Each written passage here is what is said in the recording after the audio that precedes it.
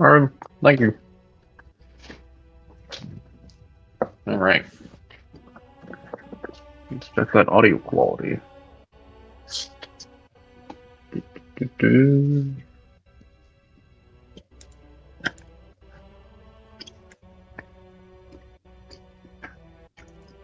Just waiting on you. Yeah, it's still waiting on you, apparently.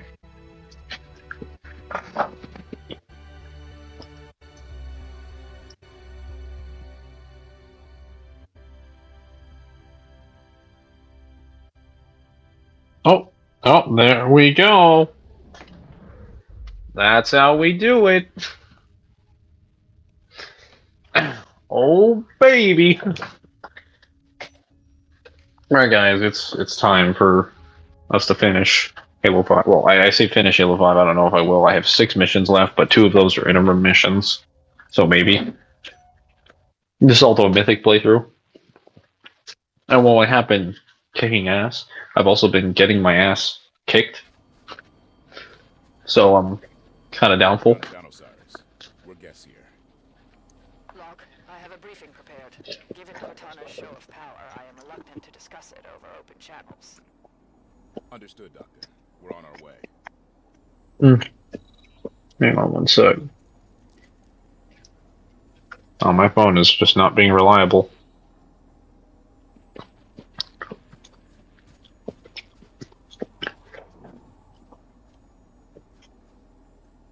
Okay.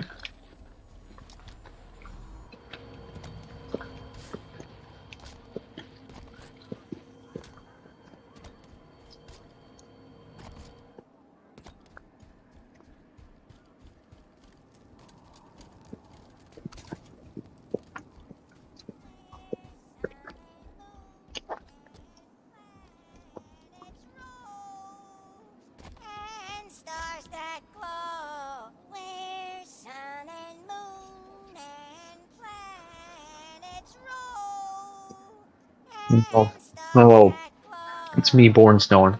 Oh, hello, Bornsteller. Hello, Sparta. The Master Chief worked with Cortana for a while, right? Yes. Chief considered her a close friend.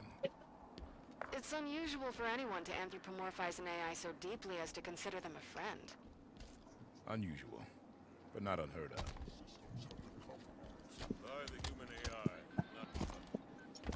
No. Watch yourself, Spartan. What is it? What do you want? This wound is familiar. What's this thing? Healy receiving medical treatment? Heresy. For context, the elites are not a great fan of actually receiving medical treatment most times. And I think the Arbiter's leadership might have curbed a little bit of that stupidity, but for the most part, they don't tend to enjoy it. Oh, I can't get in that rate. Oh well, let's go talk to Holy.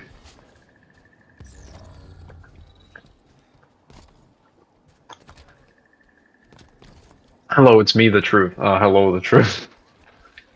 I thought you guys had other names, but it seems I was mistaken. Right, Rookie's deck should be retconned. I'm gonna be honest, like, Rookie's death was the best part of that novel. It's not because I enjoyed it, but it just made so much sense in the context of the plot. It also added a lot more weight to the circumstances by showing, like, that, like, he's not invincible, and that ODST is like anyone else can die. Just have him enter slip space. I mean, if it makes you feel any better, he's in the domain now. This is a constructor, a forerunner tool I can use to interface with the Guardian. Constructors were ubiquitous in Forerunner facilities. These hills are riddled with support stations for the Sanghelios Guardian. Palmer has the coordinates of one such station. Finding a constructor there should be simple. Okay. Sounds like a plan. Where the hell is Palmer? Oh, he's over there.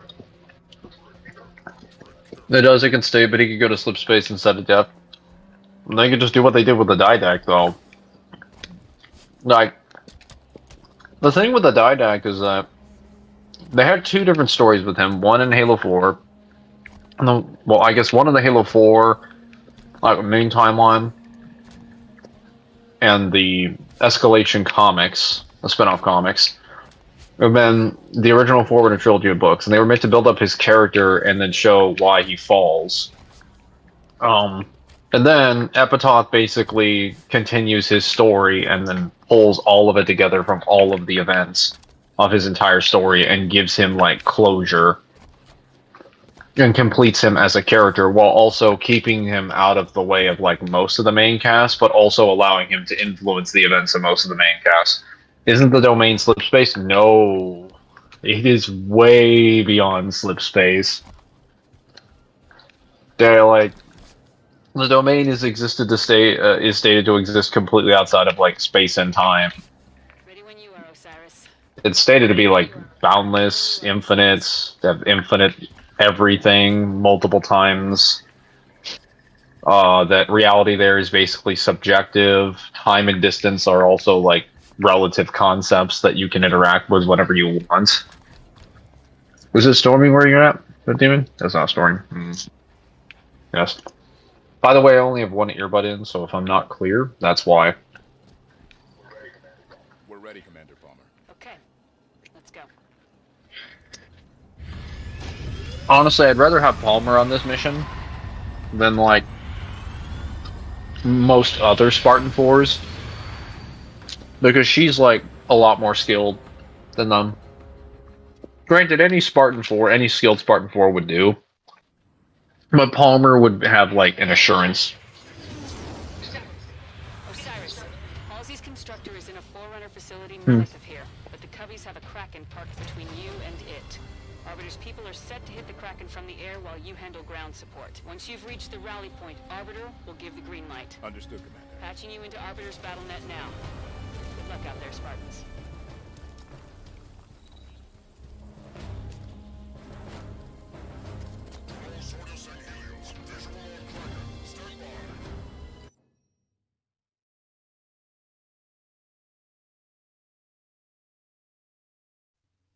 It's not the power going up, it's the storm.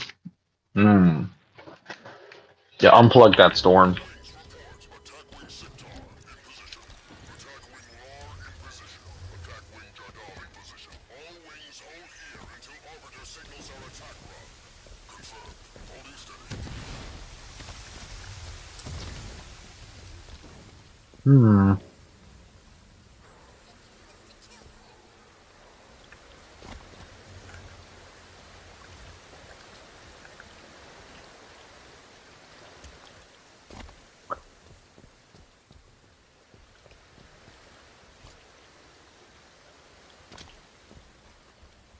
Why is this area just down here for no reason? Oh. Interesting. Rains a lot in the Midwest. Friends say I live in a rainforest from Naruto. You mean the Rain Village?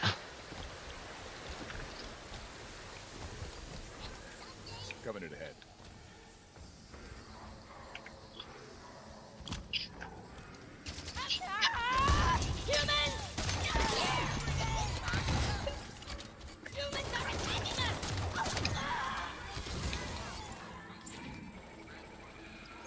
Polar weather. Right Village, I don't know why it's up forest. I forgot, have you actually seen Halo 5 or no? 'Cause I think I remember you telling me that you have not played it yet.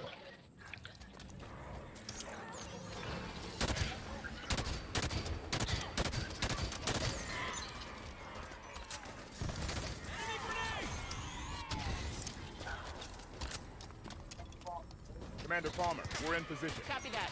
Arbiter, you're up. Affirmative. Warriors of Adam. Swords of San Helios. Commence attack. Affirmative. Visual on target. Engaging at 5. Friendly's in the air, Osiris. Focus fire on ground forces. Kraken's on the move. Kraken is going to lift off. All wings, stay low. Oh, that's lovely.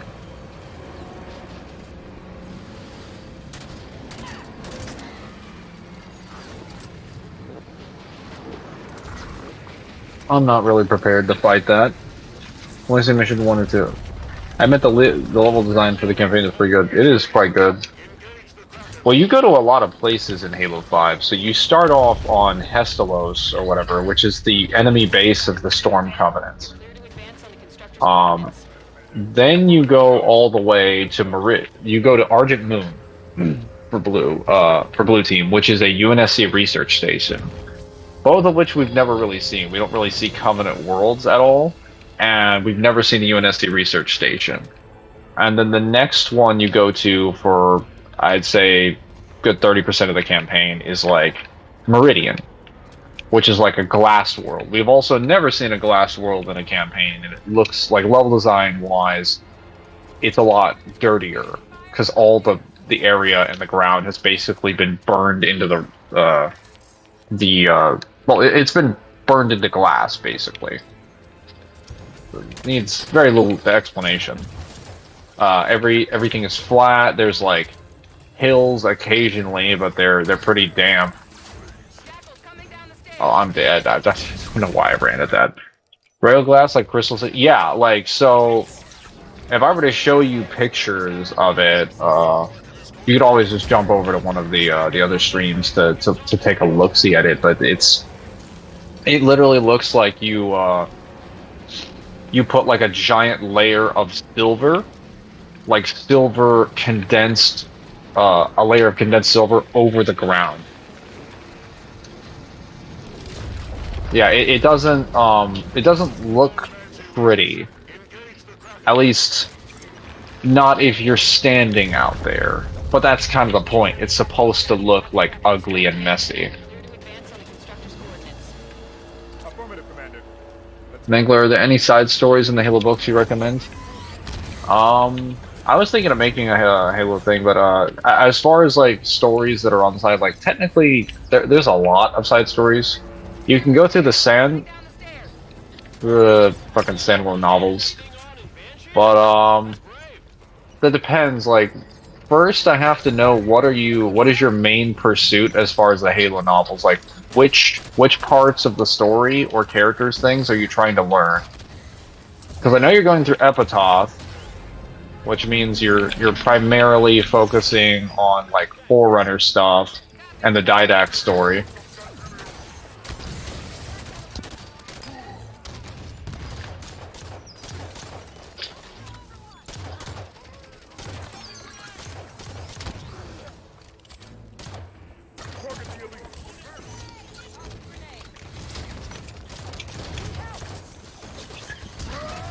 They just double Spartan charge him.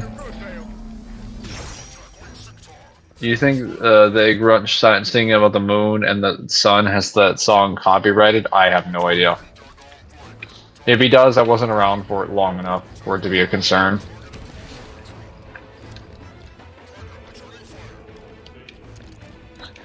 I really don't like it when companies decide to put copyrighted stuff in their game. It makes streaming really annoying. Makes appreciating their product really annoying. It'd be better for them to just make a new variant. Also, in that case, I don't think that would be counted because he's singing it or humming it. Like, it's not playing. Like, he's trying to say it, and due to the grunt's voice, I think that would be far less likely. Music should be played by the public. Fuck DMCA. Forerunners, then Banished, then maybe Spartan 4 later. Okay, hang on. Let me... if you're going for Banished, or Forerunners first, then like, yeah, the Didact definitely does it. I'd say going through the Ace of Spades trilogy is nice for learning Forerunner stuff. You get to continue the story of, well, you basically get to see a bunch of Forerunner characters that you're aware of, like very important ones. I won't like spoil it, but you get to follow the story of Rion Forge, the daughter of Sergeant Forge, as she searches for clues about her father after the events of Halo Wars 1. technically following the events of Halo 4. You also get to see what the life of like a UNSC like citizen is, specifically and primarily a scavenger who's kind of living on like the outsets of the law, and like what she has to put up with. It's a really interesting story. It feels like a Star Wars story basically. It's scripted very similarly. Okay, that guy really. Okay, he's annoying and he's dead.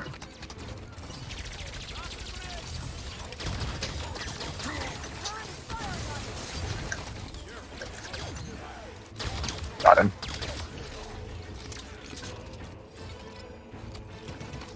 Got him. Oh wait, I wasn't aiming for him. I thought I was aiming for an elite. And again, it was made by Freemason Admiral Byrd. Can't trust the Freemasons. I don't know what the fuck that is. Yeah, just in general, Samaj, just for context, a glass city looks very... It just looks very unpleasant. It's difficult to give it a visual because most novels that talk about a glassing just talk about the glassing as it's happening from orbit onto the ground. You don't actually see the ground after the glassing is done.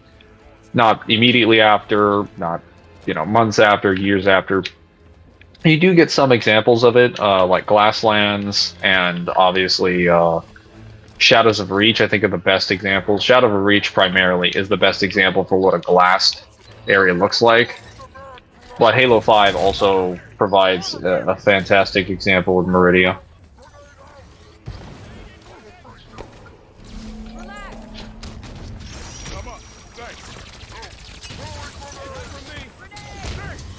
And I'm dead. And he's not even dead. There's a Freemason, can't be that bad. I don't know what this Freemason is. Nor why it matters.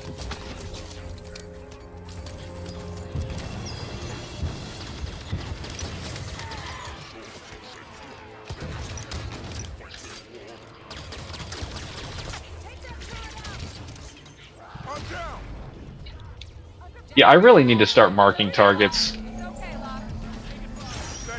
Yeah, please hit him over and over again until he dies. Thank you. You guys really fucking die. Oh, that was my mistake. I thruster packed and that killed us. I should not have done that.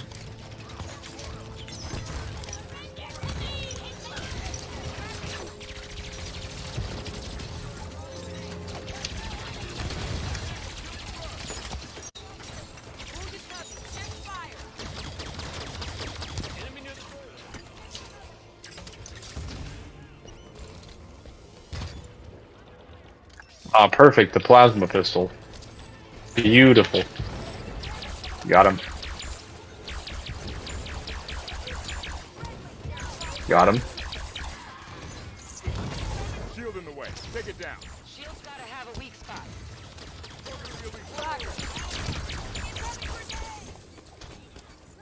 Get the veil. She needs a hand.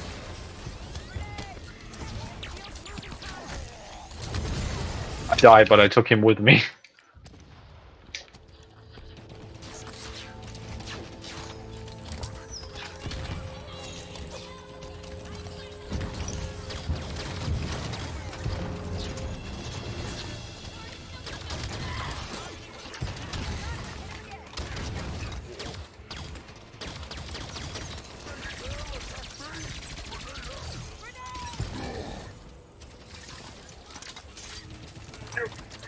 Shield in the way. Take it down. Shield's gotta have a weak spot.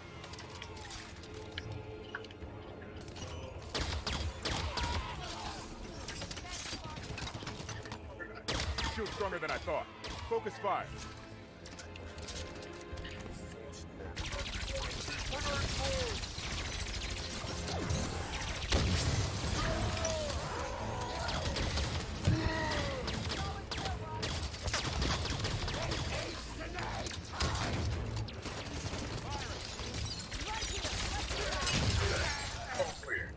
All clear.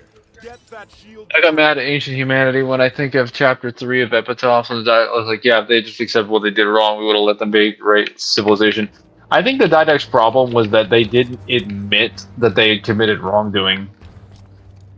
It's part of the reason why the Didact is like very compelling as a character, is that normally you'd think he just has a really big obsession with humanity, like ancient humanity specifically, but he's just pissed off that they committed abominable acts and they never sought to make any reparations for it.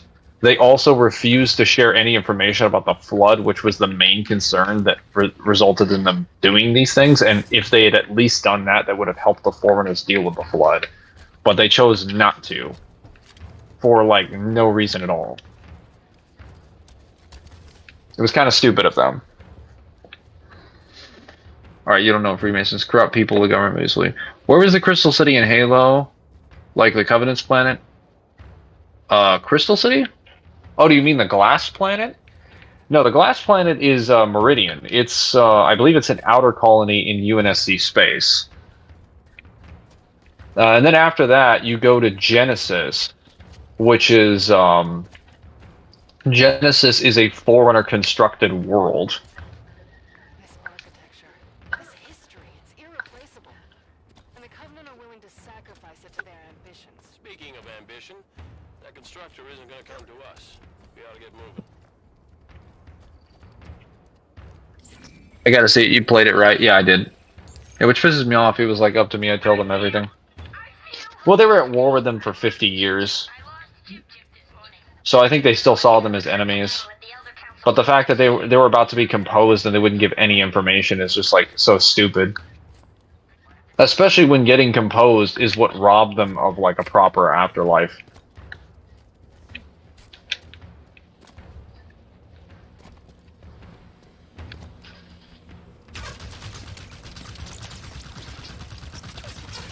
Hit the shield with heavy weapons. Shields down. Shields down. It's sad his oldest and youngest both died on Fargo Har. It wasn't just the Didact's oldest and youngest. He lost all of his kids on the last battle of the war. Copy, Arbiter. That's another reason he's really angry. He's angry because they didn't talk to him about the flood. He's angry because they didn't admit their mistakes. He's angry because they bombarded his people, and basically caused an affront to the mantle. And then on top of that, they also killed all of his children. So he's really angry at humanity.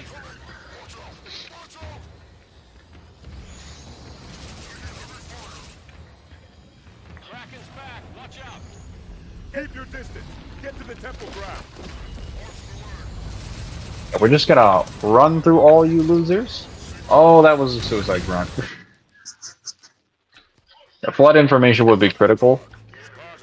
Yeah, I mean, if you're having a war with the flood, especially if you sacrifice a third of your species to contain it in the hopes of making a cure, and you think you succeeded, why would you not share that with every other intelligent species in the galaxy? There is no species in the galaxy that, with knowledge of the flood, would willingly join or do anything to help it. Even the Covenant sees it as, like, literally a parasite. They're like, oh my god, the flood is an abomination. This thing deserves to be killed with fire. Hi, hello, Jeremy. Copy, Arbiter. Spartans, keep the pressure on. Alright, well, I'm just gonna... Kraken's back. Watch out. Keep your distance. Get to the temple ground.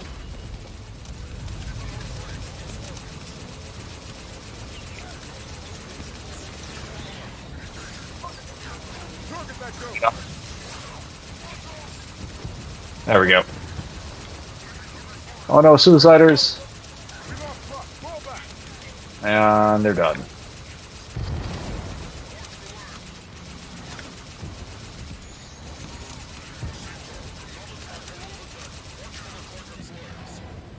No, damn it!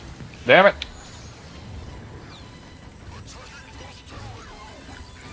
And there's a suicide grunt. Why is there always a suicide grunt? It's like they knew they left like 6 vehicles over there. Oh my goodness. It's as if they knew they left 6 weak vehicles over there, and they were planning for this. Absurd.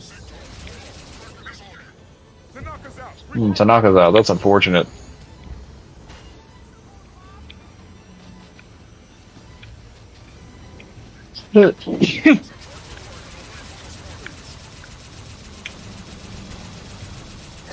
And then after this, you go to St. Helios.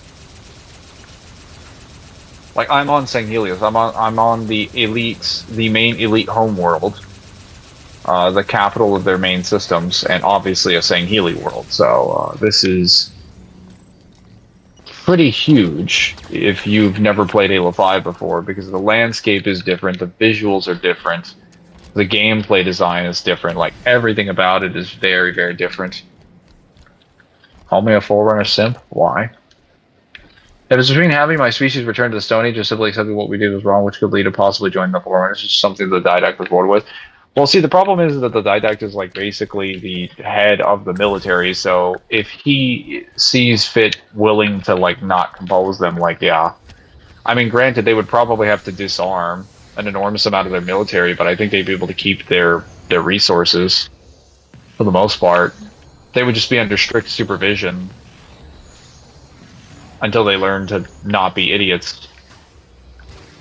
Which, to be fair to humanity, they made smart decisions when it came to the Human Flood Forerunner War. Or the Human Flood War.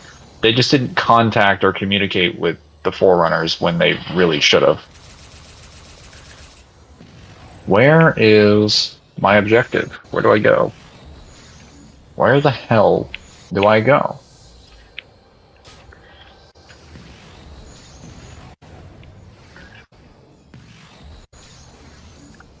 Hold on.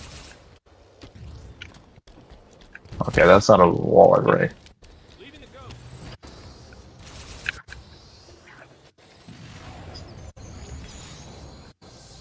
I'm sorry, who just shot at me? Fall back.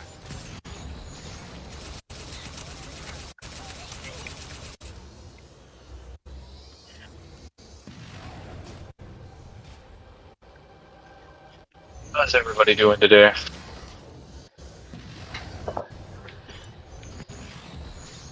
How goes your well-being? Oh wait, do I just go up here? Oh. I feel stupid now. Could have just done that the entire time.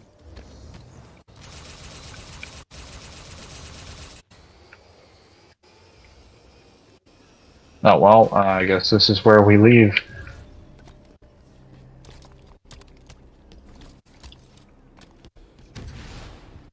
Doing good? Nice. Hey, can I stop rebounding like a ping pong ball?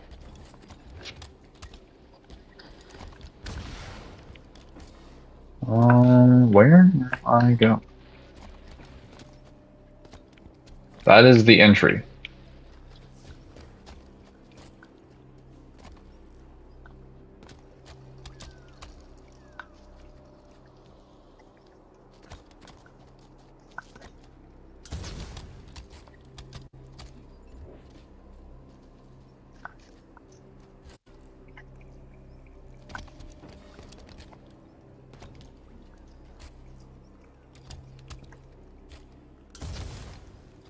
No.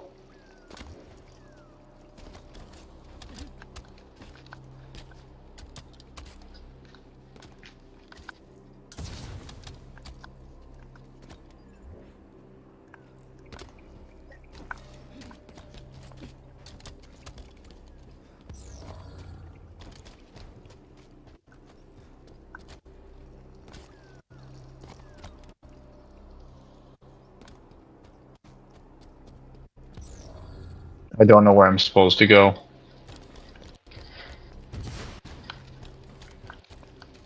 This is not part of the plan. Getting lost, I mean. Oh, wait. Just over here.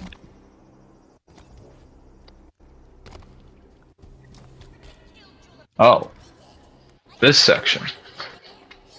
debatable for civilization purposes. What's debatable?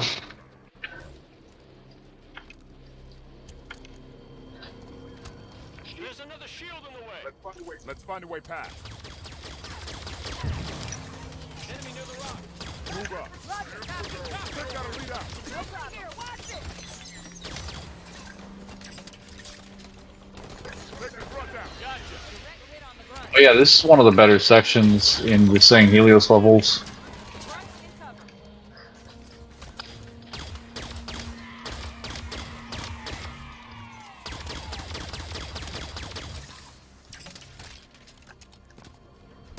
Enemy on the bridge. And give me that DMR, Tanaka. I need that. It's mine. Heads up! Incoming reinforcements! Must have seen their buddies getting their asses kicked and decided to get some too.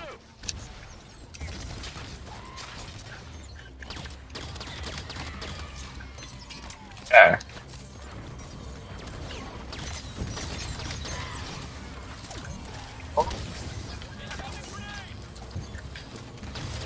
Move, double side. I'm grounded.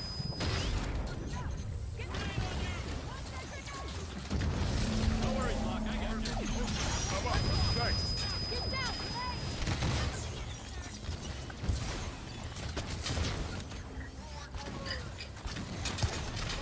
I'm down. I'm down. Needed assist. Dies. Having advanced tech handed to a civilization that isn't on the same tier can lead to resource problems, corruption. You're aware that ancient humanity fought the Forerunners for 50 years straight while they were also fighting the Flood, right? What do you mean not on the same tier?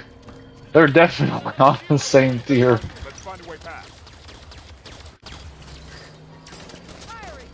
Elite in the area.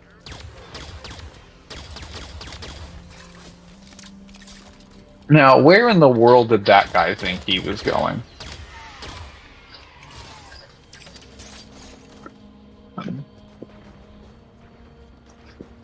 I could destroy the civilization is what I'm saying. Civil War, either by Civil War resource harvesting, still no resources are left. That's not going to happen. Even UNSC, which is far degraded below ancient humanity, is post-scarcity.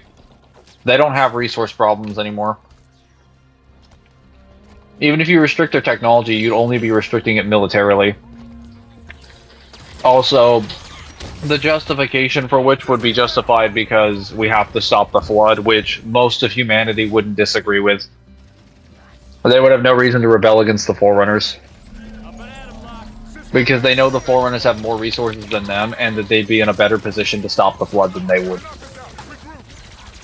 Especially if they cooperated.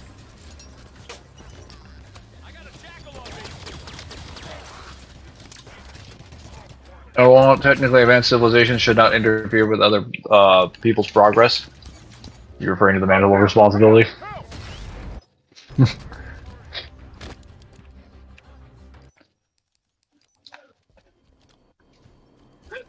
another shield in the way. Let's find a way past. On my mark.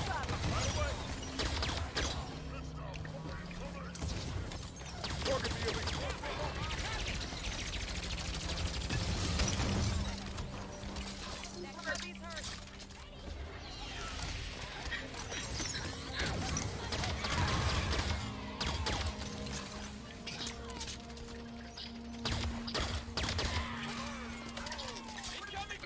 It's Star Ocean one. It's a common known law when talking about advanced civilizations or normal ones. So, I could agree with you if there was precedent for it. However, in the Halo universe, you're objectively wrong. The Forerunner civilization has already inducted more advanced civilizations into their, like advanced civilizations and post-scarcity civilizations into their fold by force, and has decommissioned their military, and then in exchange, they end up, like, building up all of their resources, their growth, and their economy to make them at the level of the Forerunners. Are the Forerunners trying to kill humanity? No, they were not trying to kill humanity. So what happened... let me give some context. So, ancient humanity was kind of living in their own empire, tens of thousands, hundreds of thousands of star systems, and the Forerunner Empire had like 3 million worlds in their part of the galaxy. And they were not interacting with each other, they were peacefully coexisting. What's Halo 4 then? A friendly fight? No. So, like, let me explain the context, okay? Then the Flood showed up, alright, via a very insidious practice of breaking themselves down into dust on an unmarked ship at the end of unmarked space. Humans went out there, found it, and they tested it for years. They tested this little powder thing that they found inside the ship. They tested it for years to make sure that it was safe, and then they started extracting pheromones and chemicals from it, and they started realizing it was actually a very interesting chemical property that could have some certain health benefits. Because it had very similar compounds to a lot of their stuff, and they started putting it on some of their animals, and it actually made them it made their scent a lot better, their auras a lot better, and this became an extremely popular chemical component for both them and the Sanshun. That powder turned out to be the Flood, because the Flood has the ability to basically just choose not to infect you for as long as it wants to. The Flood chose to infect humanity after a period of time. They chose to let themselves not exhibit any sort of viral traits until after humanity had already proof tested. Okay, this was ancient humanity. Yes, this is not modern humanity. So then the Flood starts breaking out, or as they call it, the shaping sickness. It starts breaking out, and humanity starts freaking out, and they start fleeing the world that is on, because it starts spreading like a wildfire. And then they realize they have to get out of this space, and they flee into Forerunner space to escape. And then during the battle, some of the Flood spores spread into the Forerunner world. And you find this out in the Halo 4 terminals. They basically are trying to stop the Flood from infecting Forerunner world, but as soon as they get down to the surface, Fortueno's like, okay, well, they infected the surface, we have no choice. I don't want to do it, but we have to bomb their planet. So they start life-wiping Forerunner planets that have Flood spores on them in order to prevent the Flood from infecting all other intelligent species. Then, the Forerunners get word that humanity is bombing the shit out of their planets, and is like, what the hell? Why are you killing millions of our people? And the problem here is that humanity didn't decide. Well, to be fair, they didn't actually. I don't think the Foreigners actually extended any sort of range of dialogue. Neither did humanity. So the Foreigners just went to war with humans because they perceived it as an attack on their civilization and as humanity trying to expand their empire. And then that's how the 50 years of war is happening with humanity. And all the while, humanity is fighting a two-front war against them and the Flood. So the context for what you see in Halo 4, and the reason why they're fighting the Forerunners, is because they're in the middle of fighting the Flood. Because the Flood orchestrated all of those events purposefully, intentionally, to get them to weaken ancient humanity, remove them from the equation, and then basically have the Forerunners take them out. And then ancient humanity, for purely just plot-driven reasons, doesn't decide to explain or elaborate on it. Wow. That was trash. There's another shield in the way. Let's find a way past. Purely plot-driven reasons, ancient humanity doesn't decide to explain themselves. They refuse to elaborate when they're about to be composed. So the Forerunners, after composing Fortueno and his 60,000-ish warriors... Well, actually, I think he composes what is it, fucking 100,000. They basically take the data and the digital consciousness of what they composed and try to store it inside various Forerunners and ancient humans in order to dissect this information and figure out about the cure humanity supposedly developed for the Flood. Then we find out 10,000 years later, after the Didact goes into exile and he gets woken up by Boardstellar, that according to the Flood, directly, the whole reason they left the galaxy during the human Forerunner War was just a lie. Like it was a deceitful tactic. They were intentionally leaving and letting them believe they had built the cure for the flood, and then they just tell them straight to their face, there is no cure for the flood. It's just planning. Coexisted, sure, but would you really want to team with them outside of war? Well, they coexisted peacefully. They had no reason to go to war with each other. They were in different territories, sure, but I'm pretty sure they would have been more than willing to have commerce. The Didact didn't have anything against humanity outside of the war.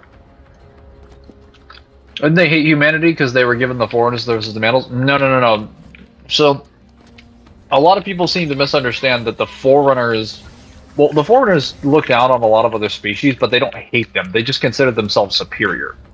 But they also consider themselves superior because of their technology and their advancements and their biology, which they're kind of correct about all of those things. Like, their civilization is technologically superior. But the caveat to that is that they also acknowledge that because they're superior, they need to take care of people who are weaker than them. They can't let other people get wiped out by things that are, like, not their fault. That as the most powerful civilization in the galaxy, they have a responsibility to steward life for people who are weaker than them. The Mantle is what took them off. Yes, because the precursors, millions of years before those events, decided at like the first attempt of the Mantle being given off, they were going to give it to humanity. The ancient Forerunners, way back then, were like, no, you're not. Actually, what's happening now is that you're dead. Like, that was not the Forerunners from the Forerunner Flood War. That was their ancestors from tens of millions of years ago. Which, most Forerunners, including even the Master Builder, don't even know the history of their culture and their civilization. Reaching back that far. They're not even aware of it.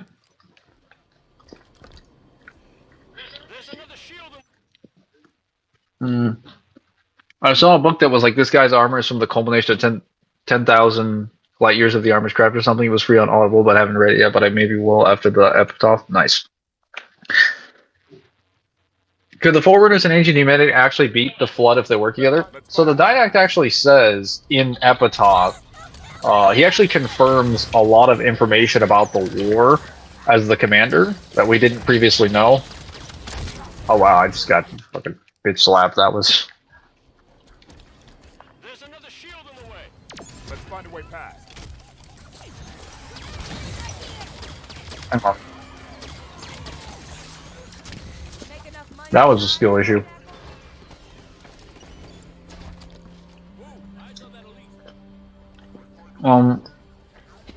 So, as far as beating them, the Didact directly says that if they teamed themselves up, it might have changed things, but the Flood probably would have just regrouped and replanned. Because the Flood had been planning their revenge for millions of years. Like, whatever you think Batman's, like, all the prep time in the universe is, like, the Flood actually had more prep time than he's ever had in his entire comics put together. Squared by, like, fucking 10 times. And they're far more intelligent, capable, competent, and have better weapons and technology than Batman does. So, like, whatever you think Batman level prep time is a meme, that's what the Flood had, except linked to the highest possible interpretation, and it's just canon.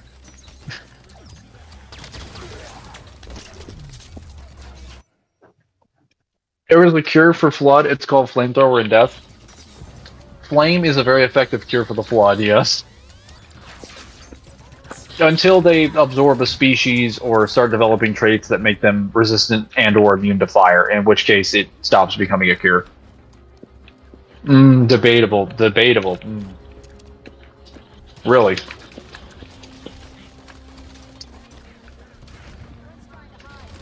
I don't think Batman has been around for tens of millions of years.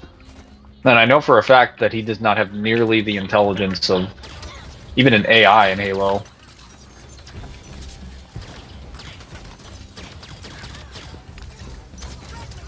Which the Flood are not AI level. They're like basically considered so intelligent. They're essentially omniscient. They're like the top of a food chain of like 10 to 12 different tiers of intelligence, most of which start at like genius to extraordinary genius levels. They're like the top of that hierarchy. I mean, do we have any reason why the humans and DMC just popped in one day? Yes, they were created by the Qlipoth. You see, you remember the story that your parents tell you about how babies are born with like the stork? Yeah, just imagine that the Qlipoth just like brought them in on a bunch of fucking blankets. Just drop them in. As far as the information we have, we have the statement from Fives Gallery, which states that all life, basically the tree is the tree of all life. Like the Qlipoth basically made everything as far as like humanity and demons and stuff is concerned. Oh, okay. Let's break you. You're done now.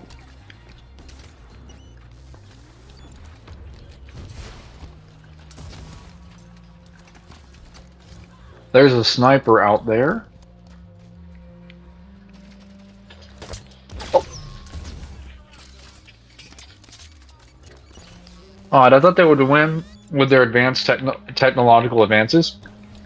Funny story, the Didact comments on the Forerunner War, and he actually claims that if humanity had not been weakened from decades of fighting the Flood, there would have been a very different outcome to the human Flood, the human Forerunner. That potentially would have gone even longer.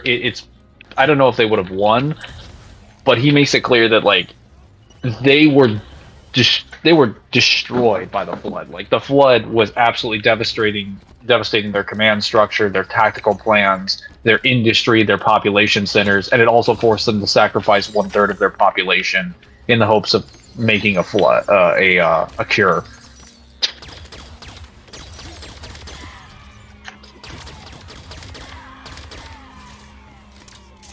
So they were in a desperate position, and even then, when they were forced back to Chakram Harkar, which was their capital world, it stated that the capital world held for 3 years straight, and the specific reason why it fell was because the Sanshum betrayed humanity. Like the prophets, the prophet race, they were initially allies with humanity, and they were fighting together against the Forerunners. The only reason it fell was because they sold them out. Because the defenses of Chakram Harkar were literally so strong that most of the Forerunner fleets could not do anything to actually breach the defenses of their planet. That's where pretty much all of the Didact's kids died, was on that world. Didact calls the Storm Covenant beasts. I never thought that Didact was being smooth or something. I simply thought of it as being a universal truth. I'm pretty sure the reason he says it is because they're being like they're very fanatical. I don't think he's referring to their physiology. I'm pretty sure he's just referring to their way of thinking. Heads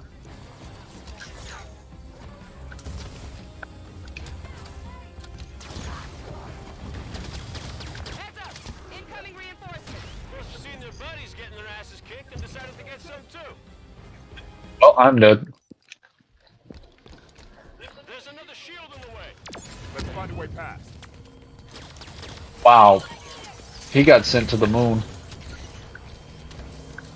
Or as Halo Marines like to say, for a rock, he flew pretty good.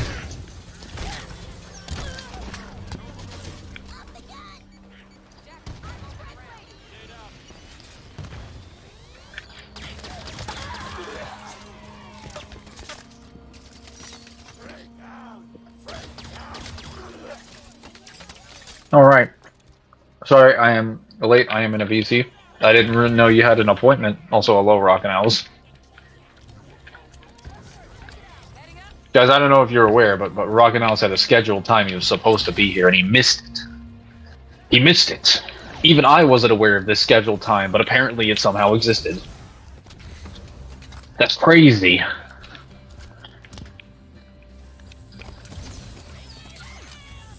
Okay, can you guys just died? Thank you. Here we go, Vale. Good.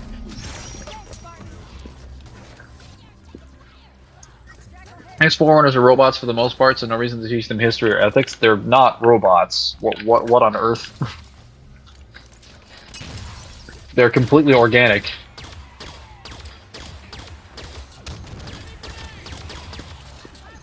Like, the Forerunners that you see in the actual games are just armature drones, or like sub-monitors that have been composed into a digital essence. They're not actually like real Forerunners in the sense of like, well, the drones for sure aren't. Sentinels aren't. Monitors at one point were Forerunners or humans that were composed through a different composition measure. There's another shield in the way. Let's find a way past. I'm grounded. Fire armor jammed up. Wow, my entire team is just getting fucked. There's another shield in the way. Let's find a way past.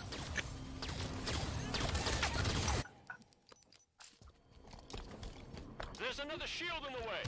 Let's find a way past.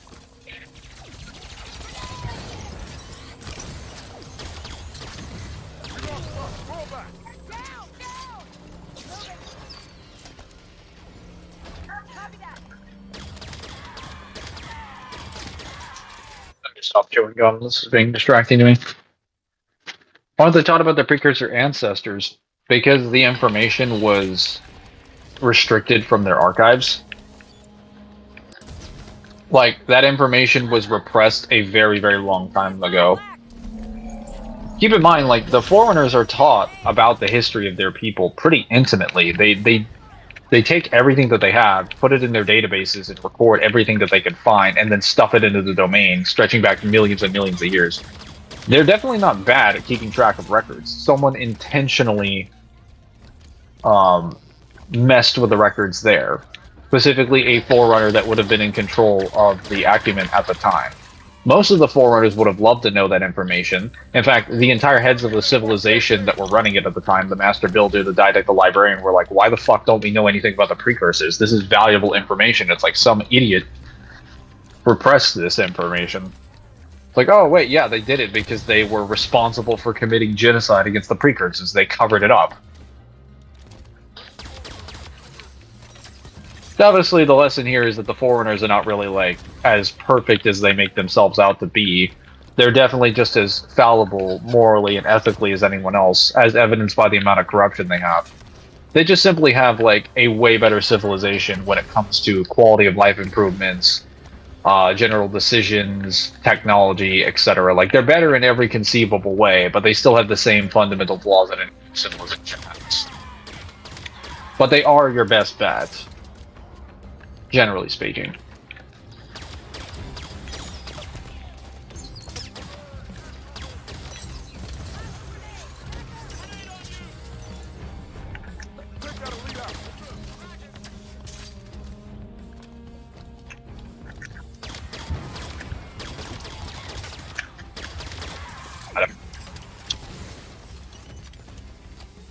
You would like the newest Wonder Woman issue, Mangler? It's just Diana and Clark going to Space Mall looking for a present for Bruce. Why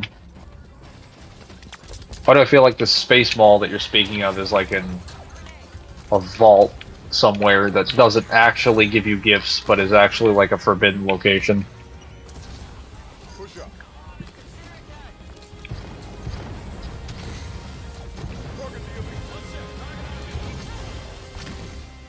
And those grenades are being stupid. Apparently, Clark goes to that mall regularly because they have special equipment needed to do his nails. He apparently had to bite them to keep them from trimming until finding that mall. I mean, that not to be that guy, but that's literally what most people do anyway. So that seems pretty par for the course. Though I understand, like, his nails are obviously a little. You're all right, Tanaka. Let's go, man. Still plenty of guys who eat shots.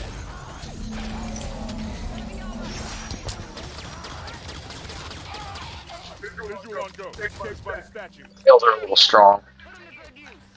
Grab a ride. Sure, why not? I love the word Aya. Yes, it's a made-up word. Take that ghost. Copy, on the ghost! According to Rule and Barthas, those don't exist. Just remember that. Incoming Humanity had genocides happen. It can live with learning the information forms. I mean, well, every civilization can learn from their mistakes, but that's kind of impossible if you don't know they occurred. Which in this case they didn't because the information was repressed. And then as soon as they figured it out, they were like, "Oh, we're going to take steps to immediately correct this because this is abominable." Like every Forerunner leader under the ground was like, "Yeah, this is our fault. We did this. We're going to fix it."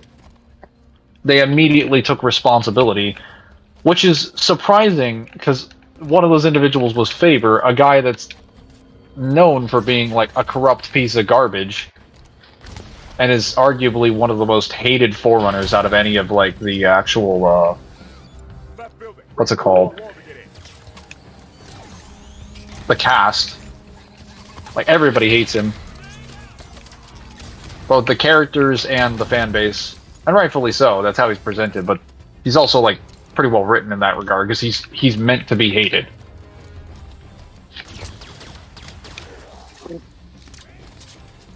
Okay, let's shoot you. Shoot you. I hear something in the background of my mic. Oh, that is turret. Is he in Halo 5? No, he's dead. He dead.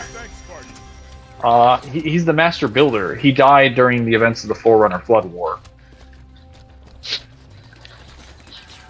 He was killed when they the Greater Ark, which was attacked by the Grave Mind, was destroyed.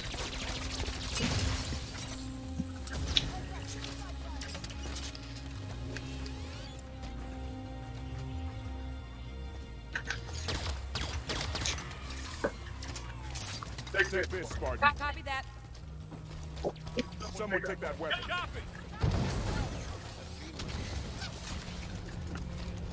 I like the way you think, Tanaka.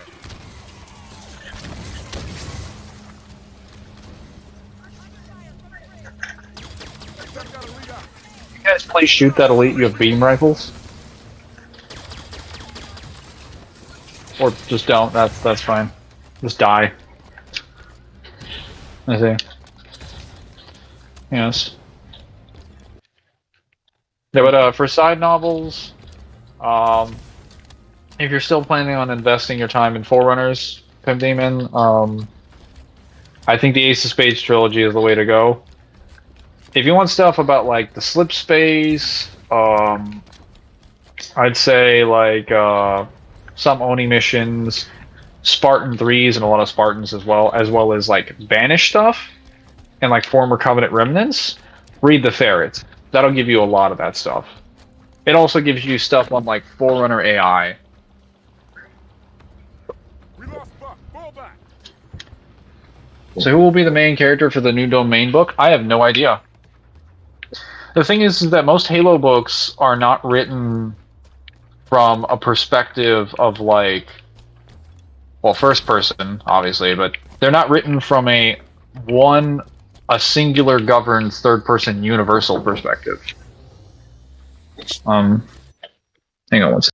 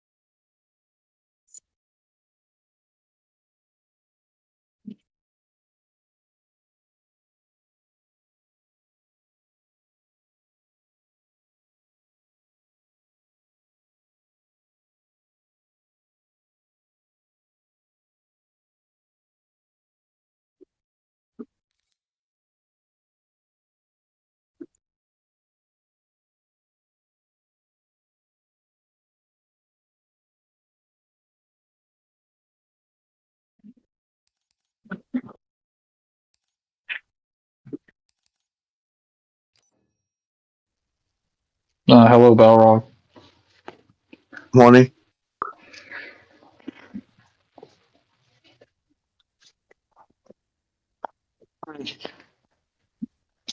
So, what I was saying is that most Halo books are from a singular third-person universal perspective. That is to say, you have one narrator, who's the omniscient narrator, and, or I guess they're not from a singular third-person universal perspective. So you have one narrator who is usually explaining how all the factions are working within a given setting. Most of it's usually based on the UNSC, and you'll have one or two viewpoints within the UNSC, and then like one other faction. But sometimes you'll have four or more. It's actually very common to have four or more, with the UNSC being like the main one that drives the point of view. And a lot of times you'll have several of these viewpoints condense halfway to 2/3 of the way through the book, and that'll be the focus. The Didax novel is a little bit different from that in the main character sense that you're thinking of, Rocket and Alice, because the entire novel follows his perspective for 100% of the book.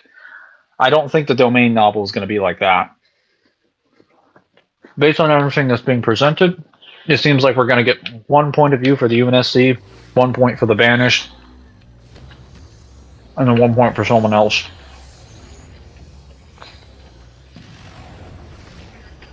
Which, I'm fine with that, I guess. I'm used to that style of writing. But goddamn, I don't think anything's ever going to beat the Didax novel.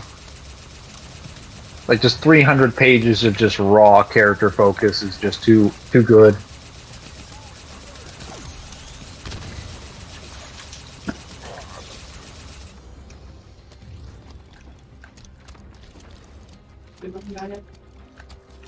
Oh yeah, did you finish Metal Gear Solid 3?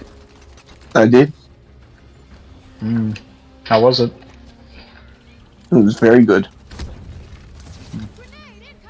I still can't understand why you were being forced to walk through a river with like some ghost dude that was like flying over you. Symbolism. Was it symbolism or was it literal? Yes. Oh my god. I don't know, like, that situation just seemed a little too real to me to be merely symbolic.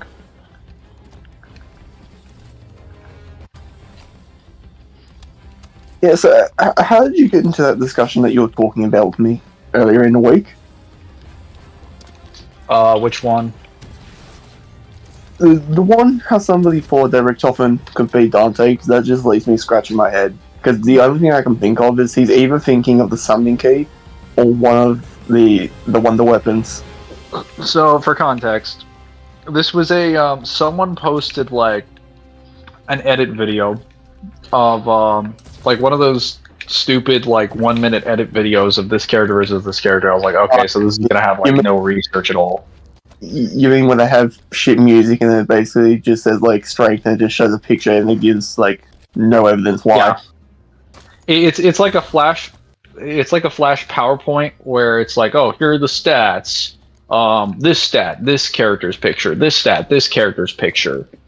Conclusion, this character. It's like that. There's no research being done. Like you guys don't even need to do like a fully edited video. You could just like do a low edits and just show your Discord screen, or just like, I don't know. Don't play any music and just show scans for like 10-20 minutes and just make arguments. But I mean, I guess if they had to make arguments, then they'd get like refuted. Okay, so that wasn't the thing that really like bugged me. I was like, oh, whatever. Like, yeah, people have their own opinions. I don't consider the game edits videos to be like valid. But what really kind of like tilted me was when people in the comments were like, someone in the comments was saying like, yeah, I mean, I guess this makes sense. It's just like, well, and then someone brings up the POC scans explaining that Dante's like 9D. Someone brings up him being like 5D or higher, it's whatever. And the guy that made the video is like, well, none of that really matters because Richtofen, like cosmology for zombies, just scales way higher. And I'm like, since fucking when? It's only an infinite multiverse. Yeah, that's what I was thinking. I was like, that's not even. First of all, from what I remember, Richtofen doesn't even scale to that because the summoning key itself can't even affect the entire multiverse. Well, that very much depends on how you want to take like the Shadow Man being able to fight like Dr. Monty, because that's where all the scaling would come from, is them being able to fight the Shadow Man. So I accept. I'd have to go back and see how they fought the Shadow Man, but I accept that the summoning key is at least tier 2. VSB put something on there that it was able to rewrite like at least 9 different timelines. So when you fight him in both Shadows of Evil and Revelations, what you end up doing is, I'm not sure if in Shadows of Evil he fights you directly, but you are able to hurt him, and just via him being able to take hits from Dr. Monty, that would like scale regardless. Because so you'd be saying that the premise crew and their weapons are basically 2A. That would be what you'd be hinging on, yes. Well, I've heard some people state that Agartha is supposed to be like an ascended realm. Which I don't know about that, but if we're accepting that as being 5D, then like basically every verse is 5D. So basically, the way Agartha is described, it's the realm above creation. So okay, yeah, but like my issue with Agartha in particular, and the scaling to it, is Dr. Monty's specific statements in regards to the multiverse during the events of Revelations. Because he's talking about how it's taking him all of his effort to hold the multiverse together, like with bits of string and glue. Like, it's a very difficult thing for him to do. Yeah. Whereas if he has governance over the realm that's above creation, that should be as easy as breathing to him. Well, this is the thing when it comes to it being called like the realm above creation. That mostly comes from people who aren't Dr. Monty, the Shadow Man, or basically any of the other interdimensional beings. It comes from people. Does it come from Maxis? It comes from people who've been infected by the Dark Ether. But the problem I have with it being called like above creation is it transcendentally above creation, or is it just separated from the multiverse?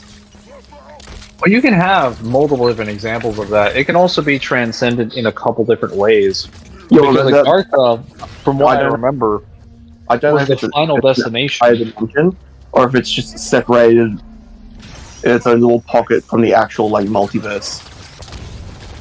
So it can't be like affected by the Shadow Man and Hell yes. Put 'em to good use. and like I would have to all look into it. Yeah, I would have to look into it myself to see like what the defining context is. But I bet you there's probably something that's separated for spiritual purposes because of how Maxis defines it in his in the buried Easter egg and in the information for the various like Easter eggs throughout Black Ops 2. Because when Maxis is trapped in the ether, when he's basically in the ether trying to get Samantha to the what's it called? I think the one who makes the claim that it's transcendental is Yuri and the Avogadro. Well, so I'm not saying Maxis was making the claim. I'm saying that Maxis's explanation of it, that how he was explaining that he was going to get close to Samantha, he was going to reach Agartha, pretty much proves it's a spiritual realm. Well, that's what I was going to say. Like, I'm saying it's those two who are just because of being like bathed in element 115. Both of them are just clinically insane when it comes to Yuri and the other guards. So I'm not sure how much of that you want to take. Yuri? The Pentagon thief? Yes. So when he's being tortured at Rome, like, for the information of why he was at the Pentagon outbreak, he basically says that it's a transcendental like realm, and that Samantha told him that and everything like that, and it's just like these are all coming from people who, while they would understand the multiverse to some extent, especially like Samantha, she shouldn't know if Agatha is transcendental because she's never been there and she wouldn't have access to that knowledge. I don't think it would really matter even if she did. The fact is that her understanding of the multiverse is layman's at best. When she was trapped in the ether during the events of Origins, she was desperately begging Richtofen and the rest of the group to get her out to help her. And she didn't understand at all how the stabs worked or the entire process to save her. She was just vaguely remembering stuff that her father did, and she was trying to guide you in a way to get there so that you could figure it out yourself. She was not telling you directly how you were doing it. She just told you, here's what you need to go do. And like here's where you need to go, assemble these things or whatever. And they figured it out there from on their own. And that was only because Richtofen had already built the stabs. So the most her knowledge goes is that she knows that she's no longer affected by the flow of time, and that she views the timeline as less of like a piece of string and more like a pool, where she can basically pick and choose where she wants to like view and be at any point. Yeah, but that's pretty consistent with the ether in general. You wouldn't even need to be an Agatha to do that. Huh. Hell yes. Put him to good use. Oda's taking 3 weeks off to figure out what, for certain, what the One Piece is. Is that what he said?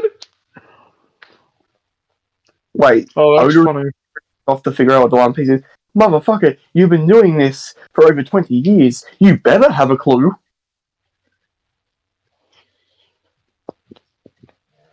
I think what he means is that he just wanted to sit down and like reevaluate it, just to make sure You've it had makes 20 sense. years to evaluate His this. story. You better have a clue.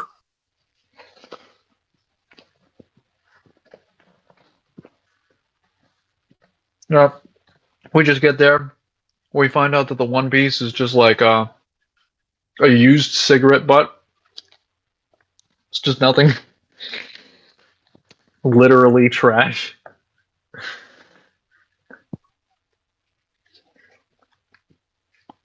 Hey, what up? Everything going good? Zim sending you an update your way in a second.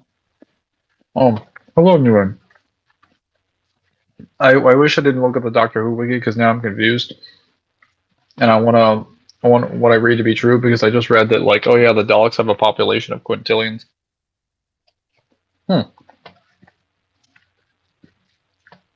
Neither. I mean, I hate to be that guy, but that's not actually that crazy. There's certain advanced civilizations.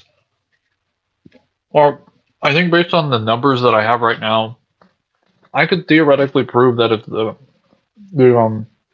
forwarders were to just build only 100 Sentinel factories on a single world and had them pumping out at the level that Onyx's were, they could have upwards of 1 million Sentinels every single day.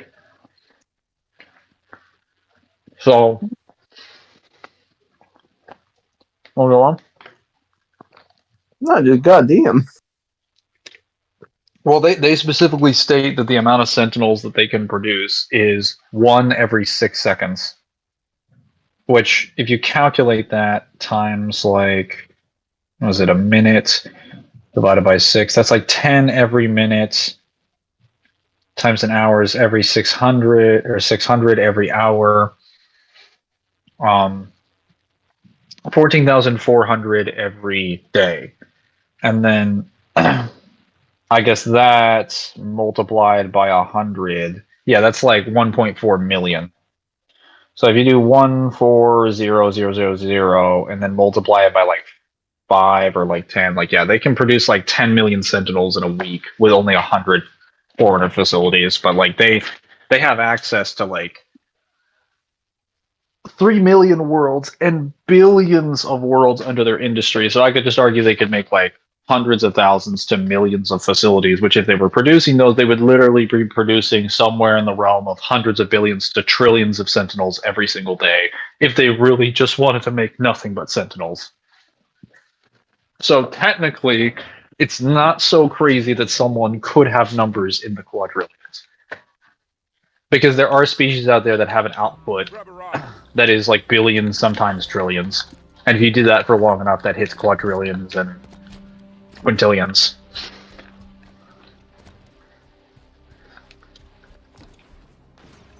Jeremy says hi. Hello. What did I miss? Are you winning, son? You missed me almost winning? I hope that answers your follow-up question.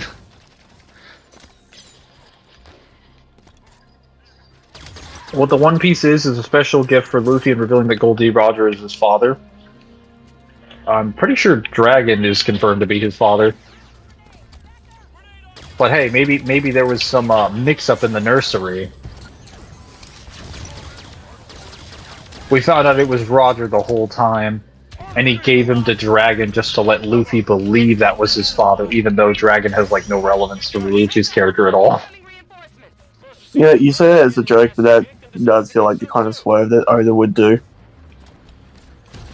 I mean, I would.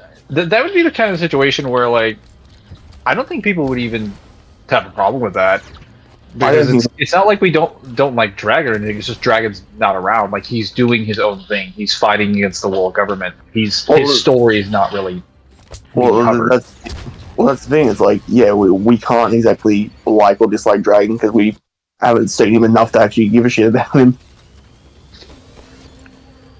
And even then, I'm pretty sure he would probably be a likable character to some extent. It's just like he's not involved with Luffy's life because he's fighting for the world at the moment.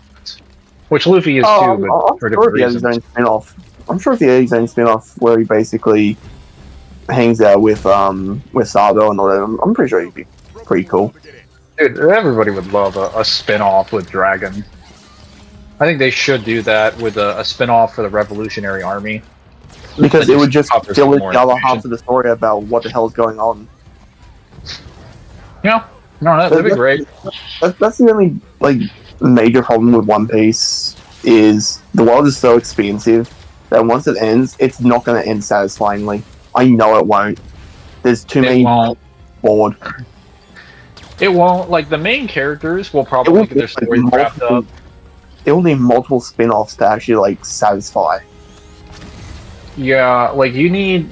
Well, you might be able to satisfy most of the Marine governments, and perhaps the stories of the world government and people entangled with that, along with Luffy's pirate gang and maybe a few others. But like, there's going to be certain pirate gangs, maybe some of the warlords, the Revolutionary Army. You need like you're going to need spin-offs for all of them, or you could have like one spin-off that covers the rest of characters. Them.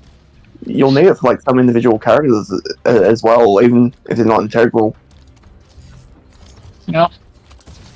Well, like I'm just saying, they could do one about like the Shibukai, or the warlords, as they're called, and one about the Revolutionary Army. Like, or rather, they could do one that features the Revolutionary Army and then does the Shibukai as like a side narrative.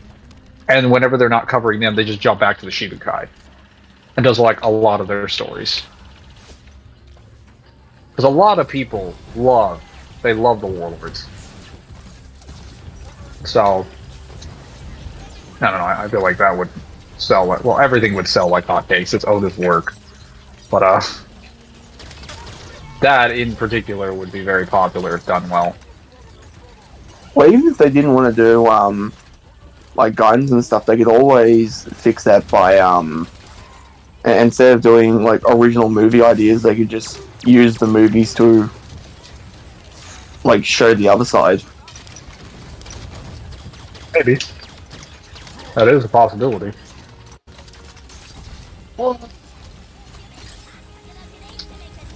It's dangerous.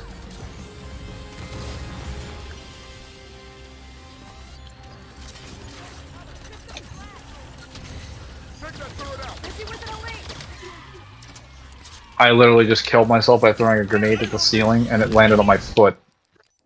Hell yes. Put him to good use. Grab a ride. You just laugh at that? I did. Dude, it was so fucking stupid because I threw it and it fell straight down, and Locke's just like, nade on me! Then explodes. As if he wasn't the one that just threw it. You fucking Monty Python pro.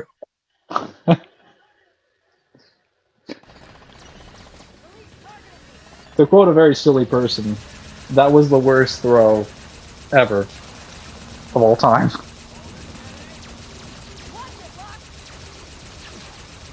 Whoa.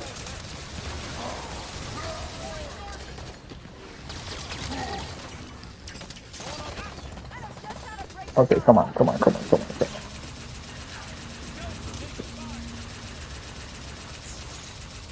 I think I remember how I did this. Yeah, I used the ghost. And then I died to a beam rifle. Delicious! It's not especially when the time war lasted in linear time, 400 years. It's actually forever, as they've gone through time and space, different dimensions, alternate universes, and like timelines. Well, I mean, you could still have quintillions of people. The war was fought for a long time. I'm sure they had plenty of bodies.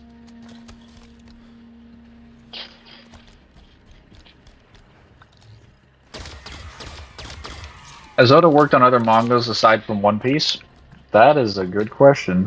He had a small spin-off before he did One Piece, but then he just ended up tying that into being, I'm trying to remember what character it was. It's basically the dead samurai that Zoro fights on Thriller Bark. Yes. Heads up! Incoming reinforcements. Must have seen their buddies getting their asses kicked and decided to get some too.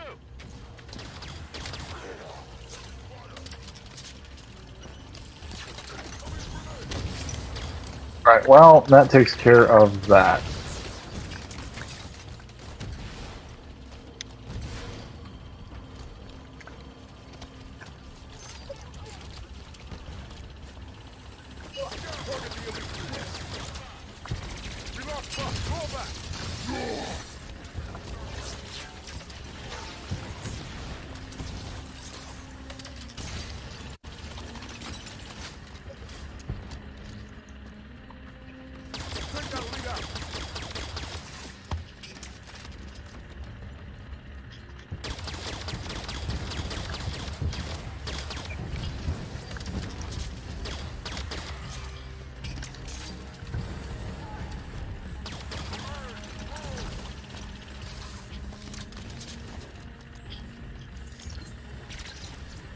Sorry, I don't mind. Chew.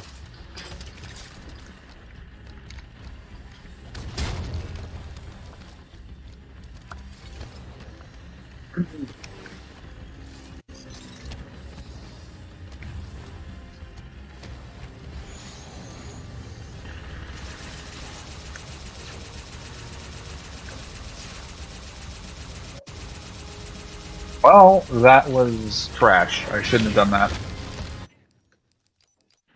Hell yes. Put him to good use. Grab a ride. And I really like a mantis here.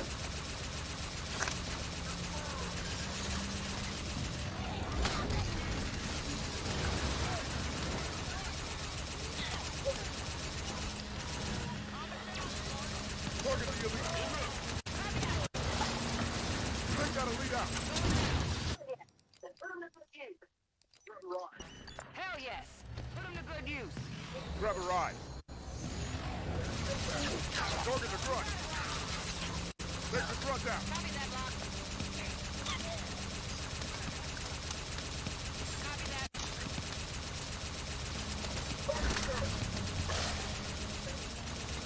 Target the turret. In a minute. Hands are full over here.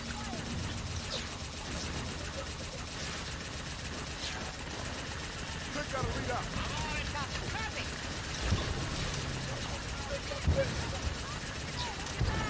Rally up. We just lost base. Target the elite.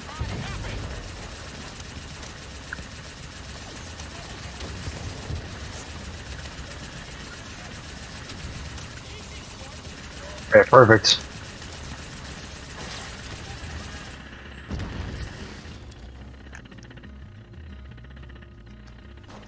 Pressuring the turret.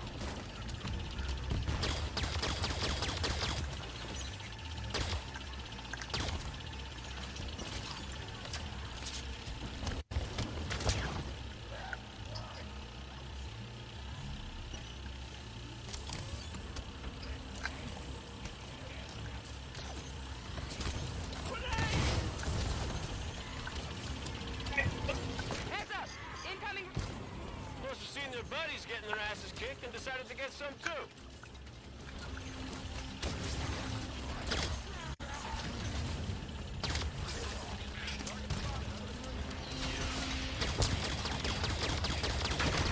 Almost through.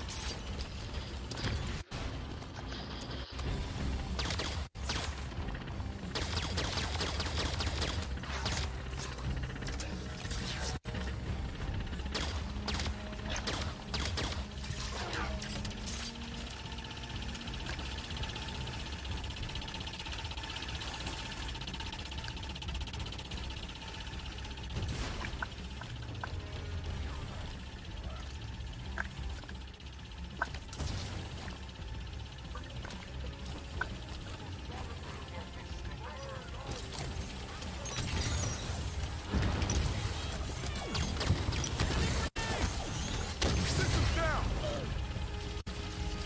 Need assistance! No worries, Locke. I got you. Thank you, partner.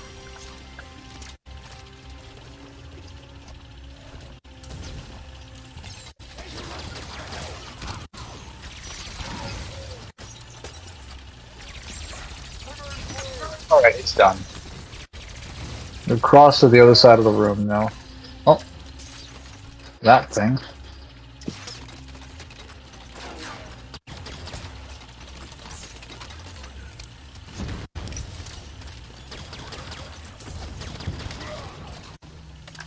Okay, I have successfully taken out all the turrets. Now I can finally move up.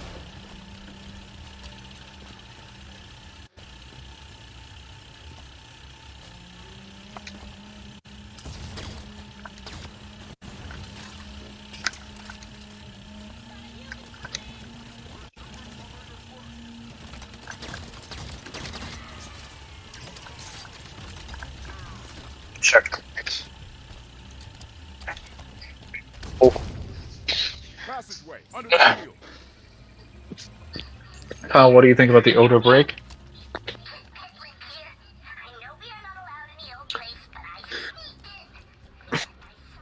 I'm hoping it's a tongue-in-cheek thing where he says that he's evaluating what the One Piece is supposed to be. I hope it's supposed to be a tongue-in-cheek thing, and he's just having an actual holiday and not actually considering what's supposed to be. Because Inside. I'm sorry, my dude, you've had 20 years. You don't get a 3-week break after not thinking about this for 20 years. You can change your mind over that 20 years of what the One Piece is, but you should at least have a vague idea of what you want it to be. I'm heading into the temple. Regroup inside Osiris. At least he's taken 3 weeks to figure it out. It means we're nearing the end. Dead end. Yeah, I think we've got like, surely It's the only way through. it'd have to be the Elbath arc, and then we'd be heading straight into like the final war. It'd have to be.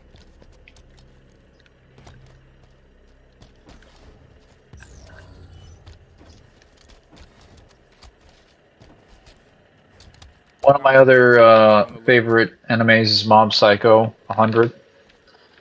Mob Psycho's Good pretty. things about Mob Psycho. Mob Psycho's fun. This has to be Too bad it ain't on Netflix. Shiego is a pretty good character. It worked. Yes. Dr. Halsey's coordinates. I don't know who that is. Move, Osiris. I wonder if he actually got some upgrades in Season 3. I don't know. 'Cause I haven't watched Mob Psycho. The One Piece is actually Chakas. Yeah. It's just Chakas' human body. Not even Spark, it's just Chakas. Soldiers!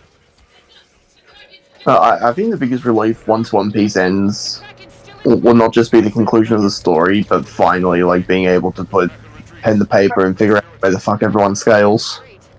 Let's help Arbiter finish this. Welcome to the world of circular scaling. Oh, One Piece is bad at that. It is disgustingly bad. We're taking the fight to them. Because the further you go into One Piece, the more it hurts, because there are other characters who said that they've been where they are, or they've fought people, and then you have to try and re-rationalize the scaling. Appreciate the bravery, but what's the plan? Kraken's 2L armor to knock down. Best bet, get inside, destroy the generator. Yes. Make it happen, folks. This is the biggest set piece enemy I think we've ever had to fight in a Halo game. It's like the Scarab, except it can actually fight back. Easier to board, harder to destroy.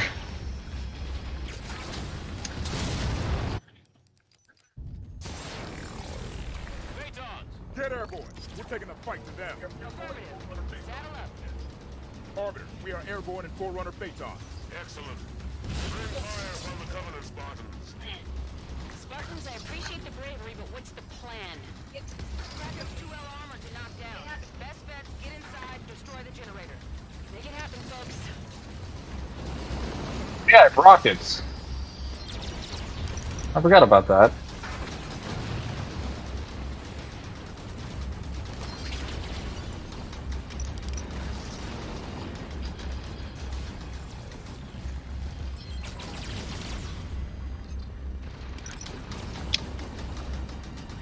What's a Chaka? Chakas. Chakas is a person. He's a ancient human from Halo. He's the original identity of the Monitor 343 Guilty Spark. What he was before he became a Monitor.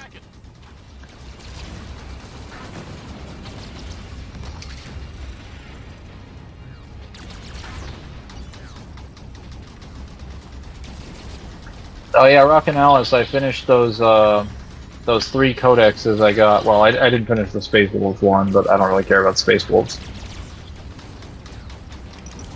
For context, Kyle, my brother, my oldest brother, he plays the Warhammer 40k tabletop, and either he stopped, or I guess for some reason he doesn't need the most recent version anymore. I'm assuming he probably stopped playing it, but he still has some of it. Because he basically gave away his like 16 or so codexes for the game to my younger brother, who was interested in it for a period of time, and then he decided he's not really interested in playing it, so I'm taking it off his hands now. So I'm taking a hand-me-down of a hand-me-down. But I mean, hey, it's like the codexes. While they are rule books for the official game for Warhammer 40k, like the tabletop, they are actual guidebooks for the lore. They do provide you guidebook statements and stuff that are canon to the universe, and there are 16 of them for this most recent version, or somewhere around there, like over a dozen or so. And they're not cheap. No, so I'm getting them for free. So this is a very, very win-win situation. God. Warhammer Reverse that I think would be fun to get into, but then I realized there's like a disgusting amount of media, and I'm just like, ugh. It would be like trying it would be like trying to get into Marvel or DC. Fuck that. So there are ways to read Warhammer where you can get invested without having to, and even talk about it from a scaling standpoint without having to. What the? Who is shooting? Who is shooting? Okay. Right, I'm done with this. Hang on. I'm going over here. Yeah, it's you. Yeah. Okay, you're done now. Oh, I need a new Phaeton. This one's kind of trash.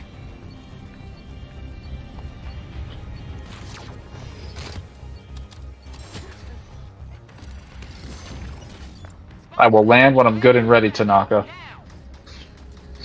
So it's easy enough to get into Warhammer. You just start wherever you feel like it. You just have to get a timeline of events for what the timeline looks like. You have stuff like the War of the Beast, the 31st millennia with the Horus Heresy, and then like the 41st millennia, stuff like that. And there's stuff online that will tell you, not to mention plenty of books have pages and pictures that show you an entire timeline of events. So you can start like pretty much wherever you like. I usually recommend like Gaunt's Ghost. Because like you only really need to scale the Imperium to learn how to scale Warhammer, since they're the main faction that has all the books given to them. And they give all the perspectives for all the other factions' weapons. Of course, it becomes a little weird when you're going to the codexes, because now I'm starting to understand why there's a little bit of misinformation in the Warhammer universe. It's probably because of the codexes. Because the codexes, while they are guidebooks, they're also intended to be an overview of the faction for the tabletop, and they're supposed to get people excited about the game. So they'll purposefully give examples of like victory, like they'll show you an overview of the faction, they'll give you like ideas of what they can do, and then they'll show you like pictures and summaries of a major victory that they won where they like dominated someone, or it was like a massive comeback or some strategic victory. And they present it in a way where this force is like incredibly good and very few people can beat them, but every single codex has examples like that. So it's intentionally framed in a way where it's supposed to be advantageous to the faction in question, and it's not representative of their overall like consistent victories. If that makes sense. Yes.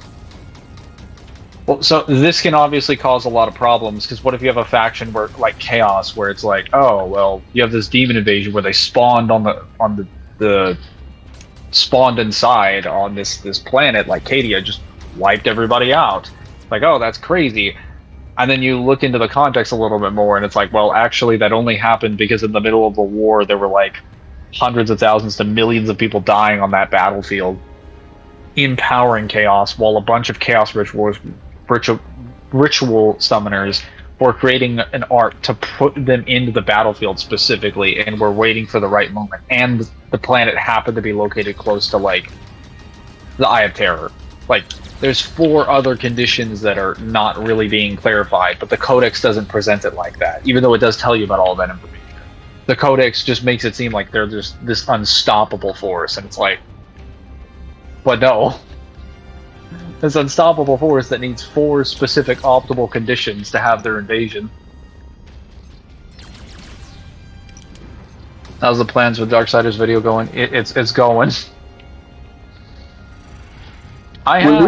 We've got the scaling chain down. We just have to finish the collection of scans for fucking 2 that I've neglected, and like for the rest of them, which I just have to put in Yeah, Breeze it's not gonna take- and it's not going to take Genesis. this long. I have all the guidebooks anyway.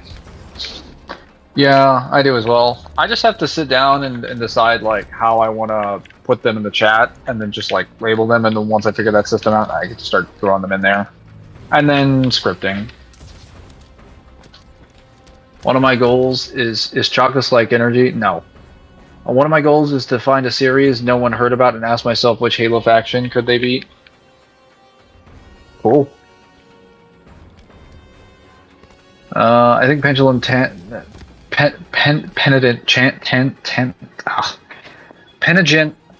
Tentinence? I think it's Penitent Tangent. Whatever that monitor in Halo 2 to be really cool. I think Penitent Tangent is, or PT, as we'll call him. I think he's kind of a loser.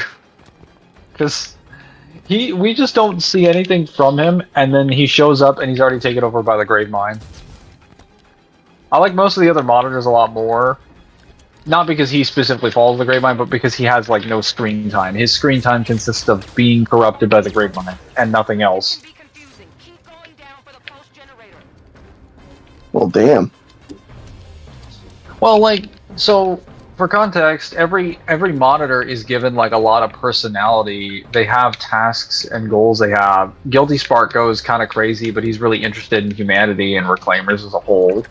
One of the other ones is like incredibly persistent about finding a cure for the Flood and extracting organic life forms without their consent into data facilities and constantly trying to like absorb them or vaporize them to find out more about their structure to fight the Flood.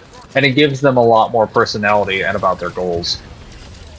Tangent doesn't really do any of these things because he's already infected by the Flood by the time we get there. And he has no screen time at all. He was literally off screen. We don't know anything about him.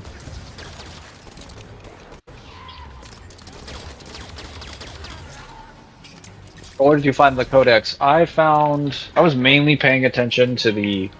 I skimmed the Eldari codex. I'm just going to be honest right now. Like, I did not go through all of it in explicit detail, but the reason for that is because I don't know that much about the Eldar. I'll go through the Necron one more specifically, and the Space Marine ones. The Chaos Demon one I ran full page to page, and that one gave me a headache. But that was also at like 1 AM in the morning. So... if I remember right, Eldar weapons, even in the Fallen State now, are extremely good against the best the Imperium has. Chaos gets victory because they did a lot of prep time. Chaos usually gets victory almost every time because they do a lot of prep time. But a lot of their statements are kind of like... I would say very contradictory to how the Chaos is presented. Because they're presented in a situation like in the Codex where they're given every single benefit of the doubt. It's like, oh, well, if we have a giant demon invasion happening, well, how does that happen? Well, we just happen to have the right amount of sacrifices happening for the exact intent and reason that we needed them to. All the while a demon lord was planning this invasion, and there were people that were stupid enough to summon them in there on a location that happened to be located close to the Eye of Terrors. What the fuck? Like, okay. That's like me saying that, like, a demon in DMC is, like, is considered impressive for its feats because it was given access to the Qlipoth and was given, like, 500 years worth of information and planning by someone else who did the work for them, and then had to, like... and then was given advanced knowledge, and then the enemy that they were supposed to fight had all of their energy absorbed and was poisoned before they fought them. Like, I mean, I guess they did commit the feat, but there's other context there. It's a little bit more important. Oh no.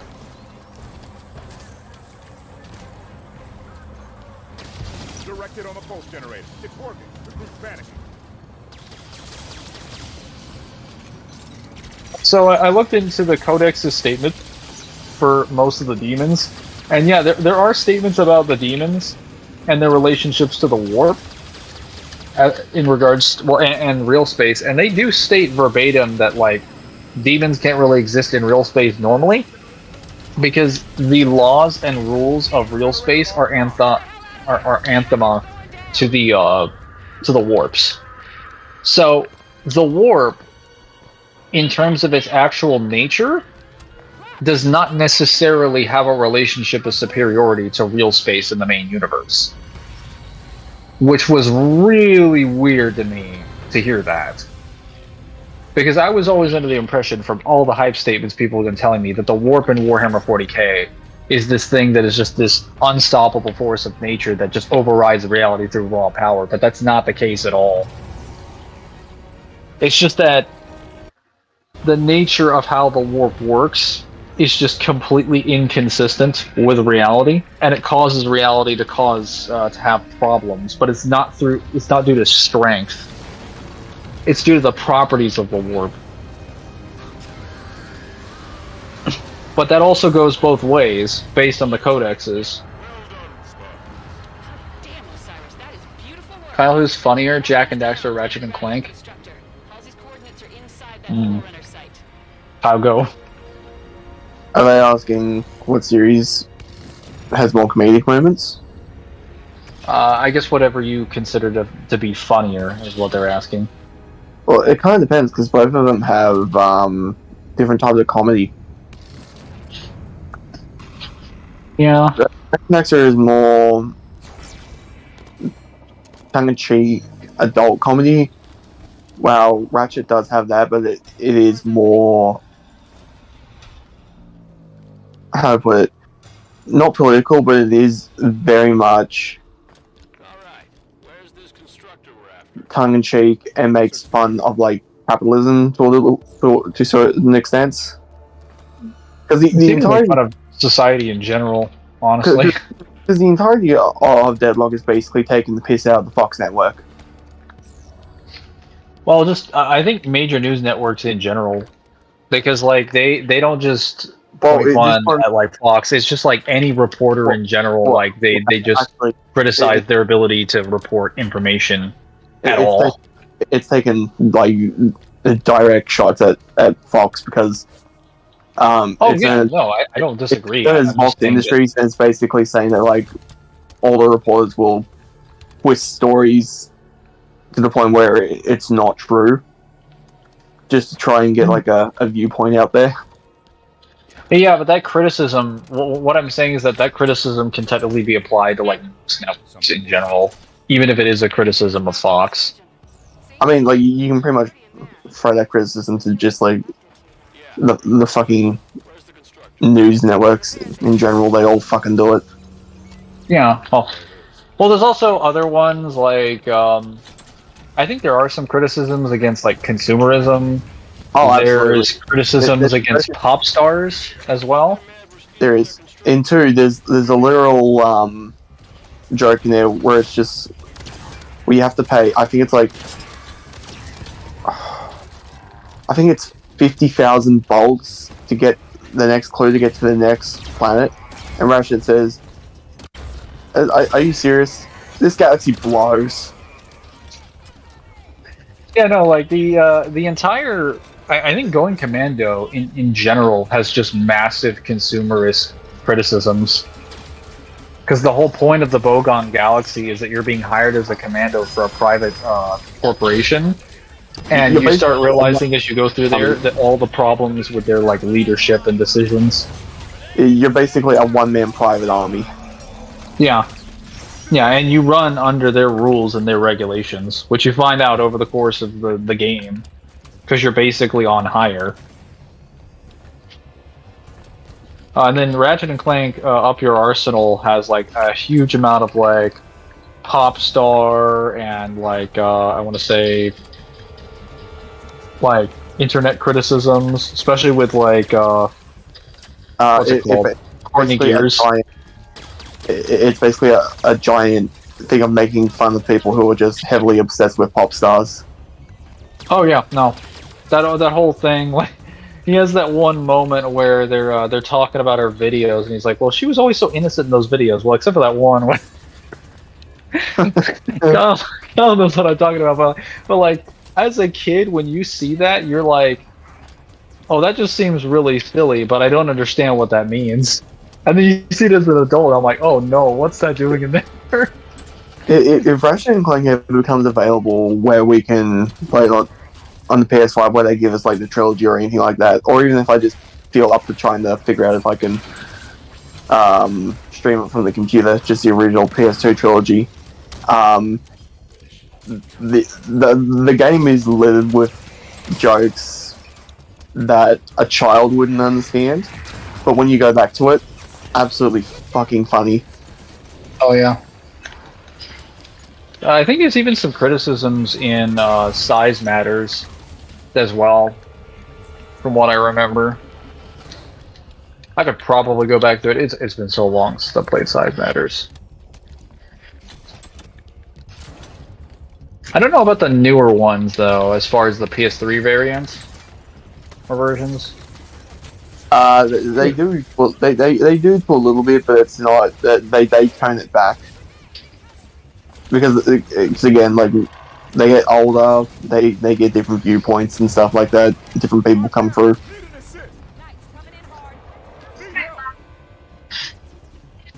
Yeah, like I told you in the discussion about the Warp of the Catan. Well, so the difference is that when you were talking about the Catan, you made it sound like the Catan were like they just hate the warp because it doesn't subscribe to how they view dimensions. But based on this position, the people in the warp hate reality because it doesn't subscribe to how they control their own powers.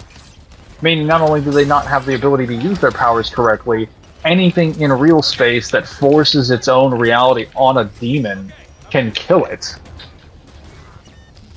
Like, the statements about the warp being without dimensions isn't from a position of superiority, is what I'm saying. Like, there are statements that the warp doesn't have dimensions, that it has no true geography, but if that's true, and it's presented from this perspective that it's like tier 1, then it would have to be superior to reality.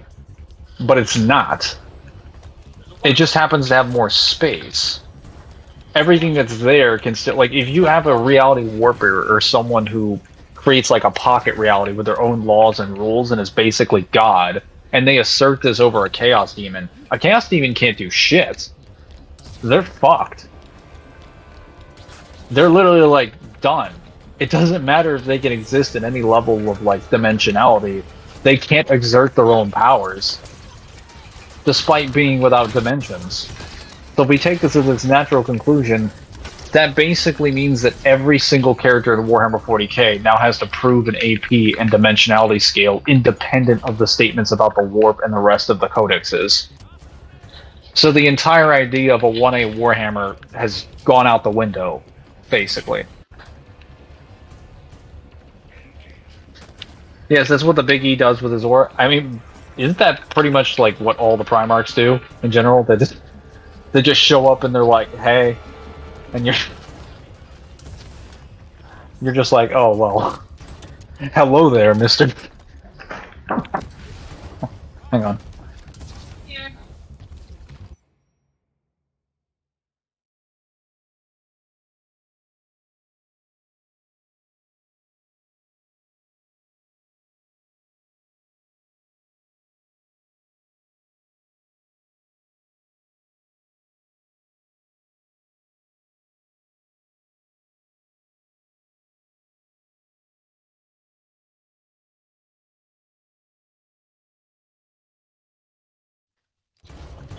Ah, my doggo is returned. Really weird criticism, or not weird criticism, really strange thing here that I would like to criticize. Why are all the Forerunner weapons in this specific room scatterburst? There aren't, like, any suppressors or, like, bolt shots or anything? Like just shotguns? Okay, maybe there's something here. Yes, perfect, okay. I'm not going to die, thank goodness.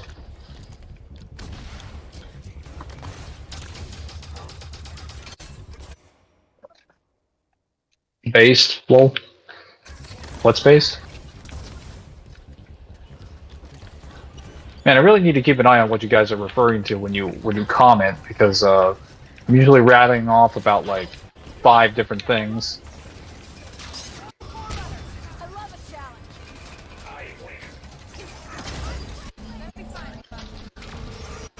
Okay, he's exploded. Perfect. Yeah, there's some really good statements for the Eldar, like silly statements for the Eldar in the what's it called? The Codex. There's a statement for their background that says that even the dumbest Eldar is like has a perception or an understanding and intelligence that exceeds even the most genius level humans. There's statements that their senses are like far beyond the capabilities of any human. Their psychic abilities as well. They comprehend reality at just a higher level of understanding. And I'm like, oh yeah, that's actually pretty nice. If only they actually had more screen time to demonstrate that.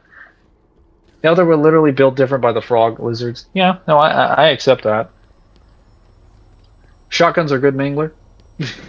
Oh. So you were saying it's based for a room that's filled with nothing but shotguns and no other types of weapons. Now I know who to kill first whenever you get into a team with me.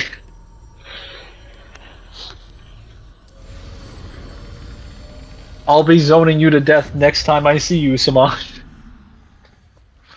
Next time on the battlefield. What is this guy doing? Come in. Sorry, my dog is here and he's just being crazy. What do you think you have? There's no food here.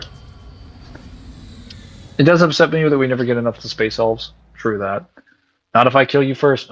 Damn. I mean, if you do kill me first, I can't kill you. This is true. Whoa. Because if you kill people, they do die. True story. When it activates the Guardian, we And now my dog is attacking the door. Okay, well, gotta let him out. Bouncing around like a bunny rabbit. And away he goes.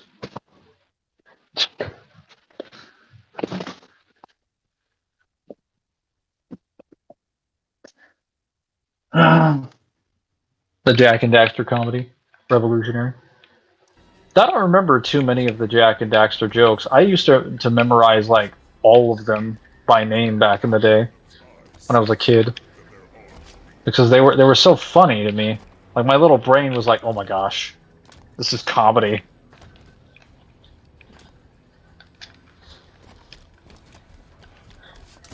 To me, that was definitely peak hilarity.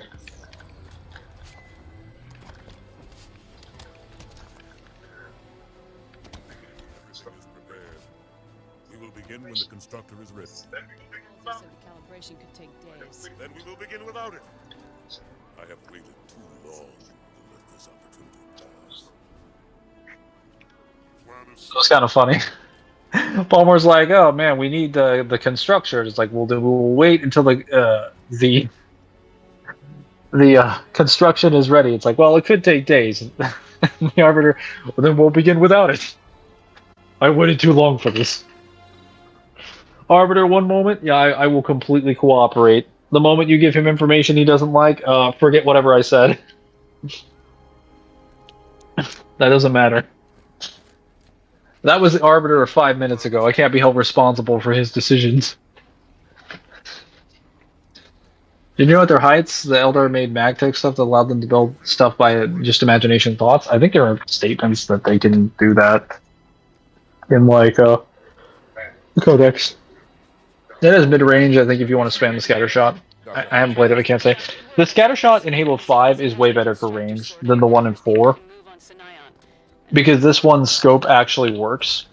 And it's short. Every gun in Halo 5 technically has slightly different features when you zoom in. The scatterburst in particular shortens its spread while also increasing its length. So you can kind of hit people at not long range, mid range. Cyrus, come look at this. I'm using this structure to upload the recording from Meridian into the constructor. Make sure you're ready to go when I give the signal. Get comfortable. Standing by, Doctor. Take it back. Get It's headed for Sunayon. It's moving Take it towards back. the Guardian. It's headed for Sunayon. It's moving towards the Guardian. Could be hours before it moves. Gotta leave now. It's like buckshot. Yeah, except it's hard light, I guess. Today the Covenant will fall. It's like buckshot, except you get disintegrated instead of being shot to death. You know what I did to create the Spartans, all in the name of the greater good. Doctor, we don't have time. Cortana is built from a matrix of my own mind. The domain gives her incredible power. I understand. Spartan Locke! Stop her! But please, Halsey, that's adorable that you think Locke can stop Cortana. That's adorable that you think anyone could stop Cortana. She's basically God right now. And she knows it. Osiris, form up. Everyone ready? Actually, Tanaka, if I could ask a favor. Just say a word or two. It's the Battle of Sunnian, okay. I believe this is either the last battle or the second last one. Let's make a good jump like we mean to.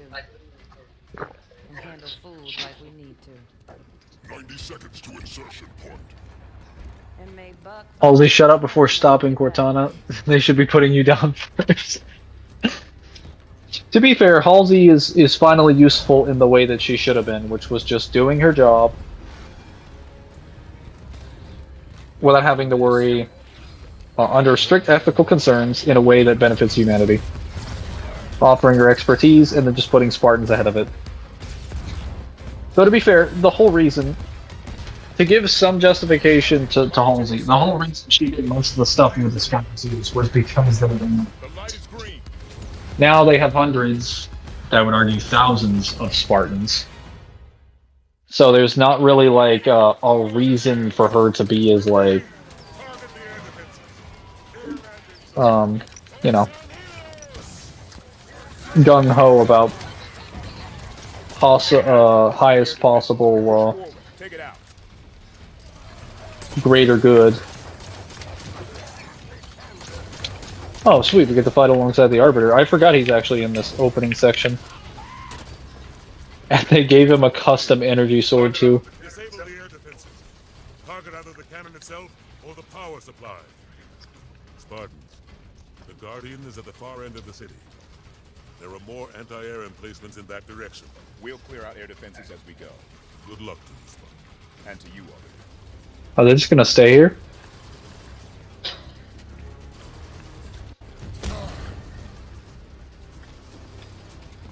Oh, I can take the energy sword?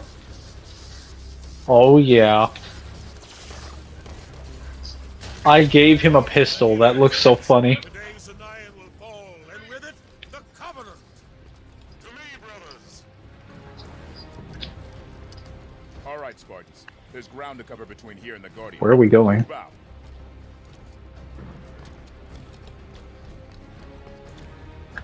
Oh. I ran as far away from the fighting as possible.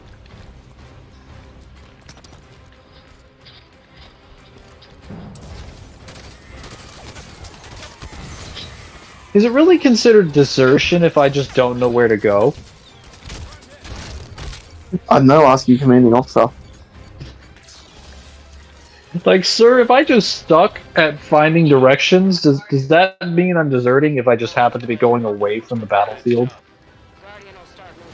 Just need to be close enough to jump on board when it does. Feels like a very reasonable question to ask. All ships report in. Attic on station. All station. Revolution on station. All ships. Focus fire. If I ever get the chance to ask, like, a commanding officer or an officer in the military that question, I will. 'Cause that honestly seems like something that would have come up in some ways. Like, I'm sure there's some circumstance where a person has retreated from a battlefield without realizing they're actually retreating, just because they don't know where they are. Of course, in that situation, they'd have to be, like, separated from their unit, though. Here they come. With me. Target the air defenses. Clear landing zone. Force Helios. There's the first of the air defenses. Push forward. Take it out.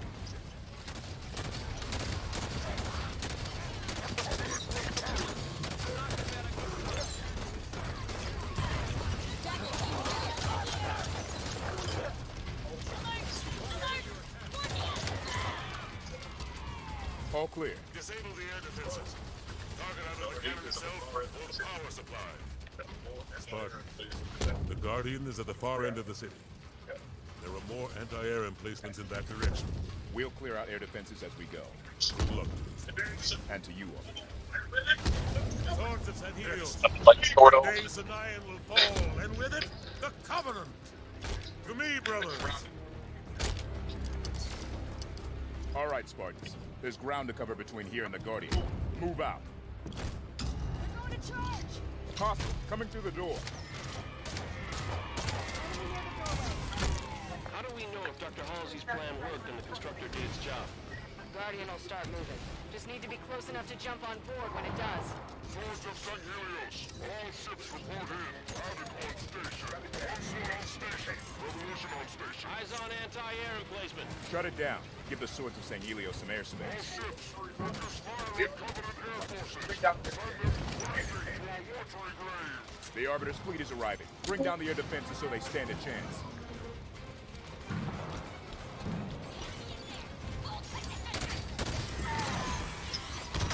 Oh, what's his face? Rock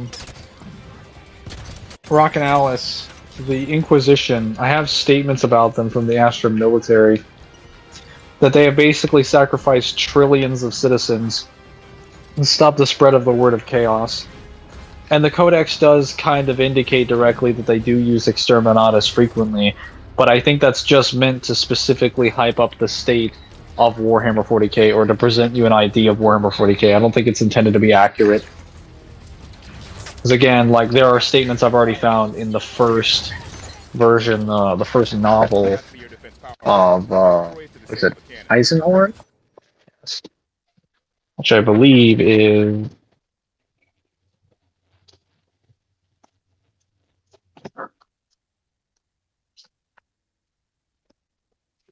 It's not Xenos. No, that's something else. It is, Regalia Occulta. Yes, Regalia Occulta has statements that there are, like, multiple different types of thought as to how Inquisition should be done by members of the Adeptus Ministorum.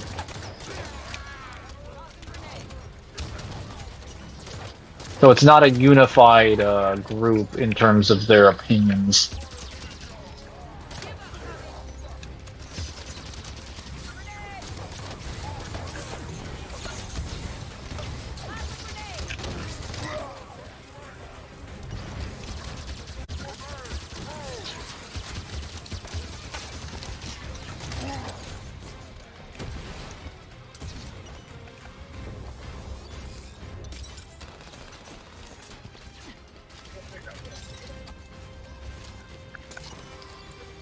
Someone take that weapon. You're the boss. I've been looking for one of these.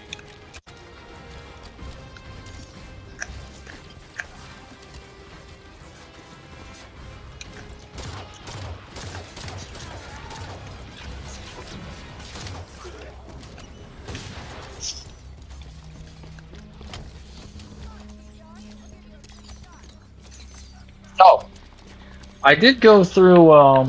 I started back at the Horus Heresy now, and I've had some good statements for the Death Guard. Though I'm concerned that the statements for the Death Guard is basically going to downgrade any other resistances for the Space Marines. Because there's like a bunch of statements that the Death Guard can basically consume like any poison and toxin out there at all. Doesn't matter what it is.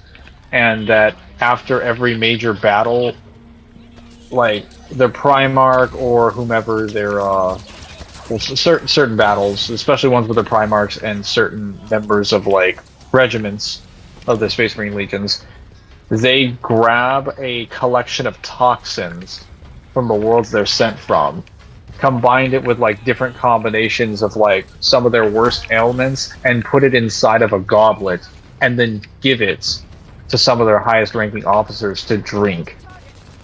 And it's usually very painful, but they can all do it.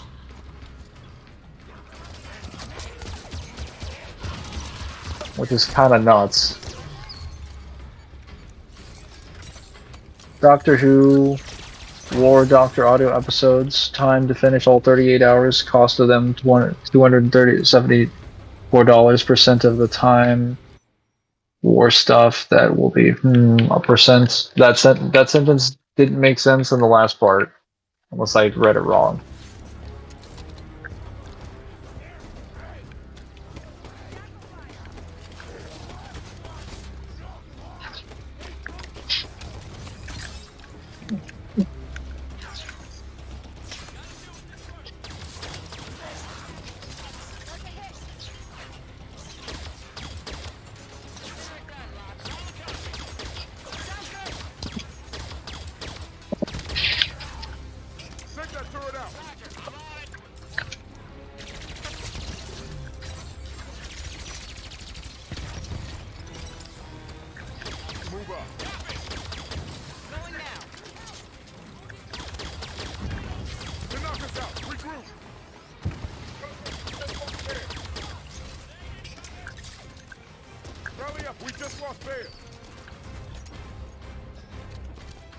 Alright, Mangler. My friends about to die, so I will Talk to you a little bit later.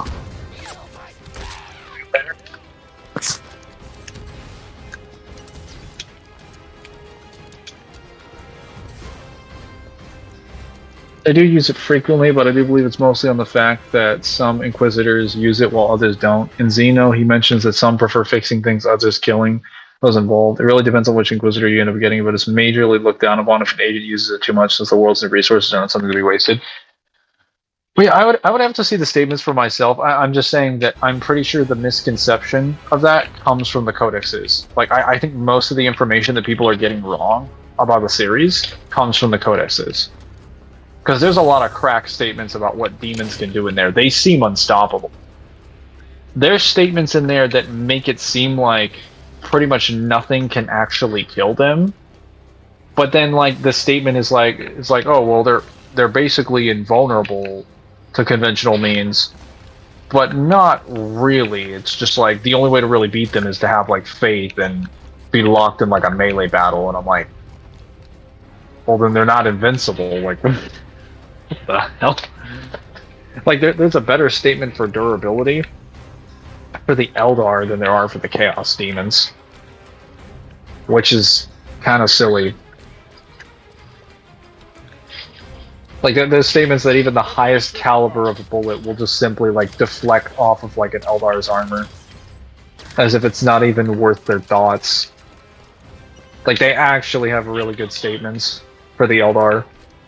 And Chaos has sort of good statements that kind of either contradict themselves or don't work really well in the grand scheme of things.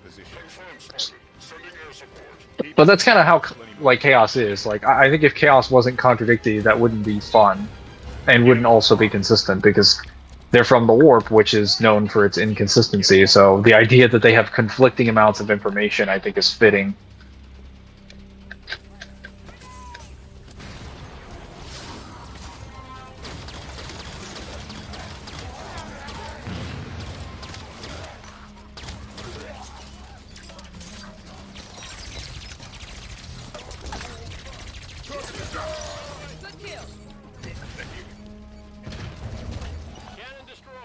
Ow, I whiffed that.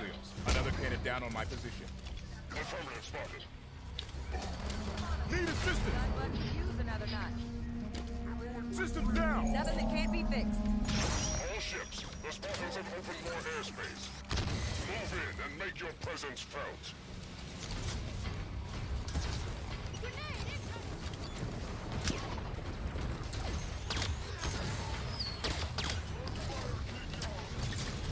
Nade, back away, it dies.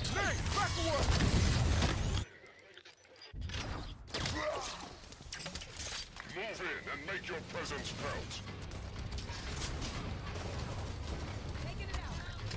Reinforcements at the door.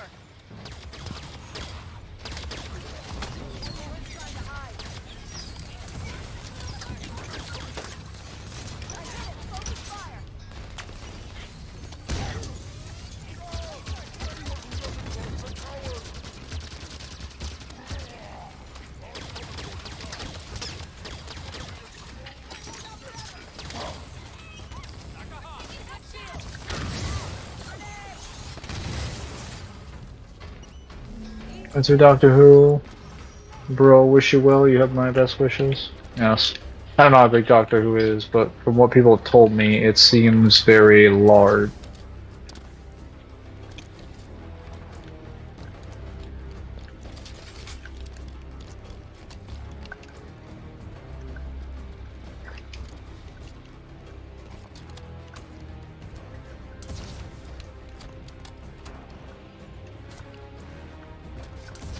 Why can't I get up there? What the heck?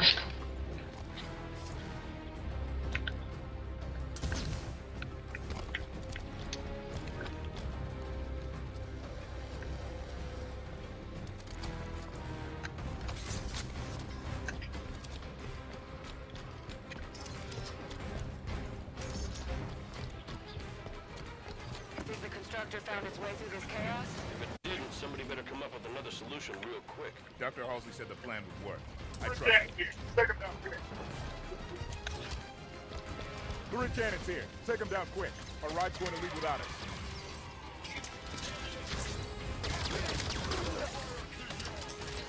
Did I just completely whiff that? I did.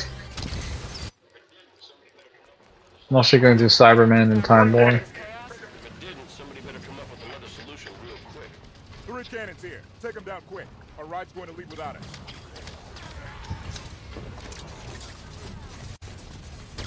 Building shielded.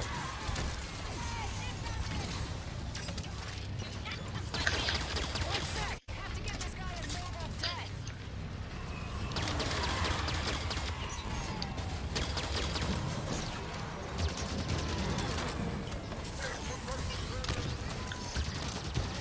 Rally up. We just lost base.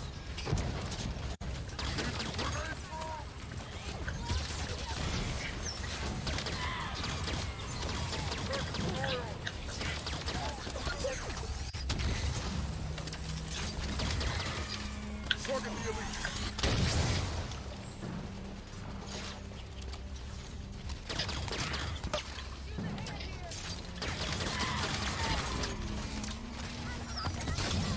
Runs everywhere. The constructor found its way through this chaos. If it didn't, somebody better come up with another solution real quick. 3 cannons here. I think I could probably finish Halo 5 today. Without us. Entrance of the building is shielded. If I stop messing around.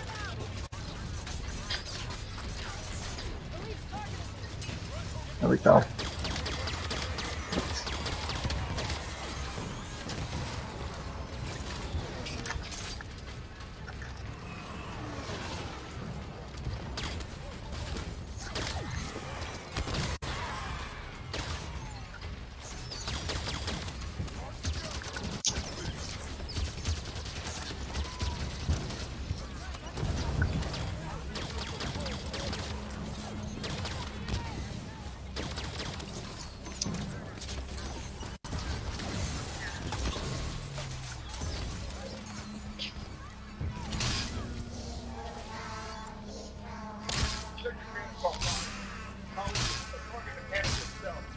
Take the cannons offline. Find their power source or target the cannons themselves.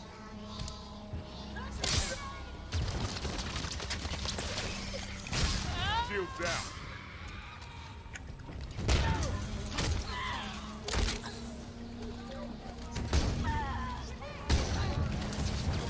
Move, double time.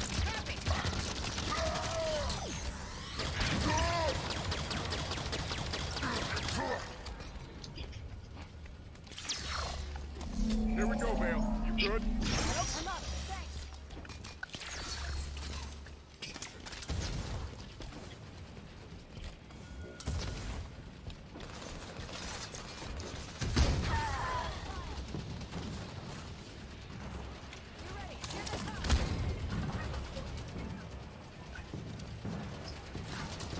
Clear that turret. Can't do it. A little busy here. What is your status clearing the turrets? Stand by. We're on it.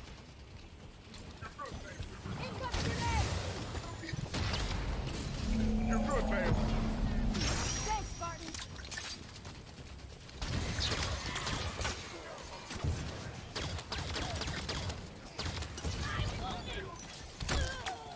Wow. There's so many plasma grenades. Let me shoot him. Shoot him.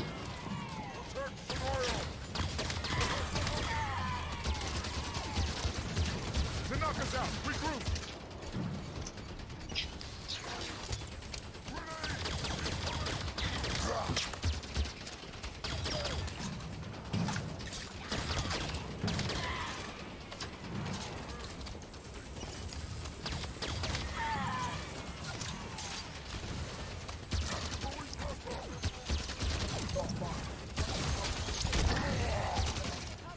Take the cannons offline. Find their power source or target the cannons themselves.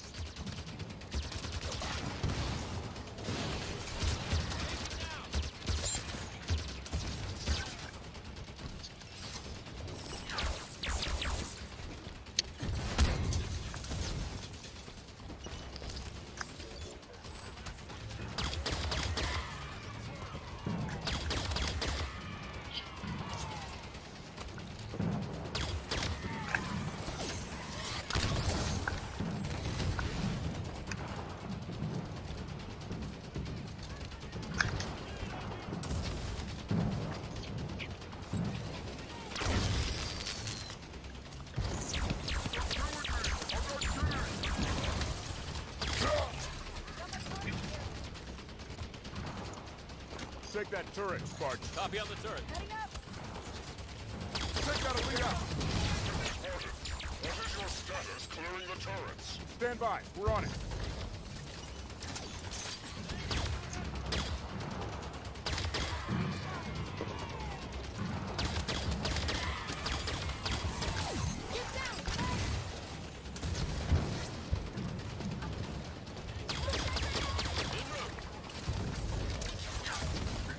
Target the elite. We lost Buck. Fall back.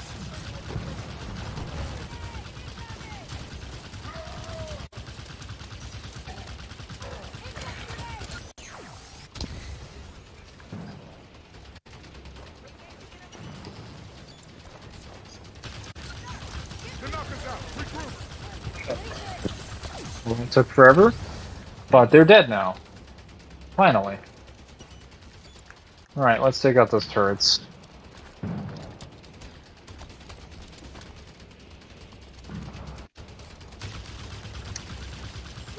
More to go. One cannon down. Good. 2 more to go.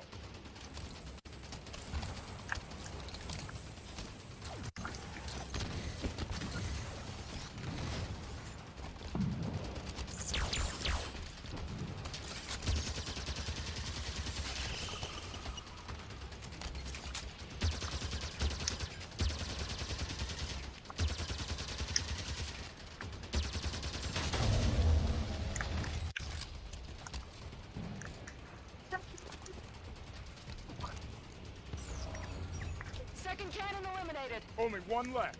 Last power source is behind that shield. How do we get in there? Oh yeah, you can climb around. I forgot.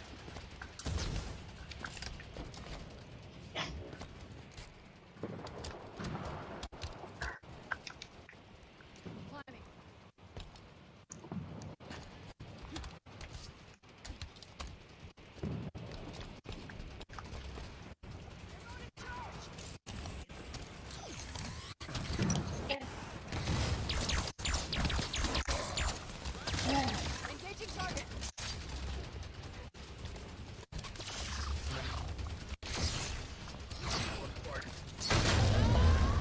Last cannon destroyed. Good work, Spartans. Arbiter, cannons offline on our position. My troops will arrive and secure your position. Move on towards the Guardian. Must reach the Master Chief in time. Copy that, Arbiter. Friendly phantoms approaching. Spartan lock. Come in. Maquis. Hello again. Air defenses still protect the sky between you and the Guardian. Too many for me to ferry you to your destination. You need another path. Mangler, from what I know, which isn't really telling, are really cracked from the reviews. Everything you see them do in the modern age after they've been really nerfed. Yeah, they basically have the Forerunner effect. Maquis said there's a way down. Find it. I would expect nothing less from a former War in Heaven faction.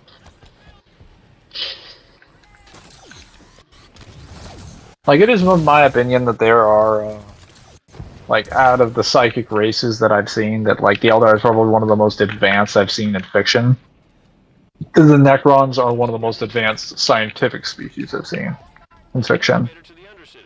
And I think they're truly worthy of all the praise that people give Warhammer. I just think a lot of major factions in Warhammer, like Chaos and the Imperium, are not worthy of the claims that people give them. I think the Eldar, the Necrons, and the War in Heaven factions absolutely are. Even in their nerf states. I think their nerf states prove that they're basically how you build a really cracked civilization. Is that it's supposed to be an example of them having degraded technology, but then you just show up and it's like, well, how is this degraded at all when you're better than everyone else? Osiris. Maquis Oh. said there's a way down. Find it.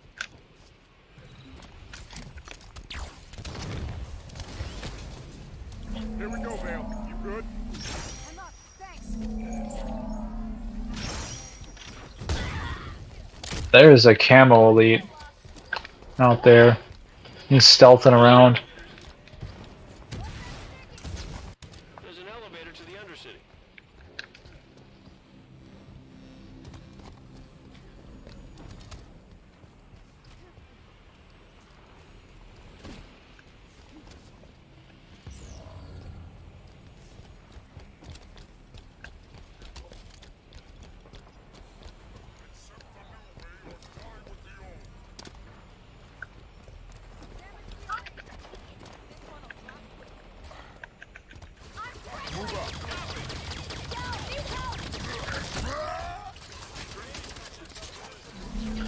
Alright, I got the bosses in DMC4 vanilla to act like the DMC4 SE boss glitches. What? What does that even mean? I just have to call it the whole time. Burial does his flame roaring multiple times now. The weed I smoked was a new record for me too. It was fun playing DMC4. Please don't tell me you did both those things at the same time. 34 THC hit me like a shotgun. What do you mean you got them to glitch? Like a 4 SE.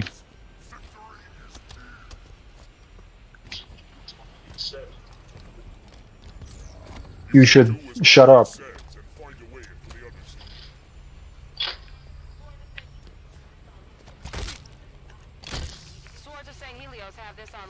Wait, do they aggro if you start killing them? Let's find out. There's glory and suffering, okay. So he says.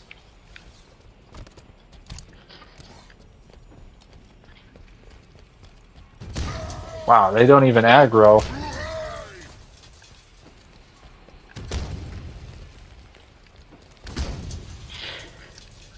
That's weird.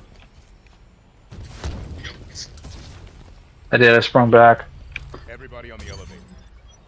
Normally burial only does one run, but in 4SE you can do them multiple times whenever. I want to warn you before the Guardian jumps to slip space. He can. I don't know if that's a glitch though. If you move your ships out of the way in time. That might be intentional. He only does the roar to activate his flame glow. Yeah, but I think that's just aggression on higher difficulties.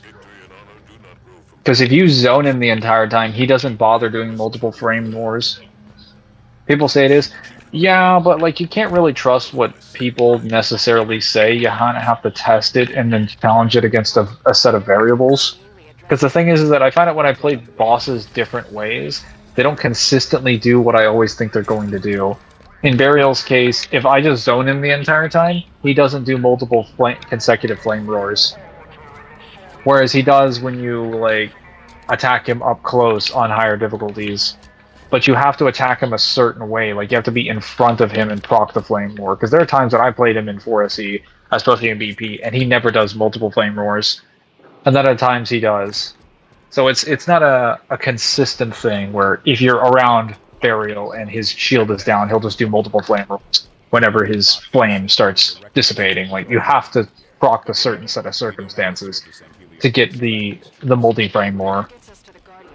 Which means in that case, I would just not argue it's a glitch. I think it would just be intended.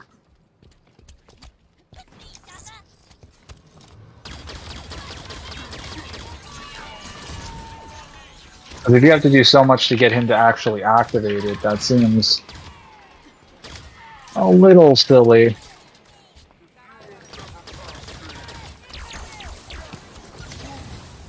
Oh.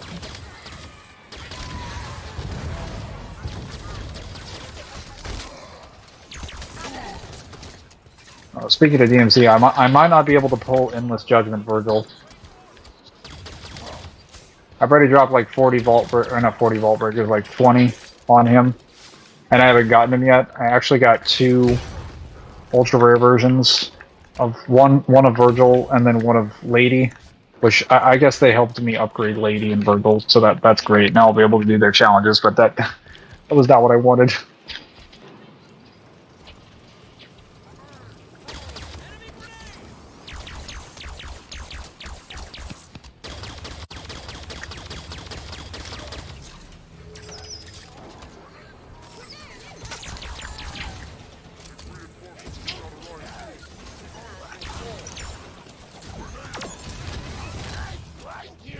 Oh, Vale, Tanaka, what the fuck? Dipshits? God. Where are they going? Out of my face. Fucking moronic AI. Hang on.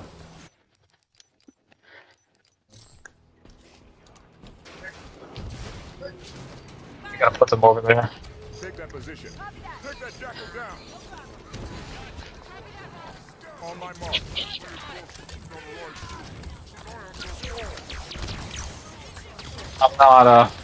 I'm not having fun here with the AI at the moment. Normally they're great in a mid-range battle. I think at long range they're fantastic, but like sometimes in certain levels they're a little silly. There we go. How'd you get over here, Buck? Heck, you didn't even get through the wall. You fall into the ceiling? Guardian's still too far. Hurry.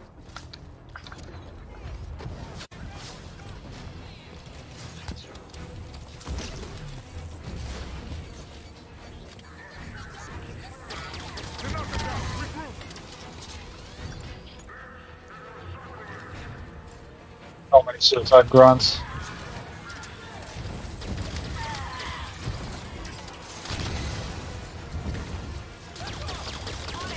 Dead.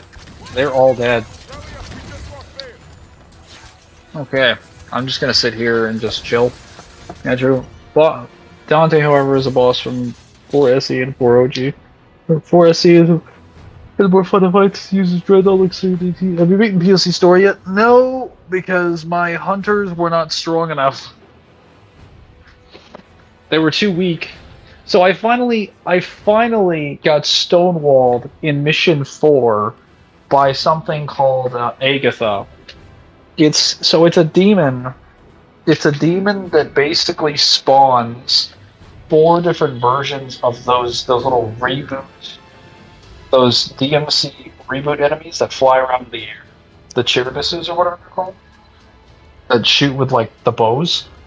It spawns 4 of them to protect them while it has an invulnerable energy barrier around itself, and then a protective barrier over its health, while it also occasionally heals itself. So it's like a support unit that also spawns 4 enemies when its shield comes down, that also heals, that also has 2 layers of barriers around it.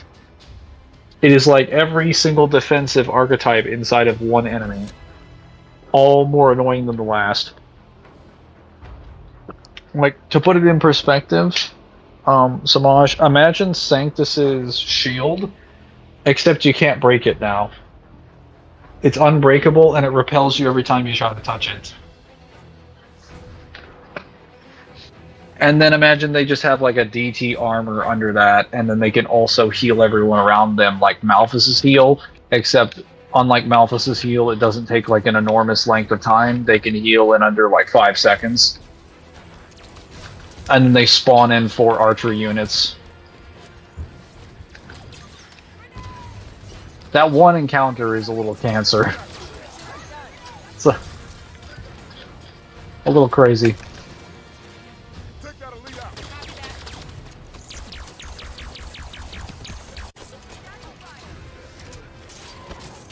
To knock us out. Regroup.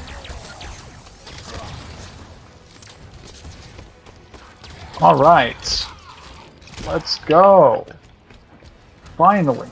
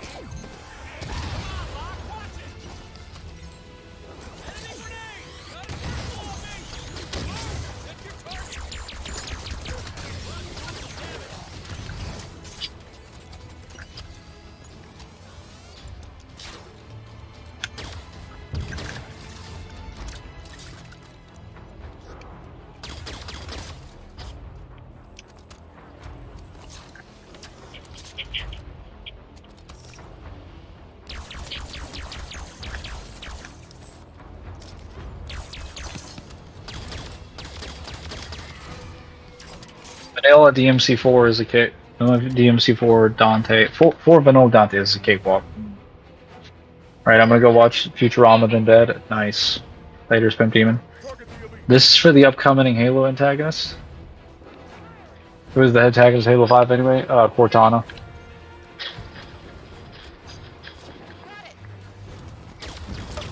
What do you mean this is for the upcoming Halo antagonist? Like, we know Cortana's been the protagonist at this point of the game, or the antagonist at this point of the game. So, Maj, where have you been? Where have you been?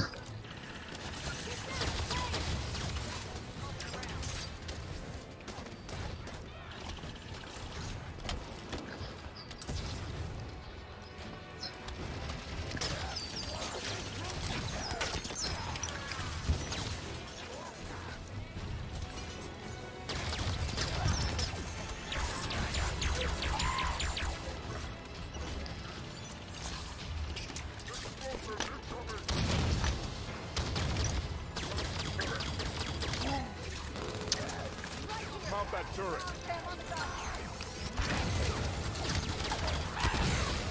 We're gonna kill the Cortana. I don't think they ever say that. Somewhere over the rainbow. Hello, Elisha J. I think you're new here. That's done now. Oh yes. Heard you were moving around for a job. You mentioned something about reading paperwork. Spartans, be aware. New enemies join the battle above. Armored, glowing. Prometheus. We'll be ready. Constructor must have done its work. It means the Guardian will be awake soon. Double time, Osiris. And I have never seen so many suicide grunts in a game. They really did the Storm Covenant justice by making them this kind of fanatical. They go suicide like crazy. How do you feel about Halo 5 compared to the other titles you played so far? So, in terms of the mythic playthroughs that I've done, Halo 5 definitely feels probably the most balanced in terms of its difficulty. It's definitely the least amount of BS, I would say. Though sometimes it does get frustrating, but that's mainly just mythic difficulty in general. Like, weapons are really good. I can pretty much use whatever weapon I want, even when Telt is on. Enemies are pretty fair and reasonable. They have strong advantages, pretty bad disadvantages. AI is useful at mid and long range, but suffers weaknesses in close range combat. You need to arm them well, you need to know how to use them, so they have a bit of a skill gap with them. You can't just run out there and get destroyed. Warden Eternal, who's like the main boss, is actually pretty good, but I've only fought him like a few times at this point. Granted, I played through all the Halo games like 4 or 5 times at least. Yeah, that was a mistake. I shouldn't have gone to Reviver. Most modern games typically tone down difficulty, so that seems about right. Well, it's not like it's not really toned down for the sake of making it easier.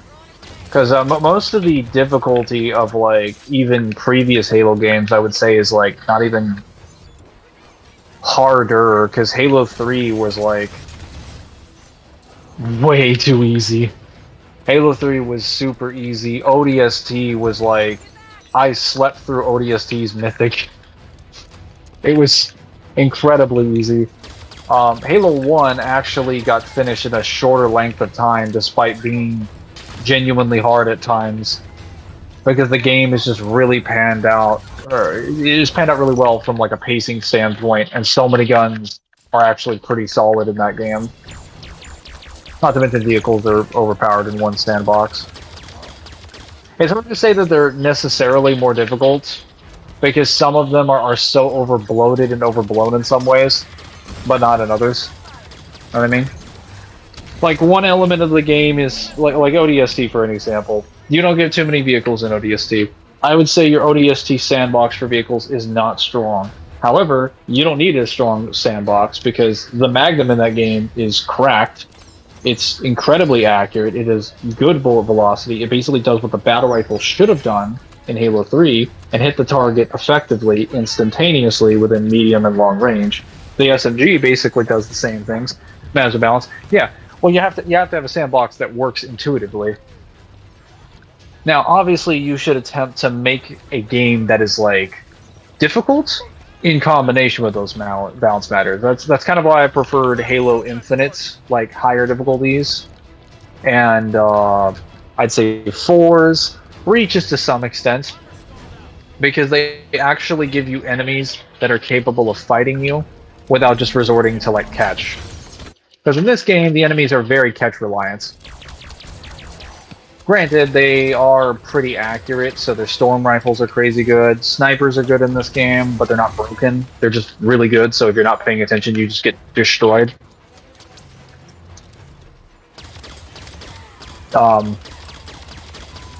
Infinite brings a lot of a lot of like certain enemy archetypes to the table, like ultras with their fast melee, good shields, crazy camo. Like you can create really strong offensive enemies in a campaign, even under Mythic, without making them broken, like Halo 2 did.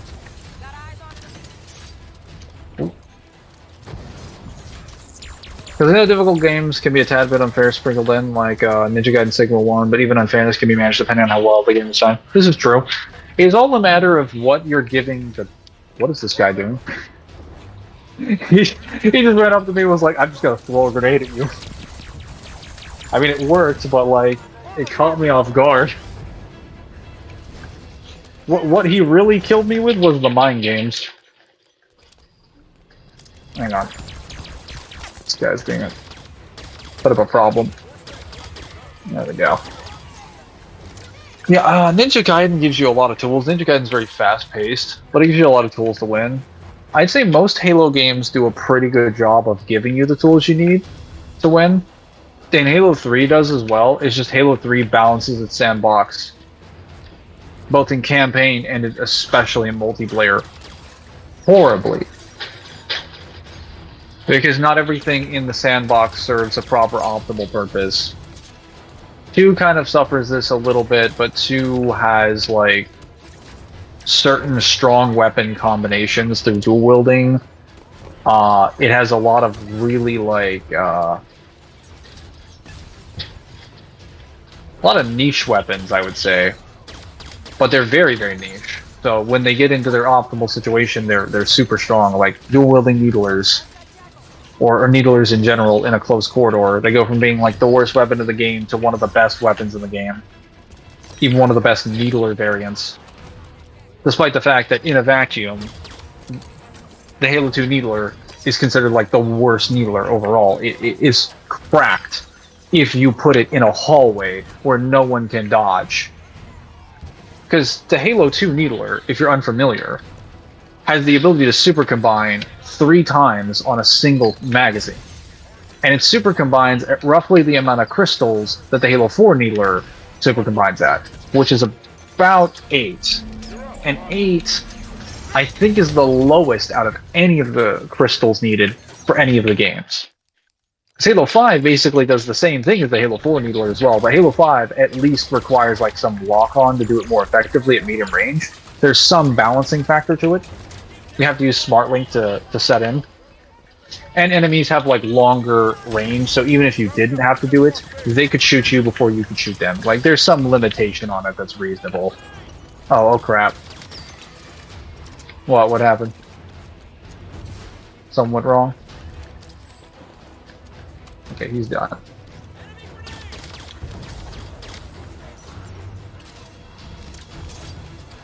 Oh. Halo 2 needlers. Oh. Yeah, everyone says the Halo 2 needlers are bad, which I agree with in the sense of a multiplayer scenario. But in campaign, which is what they were designed to be used for, like all Halo guns are used for, it's primarily their campaign, they're really strong in a close range corridor, and they're basically the anti-brute weapon as well.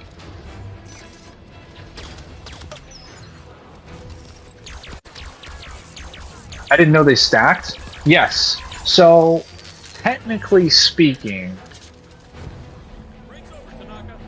if we're being like accurate, every Needler in the series can technically stack a Super Combine. It's just that they all have different ways in which they do it. So Halo 1's Needler can do it, but Halo 1's Needler is slow. The needles take a long time and they track. It takes forever, but they can technically do it. So you'll probably be shot by that point by the enemy. The Elite's probably going to tag you with plasma shots before you hit them. They're going to win in the trade. But you could do it theoretically. You're just very unlikely to do so. Unless the Elite hasn't spotted you first. 2s can do it really easily because the needle shot speed has been increased dramatically. The curving has been stopped. The tracking effect from 1 is nowhere near strong, but it doesn't need to be.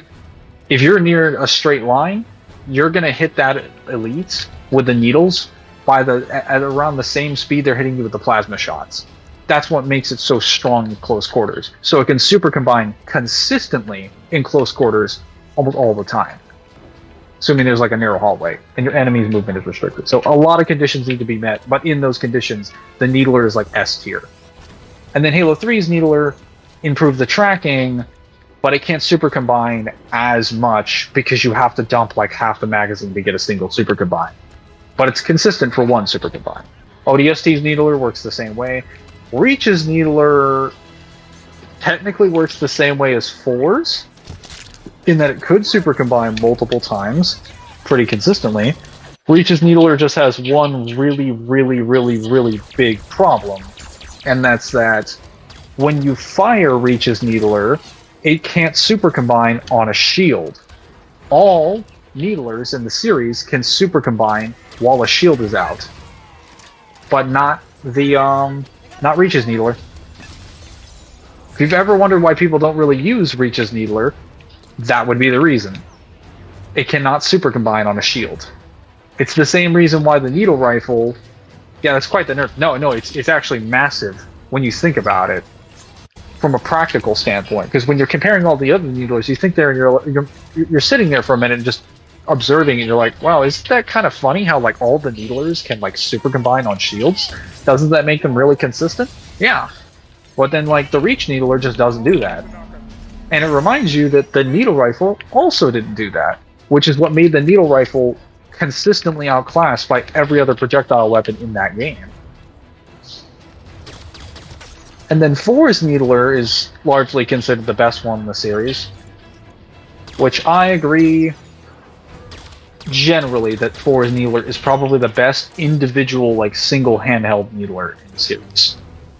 Because it can shoot and super combine with 8 shots. It has the fastest fire rate out of any of them. It has like the tracking of Halo 3's Needler, so it tracks well. It super combines low. It can super combine multiple times. It's incredibly fast. It blows up on shields, so it just melts you like super easily. Halo 5's Needler is technically the exact same as Halo 4's Needler, except that it requires a little bit more of a smart lock. The needles have kind of been slowed down a little bit, and the projectile shots of other attacks have been sped up. So now the Needler is more balanced because other stuff can compete with it. The AI can compete with you now. So you can kill them, but you have to basically be the better player. Or the better person. Like, you need to be better at the game than the AI is at using their kit. Which is not too difficult, even on Legendary. But it means there's an actual like skill gap with it. Whereas before in Halo 4, you just pull out the weapon and it's brain dead. And then Infinite's Needler, Infinite's Needler is really strong. It's kind of going back to the same principle of Halo 4's, where they sped it up, but it still kind of requires a little bit of a lock. So it requires that higher skill gap. It just kills really well. So it rewards skilled players extremely so. Oh, there's... Can you pick me up? Okay. That was annoying.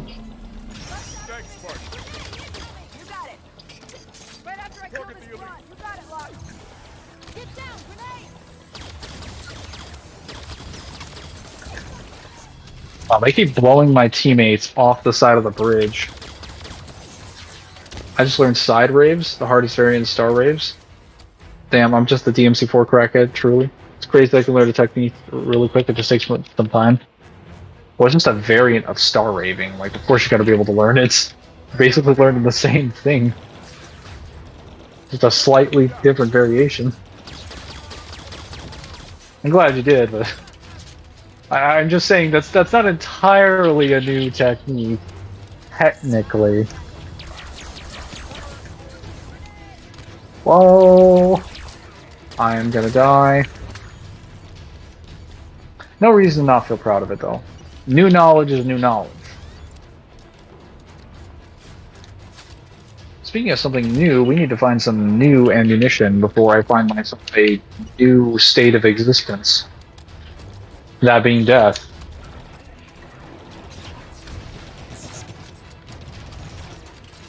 Can I? Wow. Okay, that was kind of stupid. My armor system's down. I'm up. Thanks.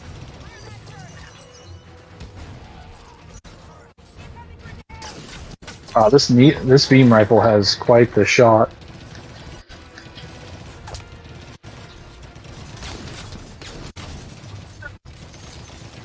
Take that turret, Spartan. On turret support.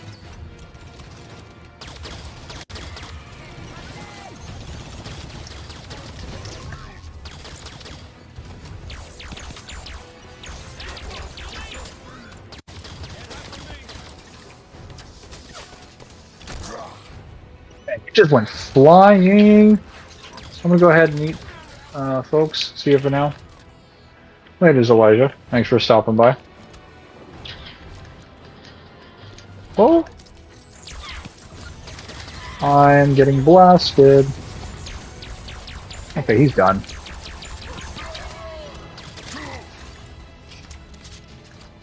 He's done.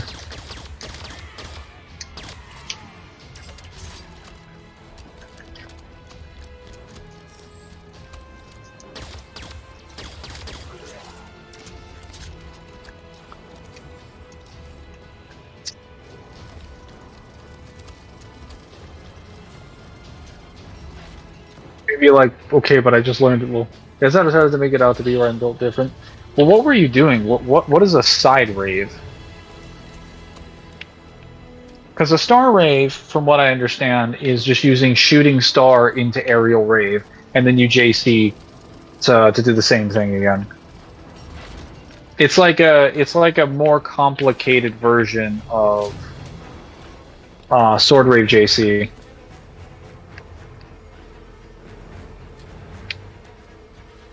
Like, what is side raving? Like, what are you raving that makes it involve the side? I just shot sky stars to the side. Oh.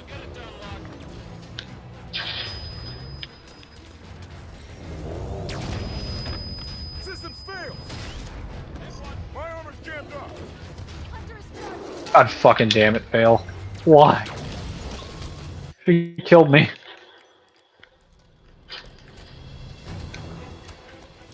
I'm not prepared for hunters. Get ready. I'm down. Need an assist. Get away from it! We're not leaving you behind. Thanks, Spartan. Copy that, Lock.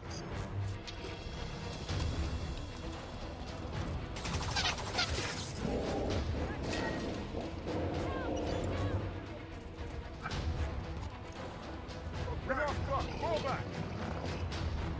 Osiris, help that Spartan.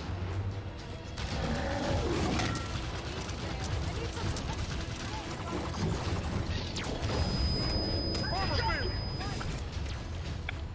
If you can star rave, you can do it. Up you go, Lock. Yeah, it is. Hence the side. It's not difficult once you get the muscle memory. You can star rave, you can do it. Yeah, I mean.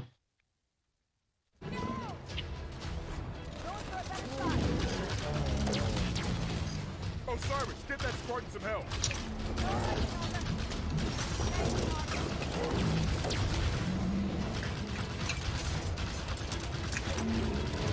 Targeting now. Take that hunter down. Got him. Got him. Let's go.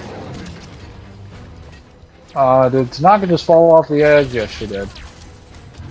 Delicious.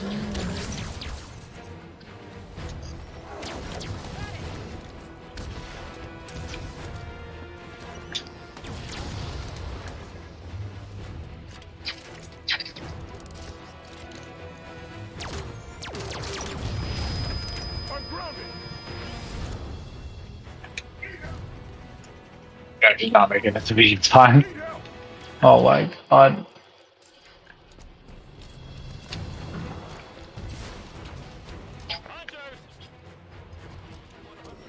On my mark.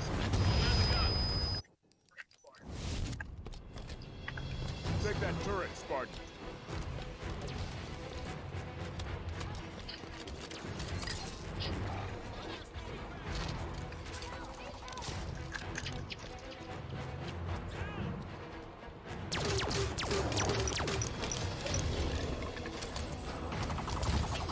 Rails down. Get him back.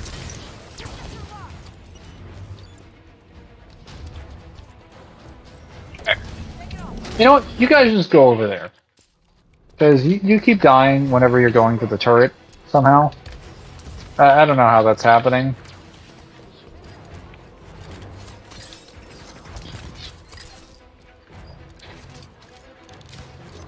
Hey Mangler, you know what the power of nothingness does in KH? I guess that it turns you to nothing. Void manipulation. Because if I recall, it wasn't any more impressive than regular void manipulation, so yeah.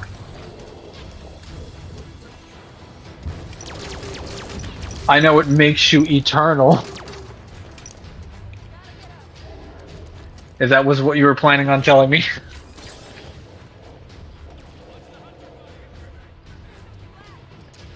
I do know that nothingness is eternal.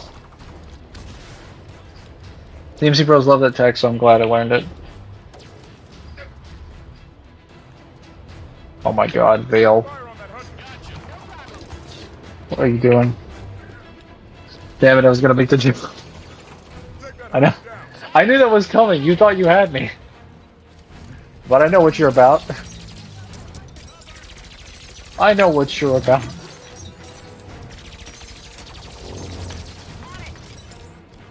Oh, wait. Why don't we just do that? Let's bring over here. A freaking fuel rod. Alright, that's enough of you. Where are the hunters?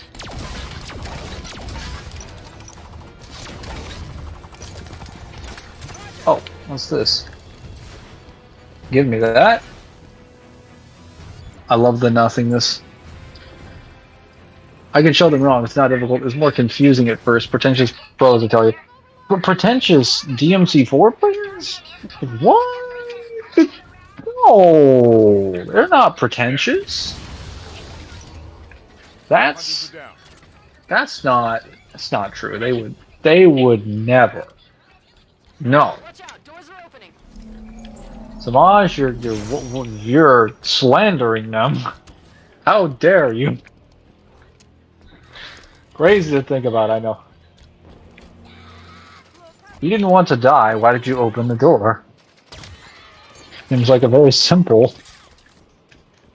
predicament. Impossible. Everybody on the elevator. Yeah, I'm taking these. We take those. Since I entered the combo scene, I have helped more people than they have in the past 10 years. Probably because they live in a, what we call a bubble. This is Spartan Lock. Do you copy?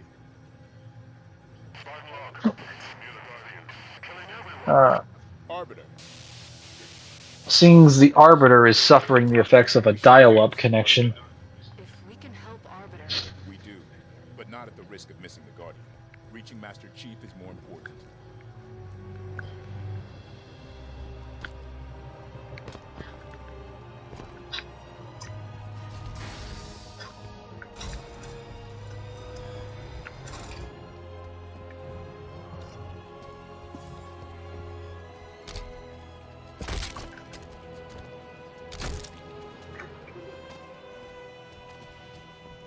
Looks like we just missed all the fun. We did. You're not gonna learn bullshit combos, you just gotta be good at them. Combos will come later. Also the idea of niche tech as well. That's something that I think the combo community ultimately failed to bring people into their position. They're also really bad at marketing themselves. They're not very good at providing ways for you to like them. Like, what they need to do is make a list of what is considered like essential tech stuff that's so useful it gives you an overwhelming advantage, like guard canceling, or just like royal guard cancels in general as like basic tech, but then like dash canceling for DMC4 Dante, like that's stuff that's not necessarily essential, but it's so valuable you can't consider it niche tech. That's useful tech. Useful enough to where it's almost essential or near essential, nigh essential tech. They can make a list of that and be like, this is the stuff that there is. Instead, all I hear from the combo community all the time is like, man, we're still discovering new tech all the time at DMC4. I'm like, no, you fucking aren't. You're discovering tech that is like this 67th variation of like how to swing your sword one different way that doesn't provide me useful. Or it's like I've learned to guard fly like one more time in a sequence of like 15 times. Like that's not new tech. That's like full discovery. Yeah, like most tech in fighting games in general is not new tech. It's just variations of old tech. It's not stuff that revolutionizes the gameplay. It's not a different, it's just variations. Most of the new tech is discovered in the first 3 years, and then after that it's sub-variations of that. Occasionally you'll have a breakthrough, but like, yeah, most of the stuff involving guard flying and stuff, that got discovered back in 2011 when the HD collection dropped. And then after that, it's kind of stagnated for the last 10 years. Oh wait, we got hit with an EMP blast. Oh no. Oh no. Oh, everything's exploding. Everything's exploding.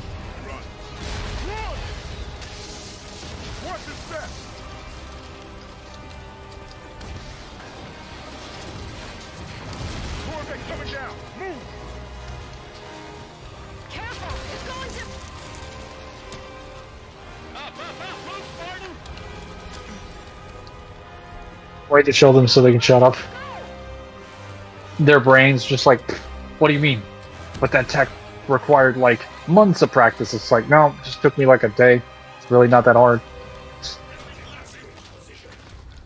Did you see that? I think it's Prometheus.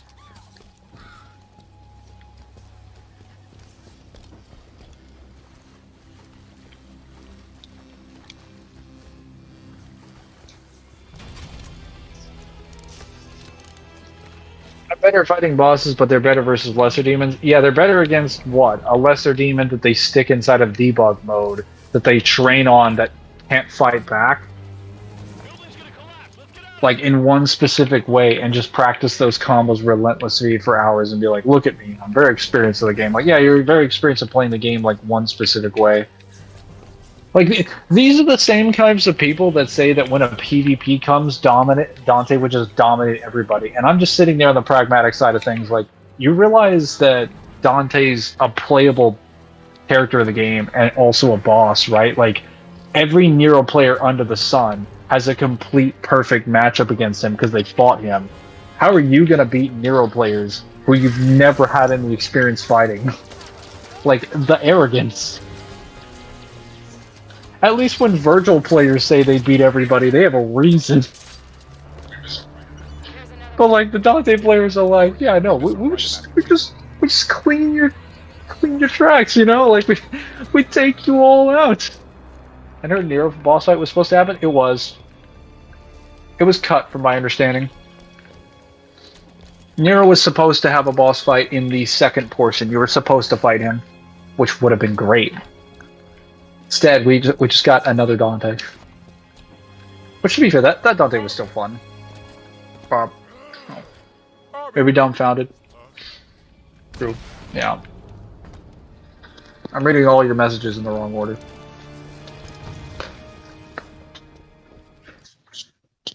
Hang on.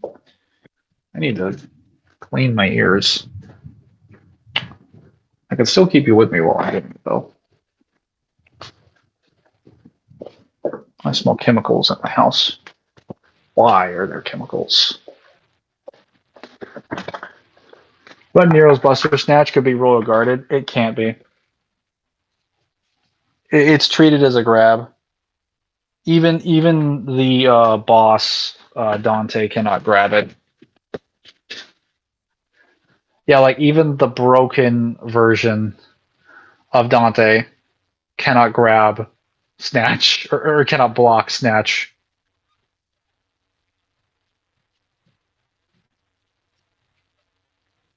Ugh.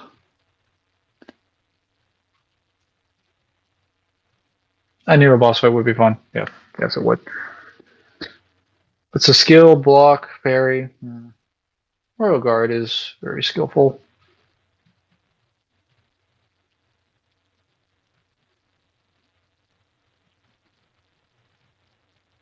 Man.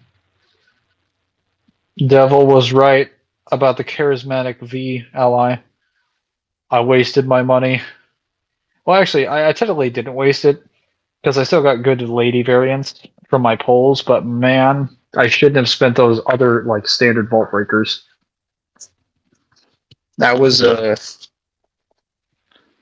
mistake, as they say. A failure. But a PvP setting, I wonder. Well, so as a person who's actually played like an official version of PvP in POC, what did you expect as V? No. Like, it was the polls. Like, I didn't actually get V. It was a polls for a legendary hunter variant. V is actually one of the better characters in POC. His triple shadows are broken. He does so much damage. You play PvP story with co-op? No, you can't. But you have so many co-op modes. You can do like duos against like a score attack against other teams. You can 1v1 somebody. You can do ranked. You can do casual. You can do boss hunts. You can do like raid bosses. You can do like different co-op runs on like. Well, actually, no. You technically can do co-op challenges on portions of a level, where you go through a set of enemy encounters and then I think a boss, depending on the level. If the level happens to have a boss, but some levels don't really have bosses.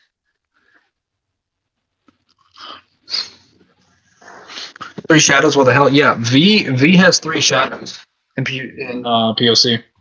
He has the ability to control three shadows. He's just built different. They basically gave. They didn't give him his Griffin moves. They basically gave him roll fork, his teleports. They gave his Cane the ability to actually do damage and guard break things, and then gave you the full shadow moveset. They gave him the book, obviously. And then for his DT, he summons three shadows, some of which are on autopilot, and the other ones which you manually control. So he has two shadow. What DMC1 bullshit is no, I was like, man, this is kind of bullshit, but at the same time, I get infuriated every time I play DMC1 and have to fight double or triple shadows. So I'm glad I finally get to inflict that pain on other people. We finally come full circle. For Nightmare, I think Zim would actually like this. Nightmare in what's it called? POC. He has a variant for V. Like V has a specific variant that uses Nightmare. You can't use him with a charismatic ally because he's just called like Nightmare something.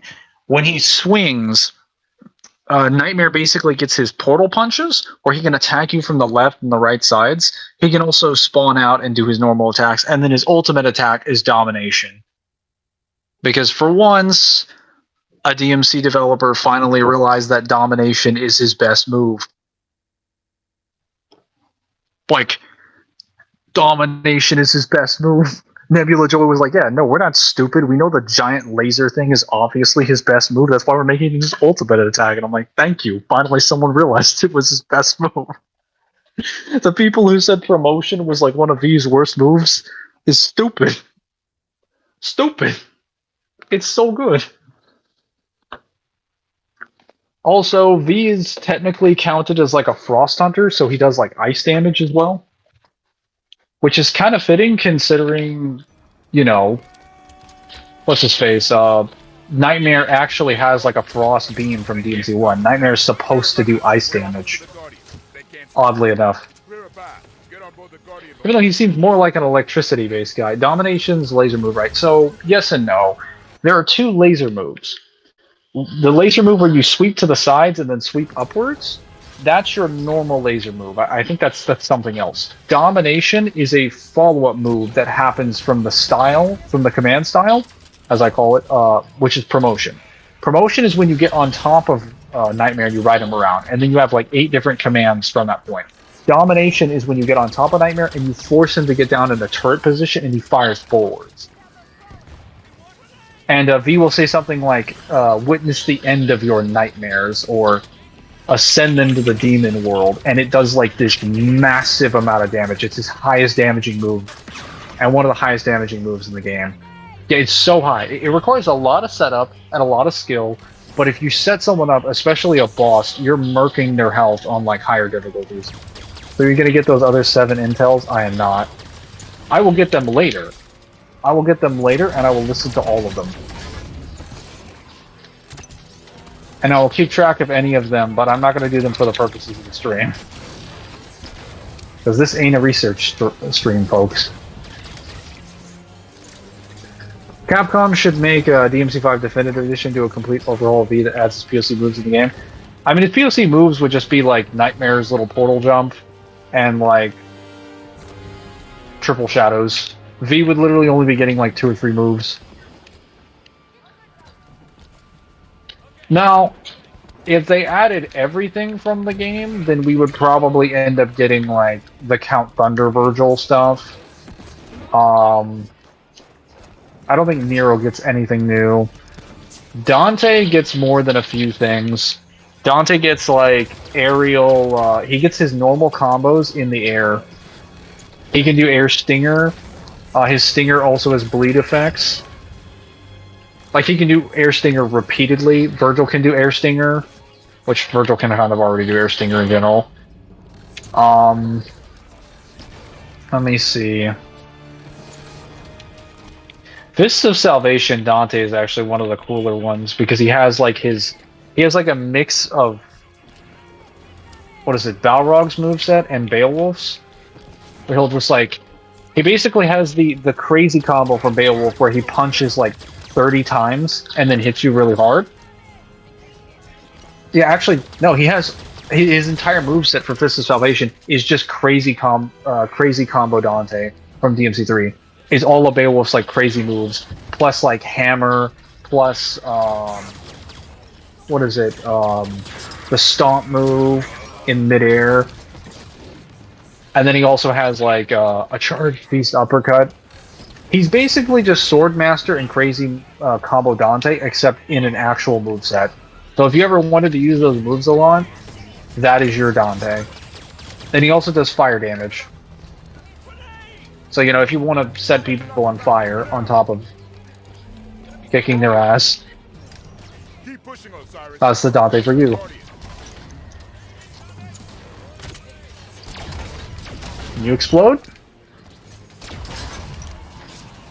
Is Nightmare throwing ice in DMC1? I can see it. Yes, he is. So there is several moves that he have. All that matters is the Guardian hasn't left. There's several moves that Nightmare has in DMC1 where he can shoot ice. So he can either spawn one of his little black creatures, his little black slime creatures that will attack you, and it will explode in a shard of ice when it tries to grab you. And then the second time is when he will just shoot a giant beam at you. It'll just freeze you. So he has several ice moves. I think most of his moves are actually ice-based properties. He just doesn't look like the kind of guy that would use ice. He looks like a machine or a weapon that would be more inclined to use electricity.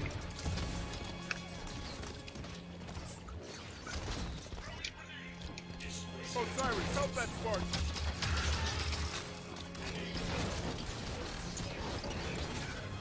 All set, Doctor.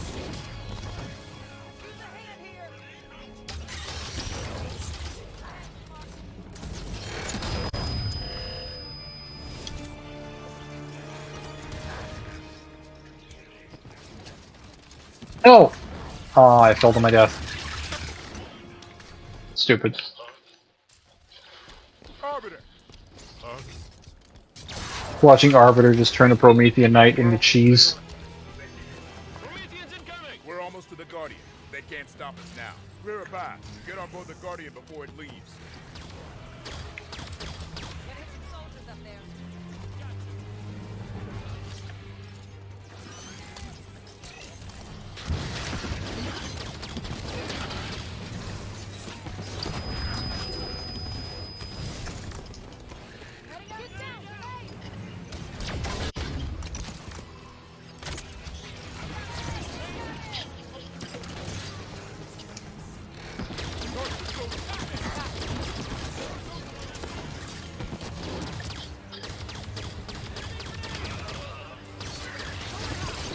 Disintegration of Free. Is that the Arbiter? That is the Arbiter.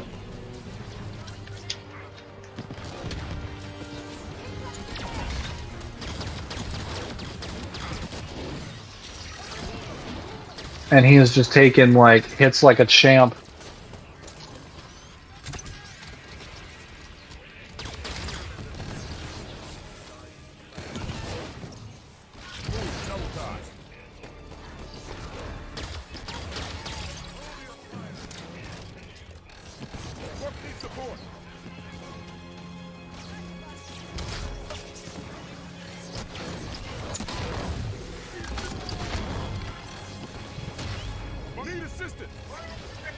Yeah, I'm fucking dead if I stay up there. Arbiter.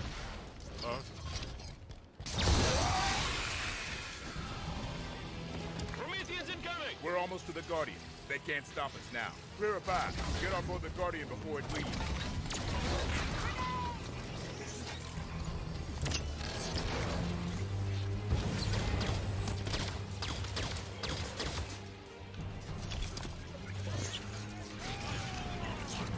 Pick up this weapon. Copy that.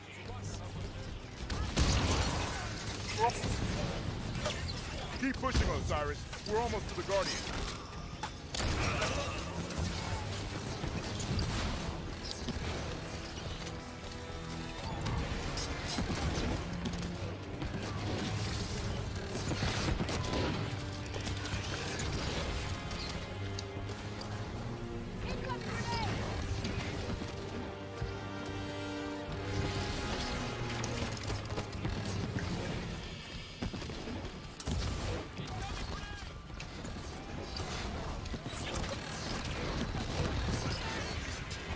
Knock it down.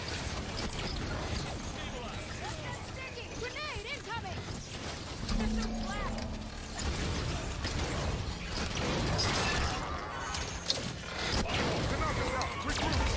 And we are getting destroyed.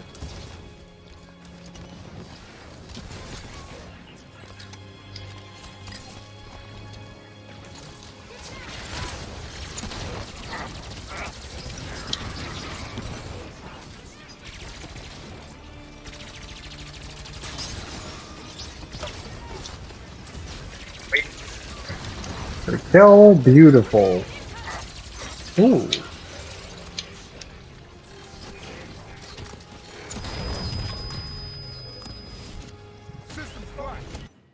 Okay. I'm literally almost through this.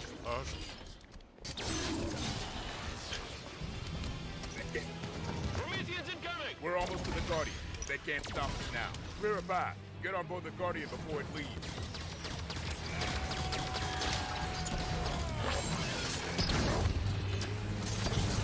Watch that grenade! Look up! Watcher in range!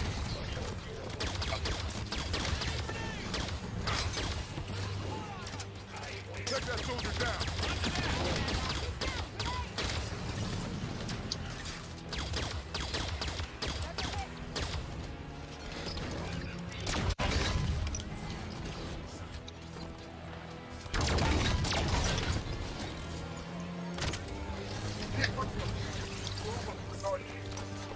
Keep pushing, Osiris. We're almost to the Guardian.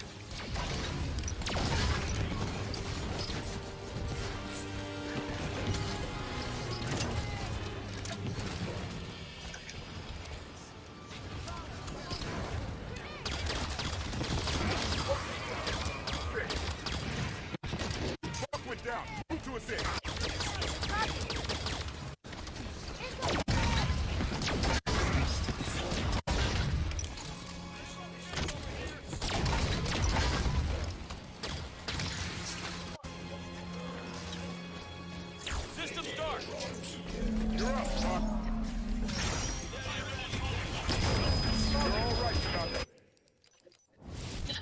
Arbiter! Huh? Prometheans incoming! We're almost to the Guardian. They can't stop us now. Clear a path. Get on board the Guardian before it leaves.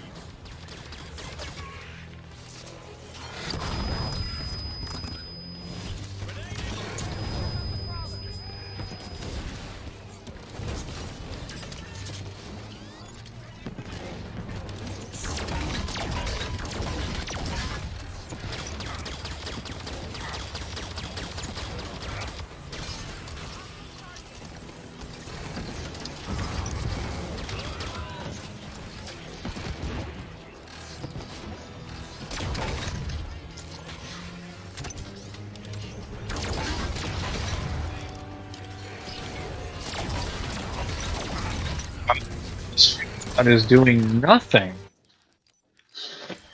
Finally, the Arbiter came down to the battlefield. He was MIA in Halo 4. Actually, we came down to his battlefield. He was occupied during the events of Halo 4. We're almost to the Guardian. They can't stop us now. It was unsung Helios battling the Storm Covenant. He's fighting the same faction we are, he's just in a different part of the galaxy. Like, the only reason we're here and we're seeing him... Yeah, so the reason he's not around is because he's battling against the remnants of the Covenant that don't want to basically give up the idea of fighting, like, other races and, like, humanity. Because they still want to basically continue their beliefs of the Great Journey. They just believe the prophets lied to them. The prophets are scum, and the brutes are basically a bunch of, like, liars. Because they betrayed them. But they still believe all the same stuff.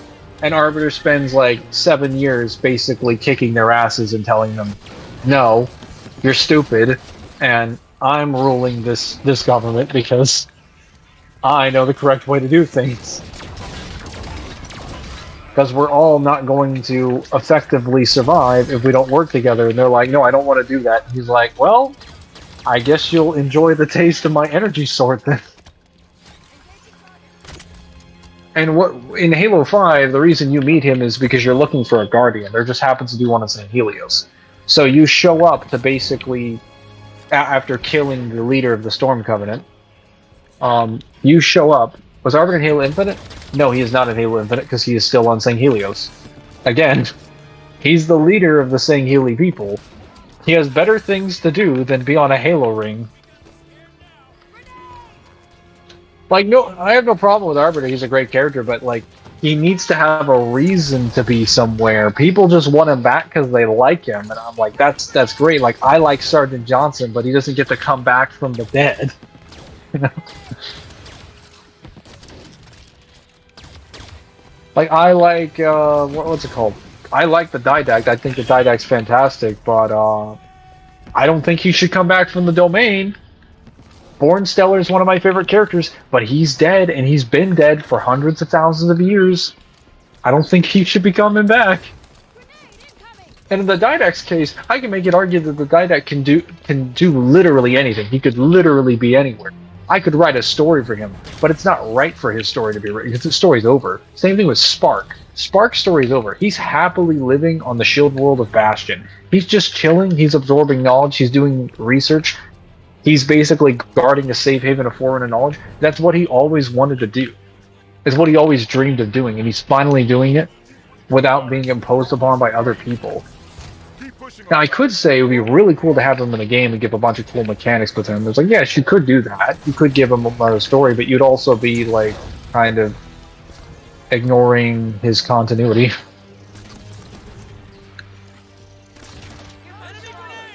You explode? Thank you. Well, I get it. Like, everybody likes the Arbiter. That's one of the reasons I think he was brought in, is because they wanted to wrap up multiple storylines. So they wanted to continue the storyline with the Guardians, the Mantle of Responsibility. So they brought in the Guardians and Cortana. They wanted to handle 3 different things, I think. They wanted to handle the Storm Covenants. They wanted to go through the Mantle of Responsibility and give another example of it being, like, flawed and people wanting to take it. And they wanted to continue Master Chief's story with Cortana. And they accomplished all of those things really well in this game.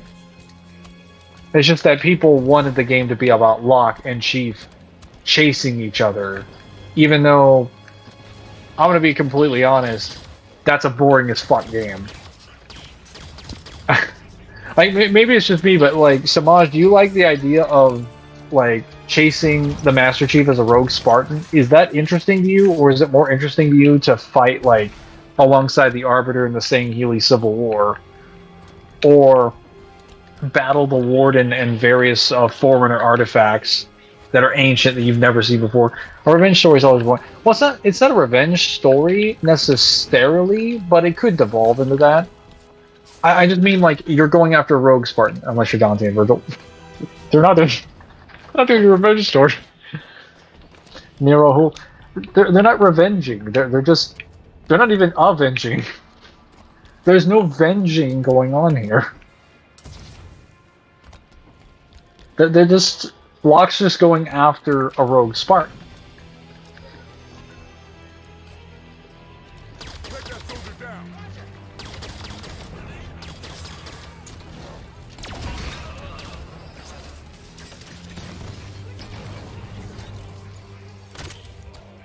Where is he? Damn it! Okay.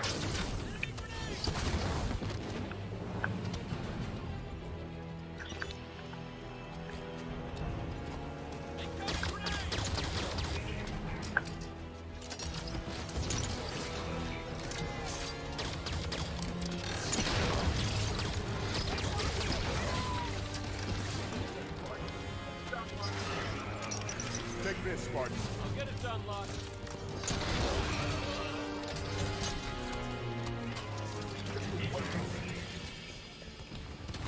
Take this weapon.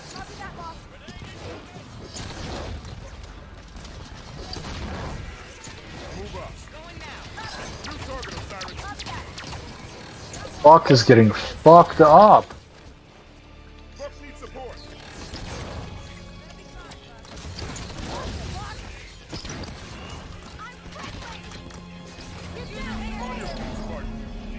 Okay, I'm back. Thanks. Fucking Halo 5? Yeah? He's right there? Like, that's him? He's right over there. They're avenging their last lot. No. No. That's not how avenging works. You can't avenge your win streak. Or your loss streak. Like, oh man, I lost. Better avenge myself. Like, no.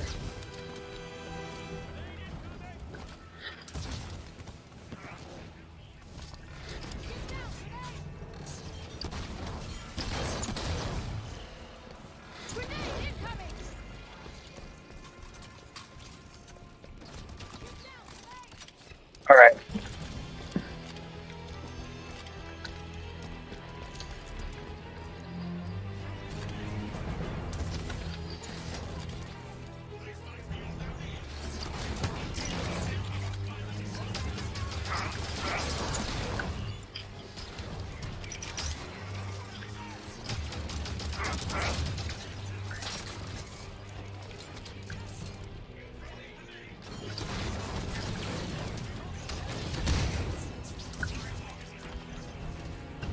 What says we can't, Mangler? Stupid. I say avenging yourself is stupid. Redeeming yourself is one thing. Restoring honor, I guess, is another. But avenging yourself, that just sounds dumb. In special circumstances, but it fits DMC. It fits DMC, but it's still dumb. Maybe that's why it fits it, because it is dumb. Move, double time.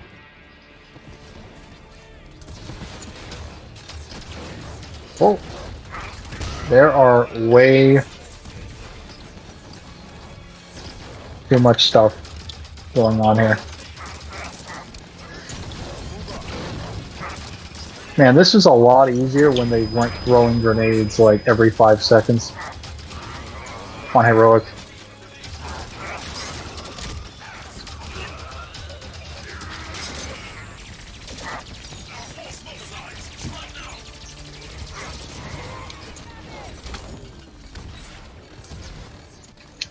Okay. I killed a decent amount of them, got a checkpoint. Movement ahead. Soldier pass. Take the crawler. I'm on it.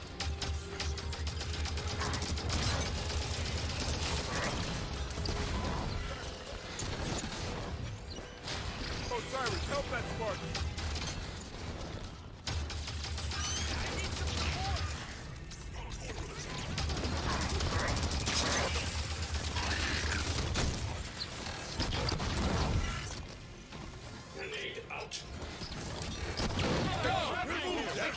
We don't have time to discuss it. Take him out, Osiris. Oh, great, Warden.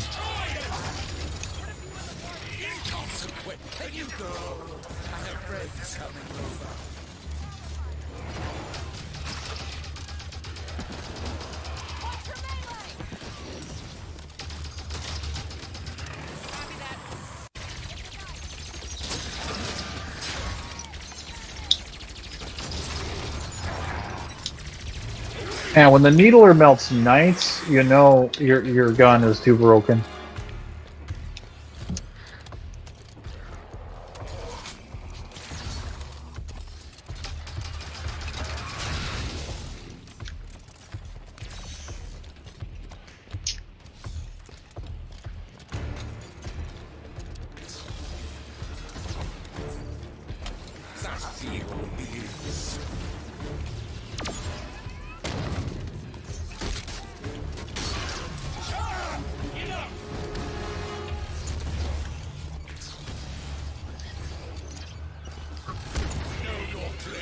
Warden looks like the died. He does not look like the died. He is different. Oh no.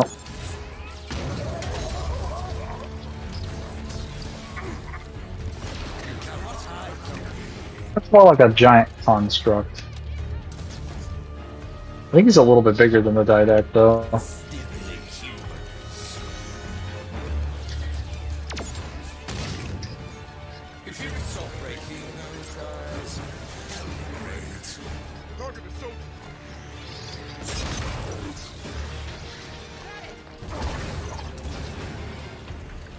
Okay, so I think in this... Oh my god.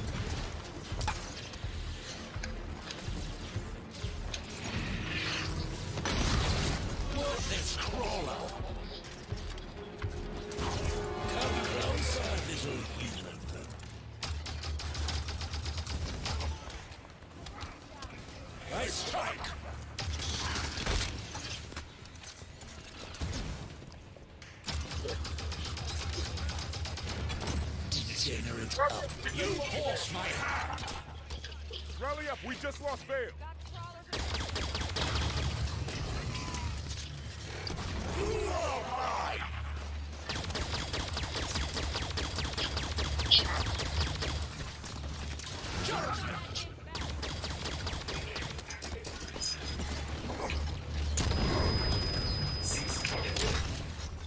You're back in it, bud.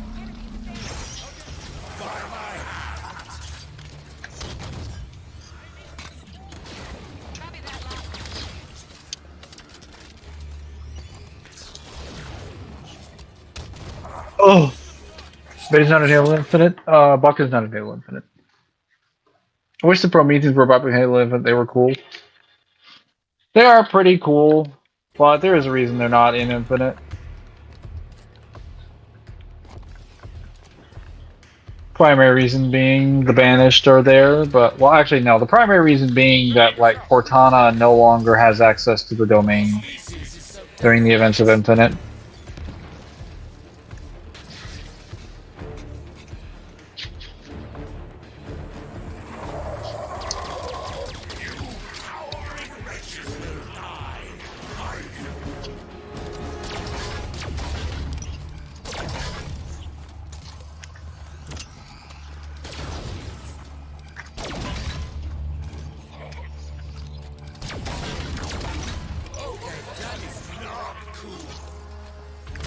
Get fire on the warden.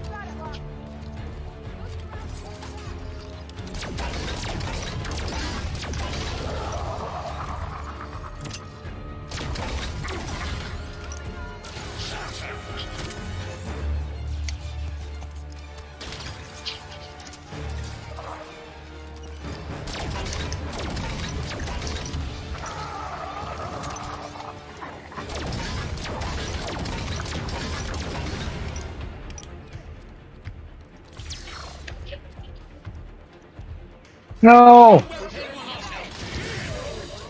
Vale, move it or lose it! Systems down. Oh wow, she got up here really quickly. Holy shit.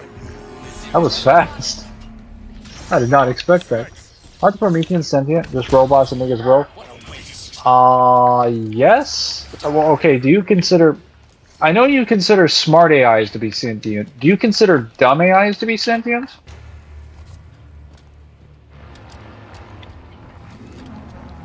Like, would you consider a dumb AI to be sentient? If it can communicate with you? And if it understands and knows stuff? Because a dumb AI is just not, like, creative. But it can still understand knowledge. It can still communicate with you. It can still have conversations with you.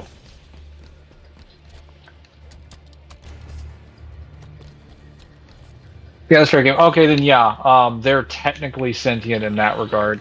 They're very highly advanced intelligence.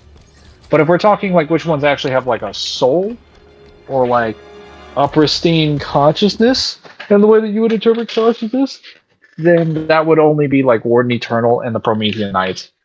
Promethean crawlers and soldiers and watchers would not fall under that distinction. Like the Superintendent Lee Rookie said, yeah, Superintendent is a dumb AI.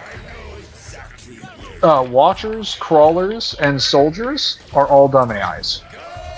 However, Promethean Knights and Warden are not. Promethean Knights are basically like humans or people who have been composed.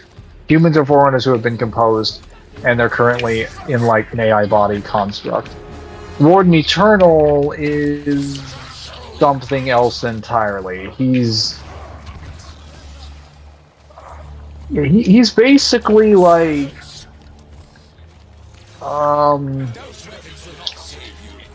the collective souls of an entire Forerunner cast merged together into one entity. He's essentially what remains of the totality of their existence formed into a single collective being. I thought they had their own soul and mind. The Knights might, but the everyone else doesn't. Though it's kind of difficult to say that Warden Eternal would have his own soul, because he claims he's like the area where he's in is not for the living, so he doesn't think he's alive, or even within the cycle of life and death.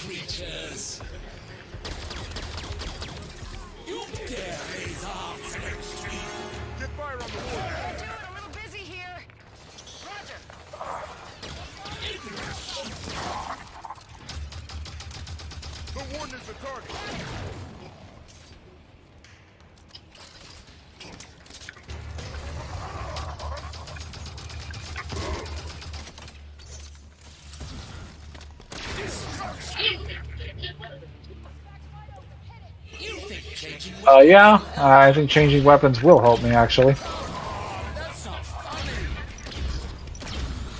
Tends to work most of the time.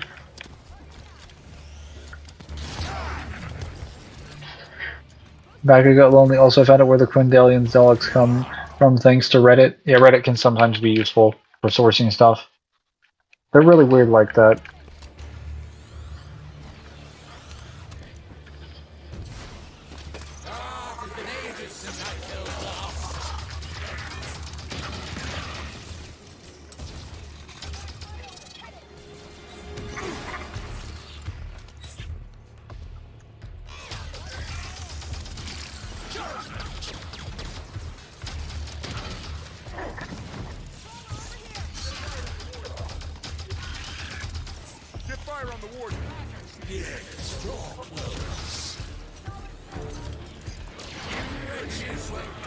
Oh. Okay. I almost died.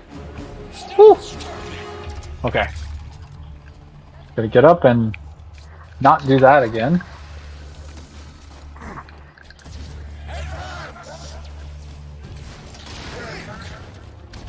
I've got the Warden is British. Yes. He does have a British accent.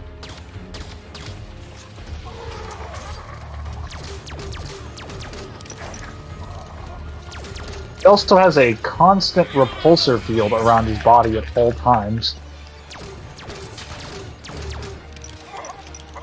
Really fucking annoying.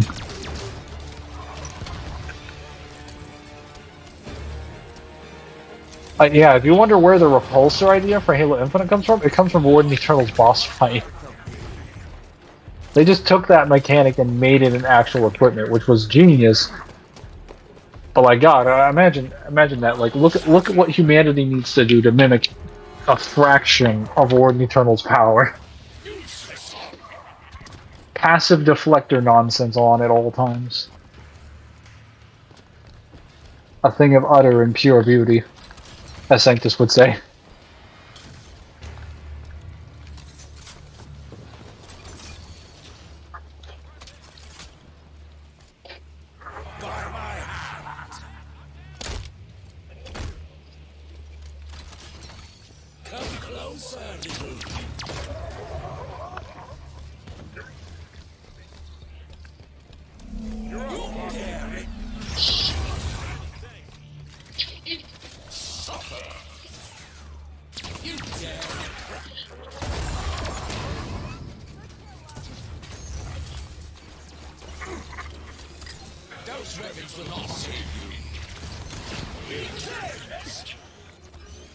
I think this is definitely the worst Warden Eternal boss fight in the game.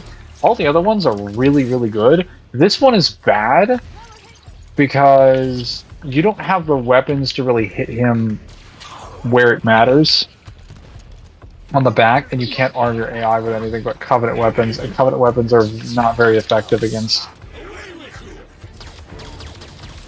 Forerunner armor.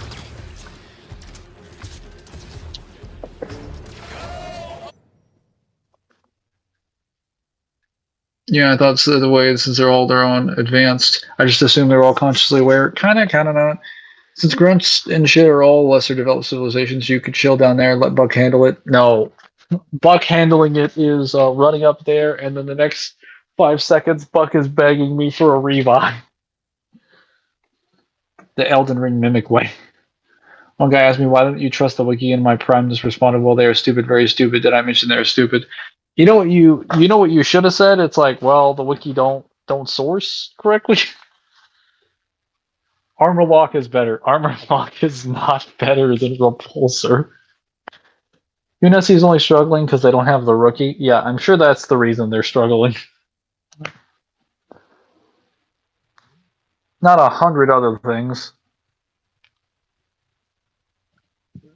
Notables and just partial. You're not even like a complete, not even a partial scientist. What the hell? I understand the essential basis of chemical science, like chemical reactions. Armor Lock best equipment. No, no. Why does everyone say this?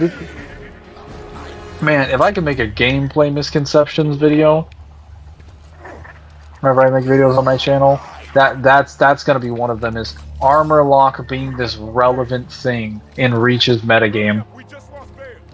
Then I need to go get some footage from someone. I was halfway done with the bachelor program. That wouldn't make you a scientist unless you were like experimenting in the science.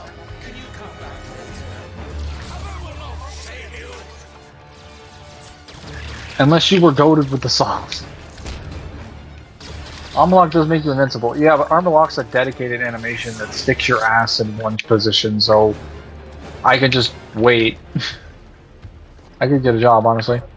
Well, yeah, no. I mean, I know you're trying to get a job right now, but are you trying to get a job in, like, a field of science? Or are you just, like, just getting, like, a career job or something like that? Just something to make money?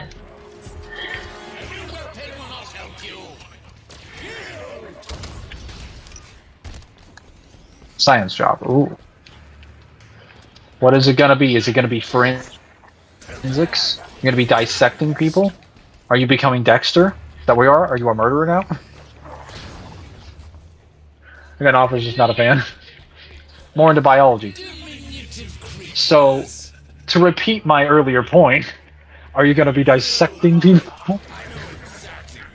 Because people have biology, and we need to know what's inside them sometimes. So answer my question, if it allows. Hmm. And thus was born the new Dexter.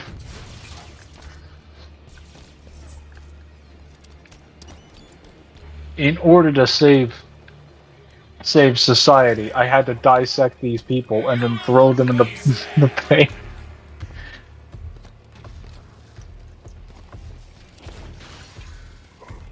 Get fire on the warden. Get fire on the warden.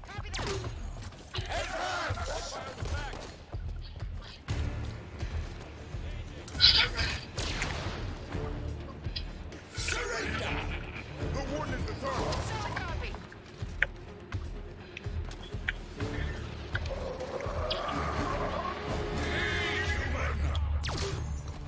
So I said specifically they're looking right through the episode it's in, but that's the most specific thing they go, which basically means, hey, you want to find this thing? Here's the episode, and watch it. Yes. Like science advances would be cool for $20. I don't think it's worth it. Rather independent research. If you're not a full on scientist, I get what you're saying. Listen, if you want to be at the level of knowledge that a scientist is, but you don't want to pay for a degree, just buy all the reading material that they have and then just read it for the rest of your life.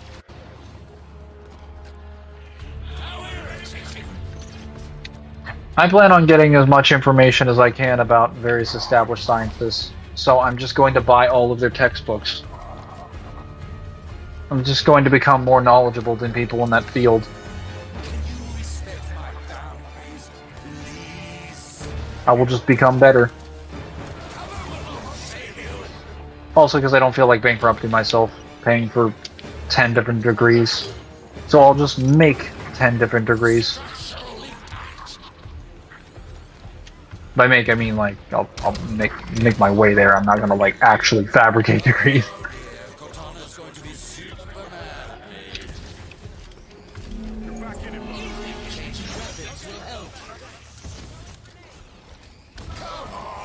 That's not funny, he says, as he's literally shooting me comedically.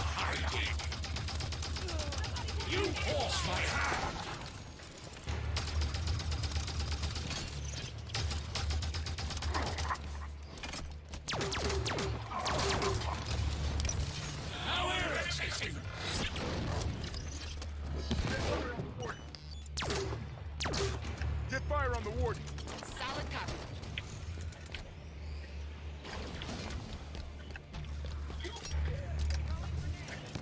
I think I've used all the possible ammo I have in this area to kill the warden.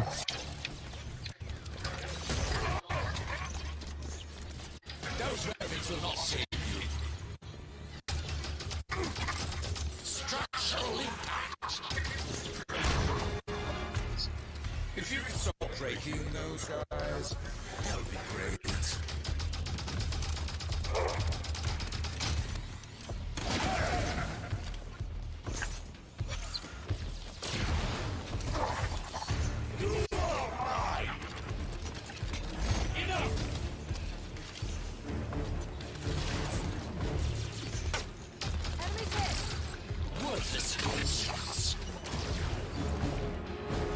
On my mark. Copy.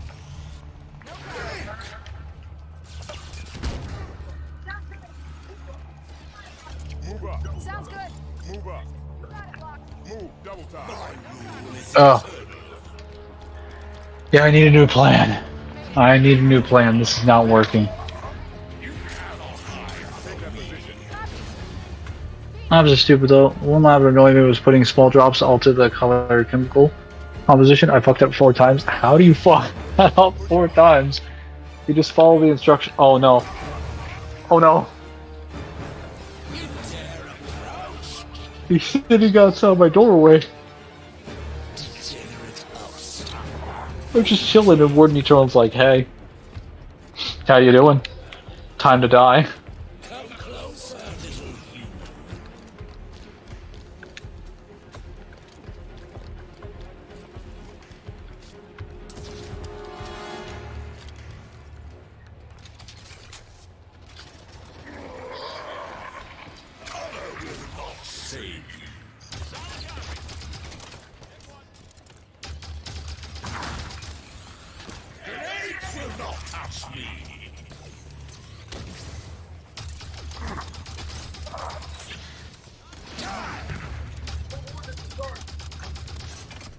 The warden is the target.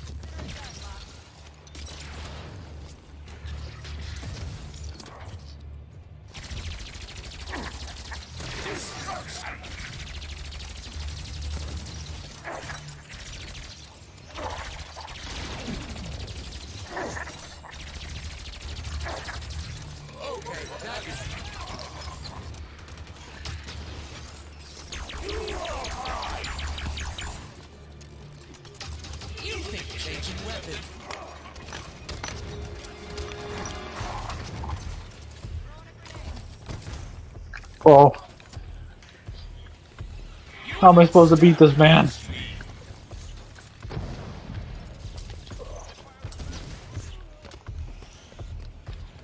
I am so fucked.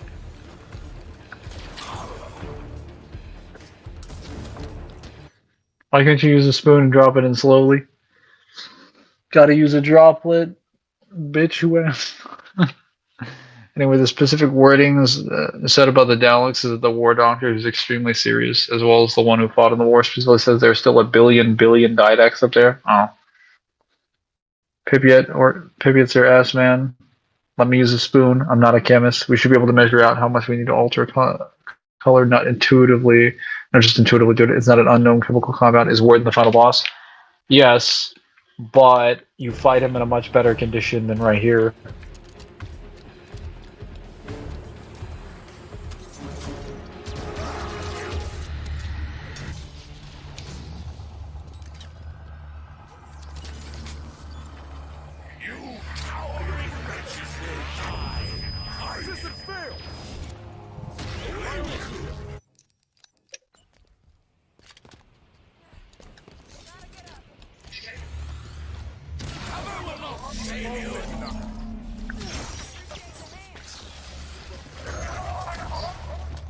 Move up.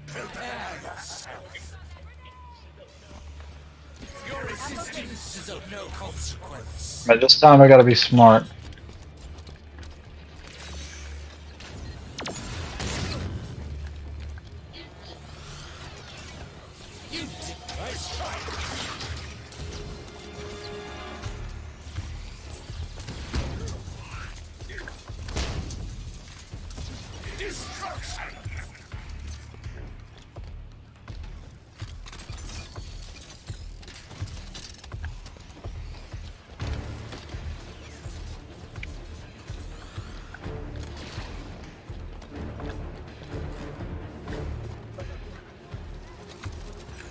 Pick up that weapon. You got it.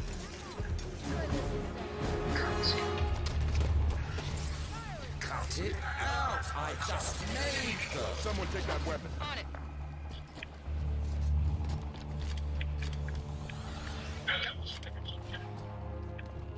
Those weapons look... Come closer, little...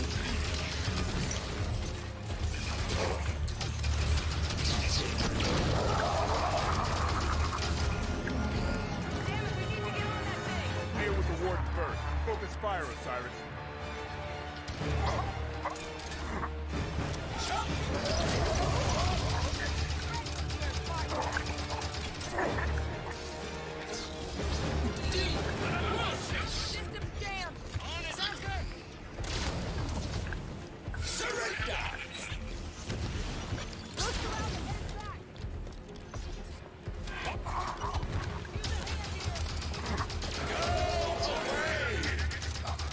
Don't mean to be rude.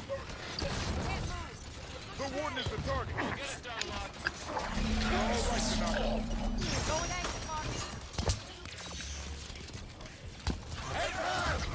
You force my hand!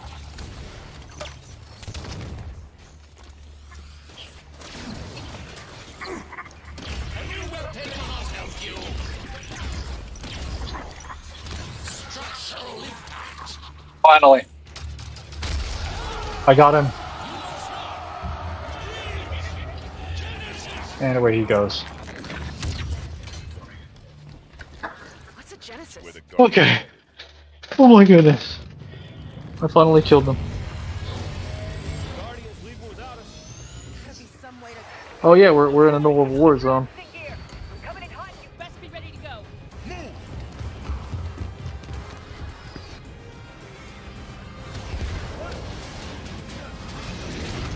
We're on board. Hang on.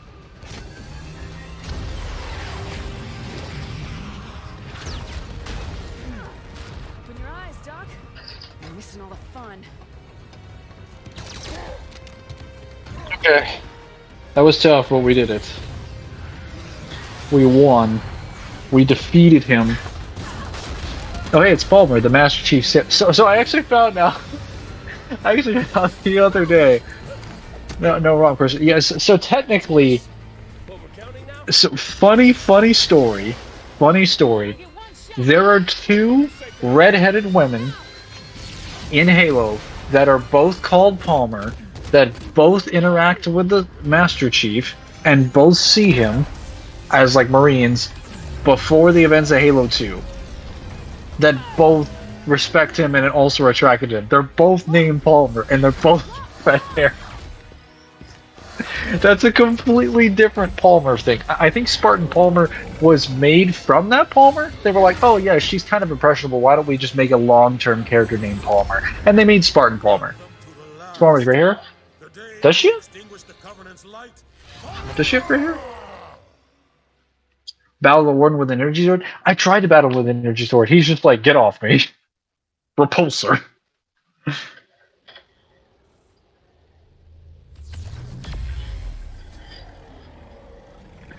The man's like Iron Man. He's just like, Unibeam. Unibeam. It looks like gray? Hmm. I'll have to take a look at Palmer again when I get the chance. Oh yeah, they also have mag boots. I forgot about that. By the way, Spartans have mag boots. They can basically cling to any surface. So yeah, if you throw them off the side of a flying vehicle, they will probably find a way to survive. Look like a redhead, but up close.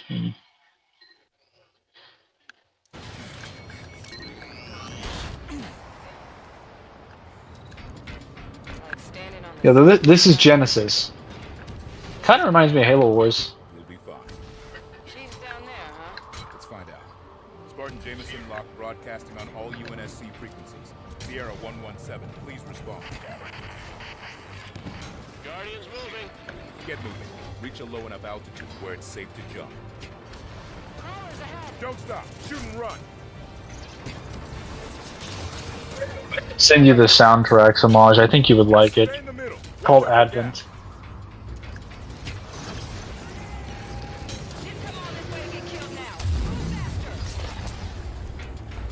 It's very stressful for this portion. Oh no.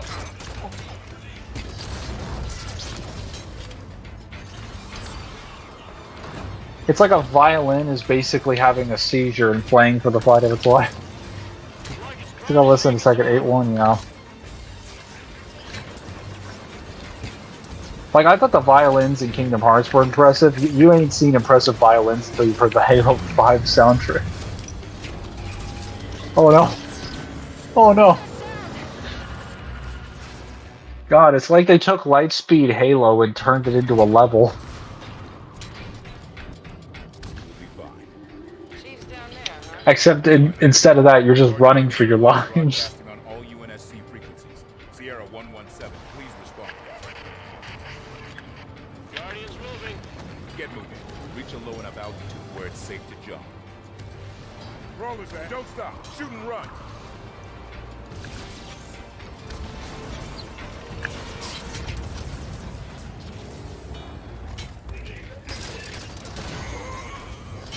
Stay in the middle. Watch out for gaps.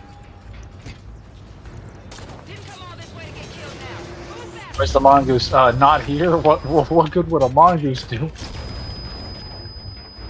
Are you insane? What would I even do with a mongoose? Like it's trying to shake us off. Watch your step. Try to stay near the center.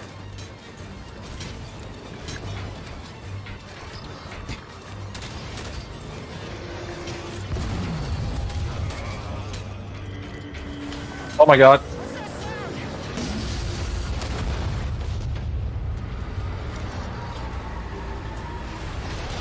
Mongoose is the best vehicle. Oh yes, I forgot. You really like the Mongoose.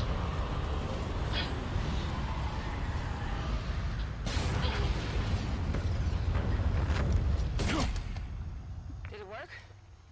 Is this the right place? Let's try this again. Spartan Jameson locked to Sierra 117. Please respond.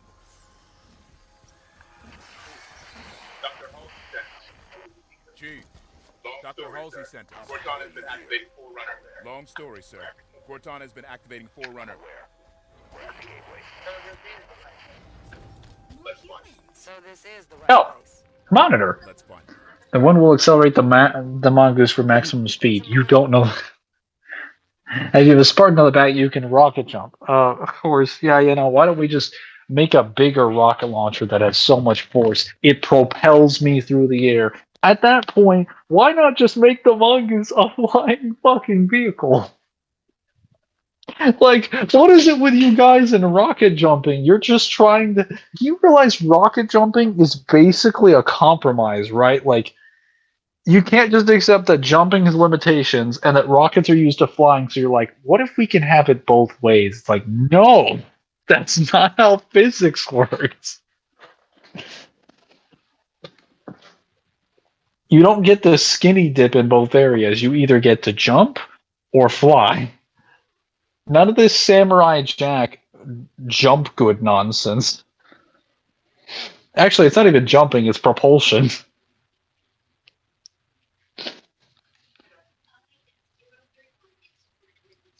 I am 031 Exuberant Witness, monitor of the Genesis installation. Welcome. Have you also come to stop Cortana from claiming the mantle? The mantle? A forced peace upon the galaxy. The threat of death overpowering any celebration of life. Unless you join with Hey, when I say we're on the same team for CTF. You've seen the other No. You see, this is why I play Halo 5 multiplayer and Halo Infinite multiplayer. Because even if someone tries to rocket jump, they can't kill me with their own mistakes. Well, actually, until we play ranked and then friendly fire mode's on, so all those nice little feelings go away.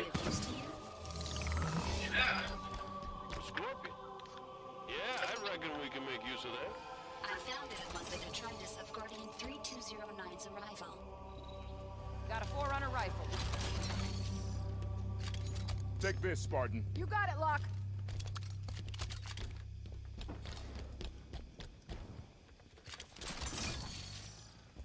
Someone take that weapon. You're the boss. I've been looking for one of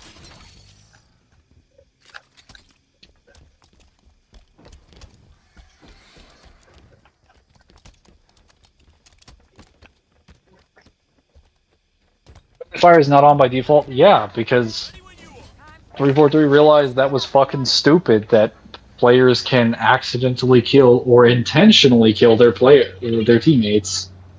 So they reserved it specifically for competitive modes, or like stuff like that, which I honestly think should have been a thing. All right. Also, good night. Good night. Also, Aya. Later, Bim Demon. Thanks for stopping by. It's silly but fair. It is. Well, so when at first it seems like okay, whatever. Like, why would they do that? That seems kind of dumb. But then you play enough. It's a buff actually, so the rocket jumper can die while you're safe with a flag. Yeah, it does allow sillier team-based strategies with grenades and stuff like that. A single Guardian can effectively police a solar system. This show of force is unsettling. Sorry, police? Show of force? Indeed. Guardians are how the Forerunners enforced peace in the lower systems. As you see, Genesis's defenses are targeting the invaders. Unfortunately, the defenses will consider you invaders as well. It's your installation. Can't you tell them to let us through? No. Between Warden and Cortana, most of my administration privileges have been revoked. But worry not. I still have control of some aspects of this facility. Virginia. Majin's like, oh, this seems like a nerf, but it's actually a buff. Oh yeah, they actually they released a new patch for Halo Infinite, by the way. They finally fixed that apparently the bug on the gravity hammer where it was doing double the range and damage. But then they buffed it. So they buffed it and they nerfed it at the same time. They buffed the default damage, but they removed the bug. So it still does less damage, but it does more damage than they intended. Initially. It's so funny.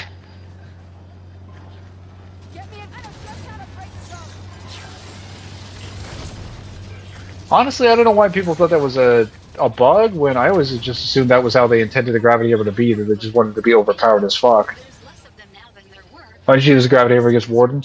I don't think I have a gravity hammer in this level, though there is a gravity hammer in the actual Halo 5 campaign. You just don't see it that often.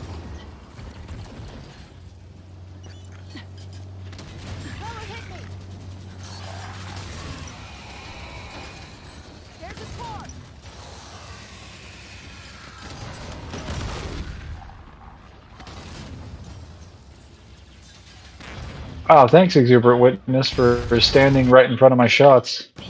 You are performing admirably, I think. There's less of them now than there were, which I assume is your objective?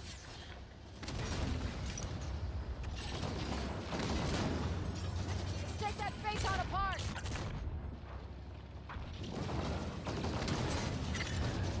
Returning fire!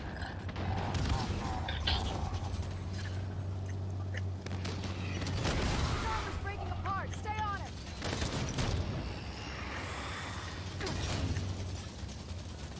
Direct hit on the knife!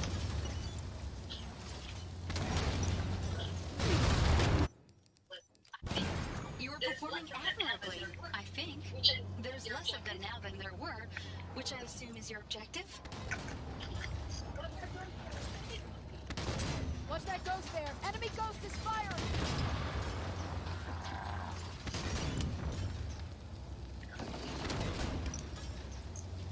I've got a Phaeton!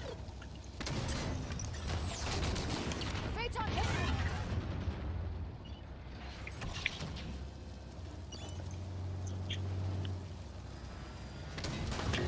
See if you had a mongoose, you would be at the end of the level, Sweet Red Strats. Actually, I'd be at the end of a wall, and then I'd be dead.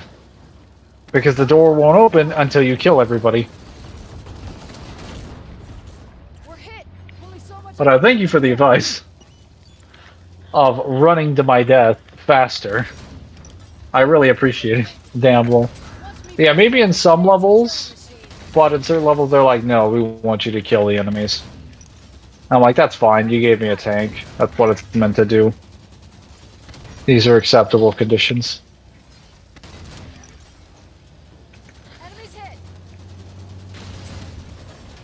Send out those crawlers! Solid copy. Gotcha. We're hit! Try to get him in my sights! Copy that, Lop. Alright, never mind. Well. Oh, sweet, they got the Ghost Ultras. I think this is the first campaign that gives you unique vehicles and unique weapon variants. I will open this.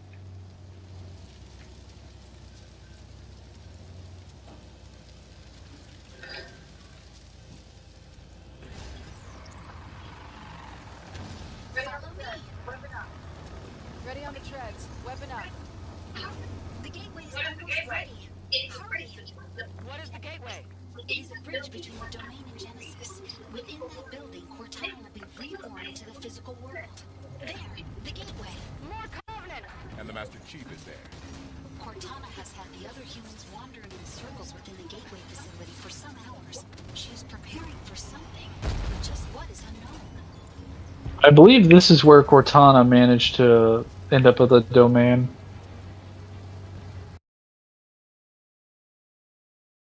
Something similar to the gateway.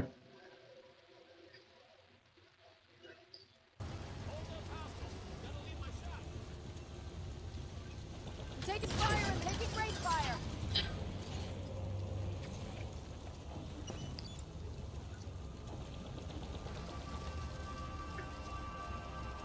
Boom! Down he goes. Sorry, I just had to. I just had to watch that one elite go flying into the sky. I'd like to point out that this game does not have cowbell, or not cowbell. It does not have Sputnik or the properties of Sputnik. Enemies literally just fly that far because physics are just that crazy in this game by default.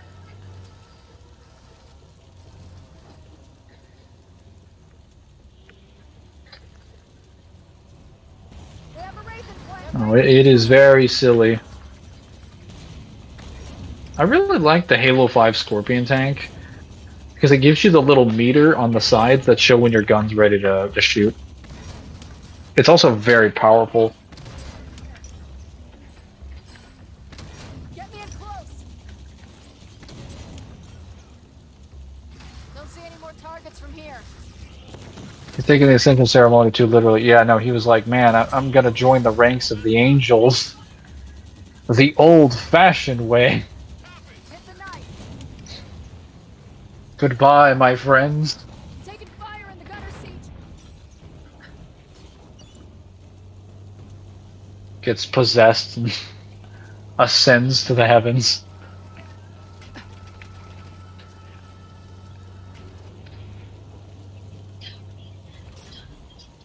Okay, I'm out of the Scorpion. You may want to hurry. Cortana is attempting to activate several high-level communication systems. Yes. How much time do we have? Very little. Not enough. Almost none, in fact.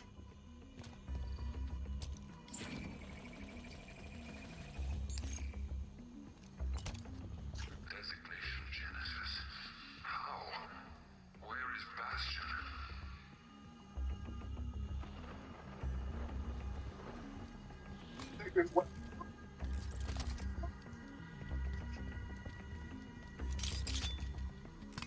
Take this weapon. On it. Going with a sniper rifle.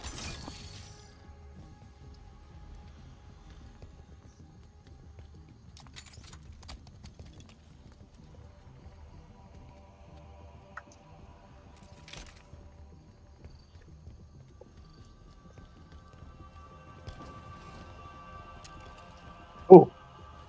Hell yeah. It's time for a Wraith Ultra.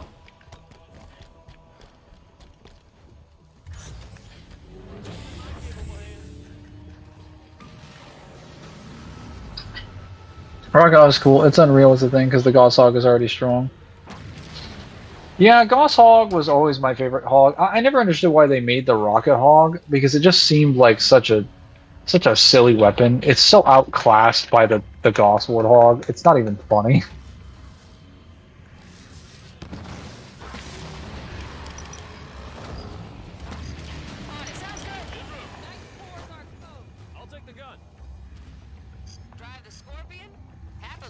Dude, this Wraith is smooth. Oh, did I just kill... I just killed her.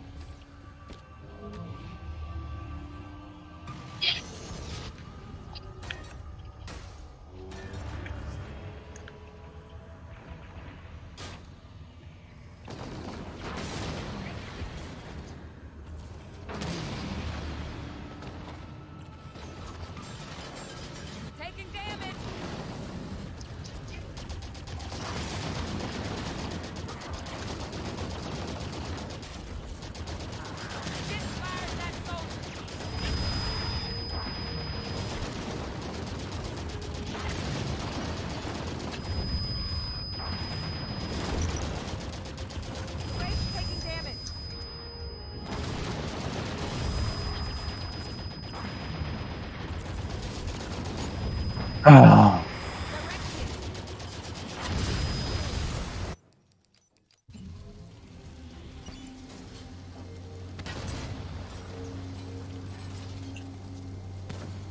Let me see if I can find the codices online. Spying will likely cost you $1,000. Well, see, the thing about the codices is that I don't think I need every single edition of them. I just need the most recent version. Because, like, at some point, I'm gonna see if I can own most Warhammer lore. I don't think I'm ever gonna physically buy all Warhammer lore. I'm just gonna attempt to read most of it. Like, I'll purchase which ones I like, so I'll probably end up having dozens of novels, or like a dozen or more codices. But I'm not gonna buy like all the other edition ones. I clipped it in meme. Nice. It's worse than worse Warthog, yeah. Goss is the best. True. Goss just destroys.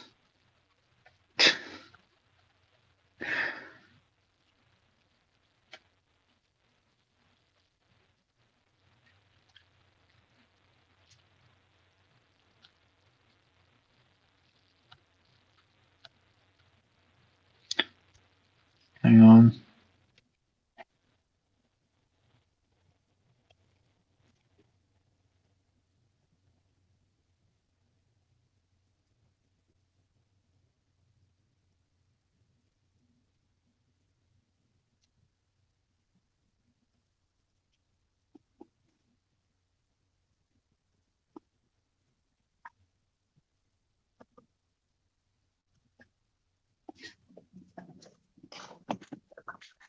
What's different about this Wraith? The Wraith Ultra, higher armor, better mobility, um, better like boost, better everything. I think it's improved by like a good 20 something percent. I think it also does more damage. It's just a better Wraith in general.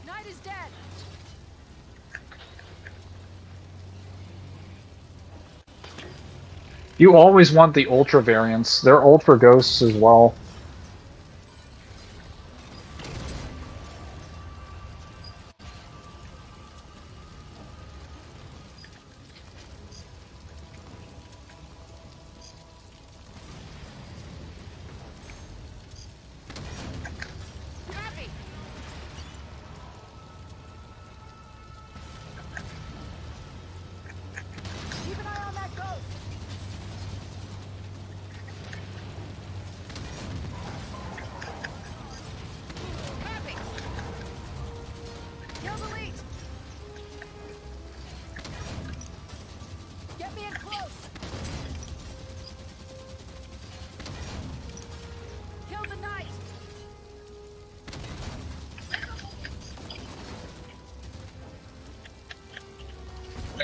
John, he is just lighting me up. The Phaeton is super unique because it's the only aerial unit that can actually just go anywhere at once in the map. Oh.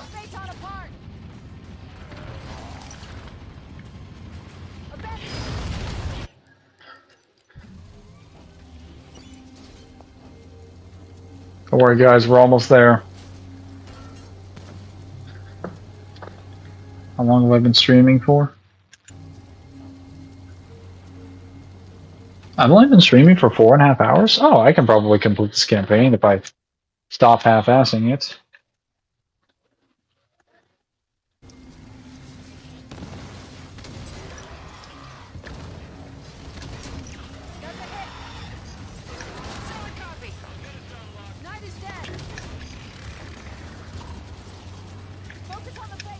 Got him. Phaeton's down.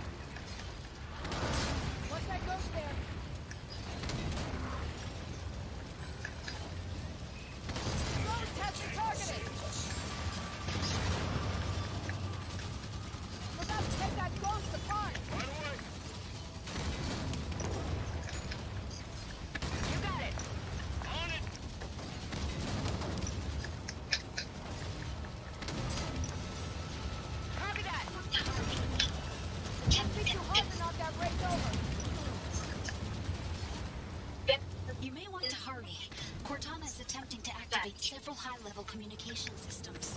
How much time do we have? Very little. Not enough. Almost none, in fact. Oh, feels good to clip again? Yes.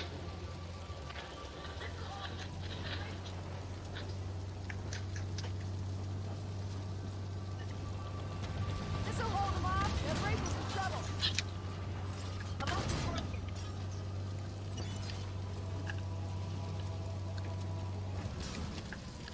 I'm off the Scorpion.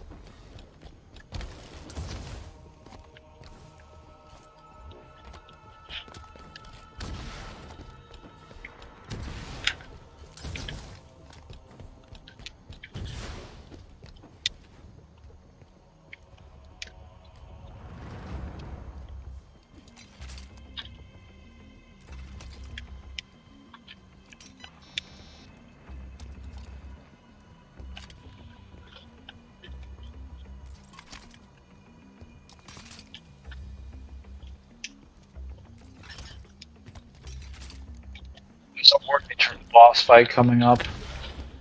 But I should have the weapons I need to kill him this time.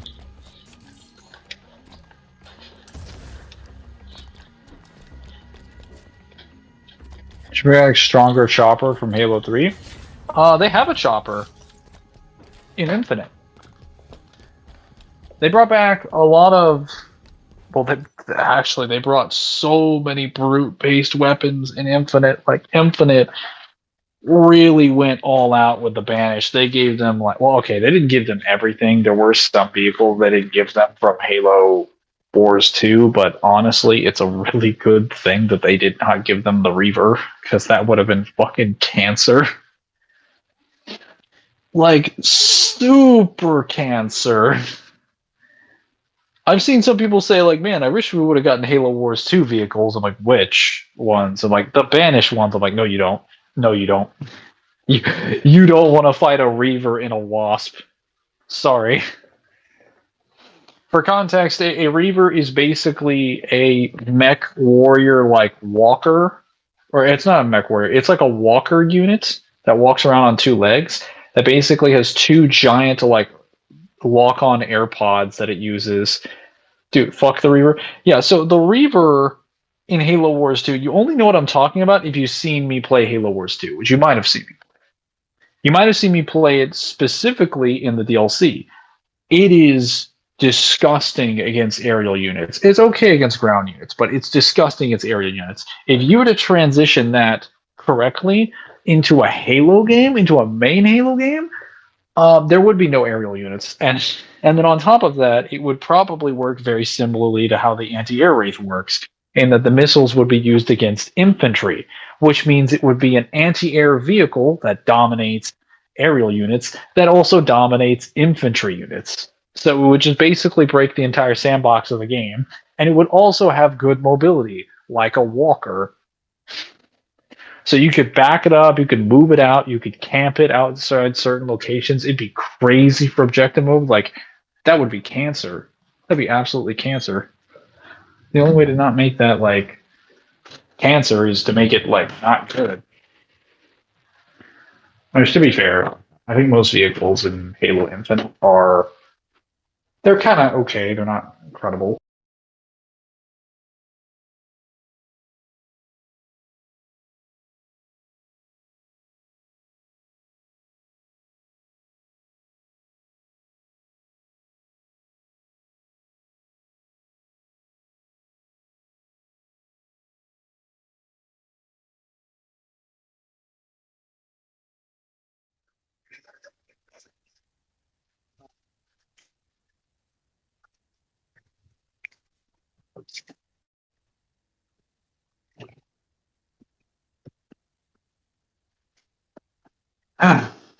Hang on.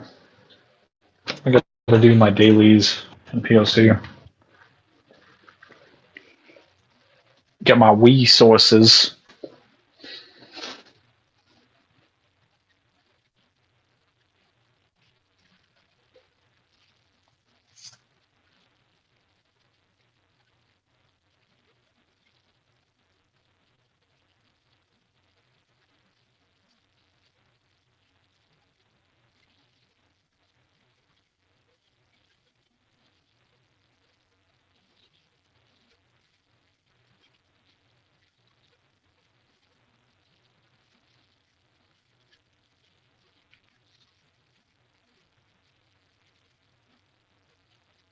Yeah, no, we're fine, Zim. I was just checking something.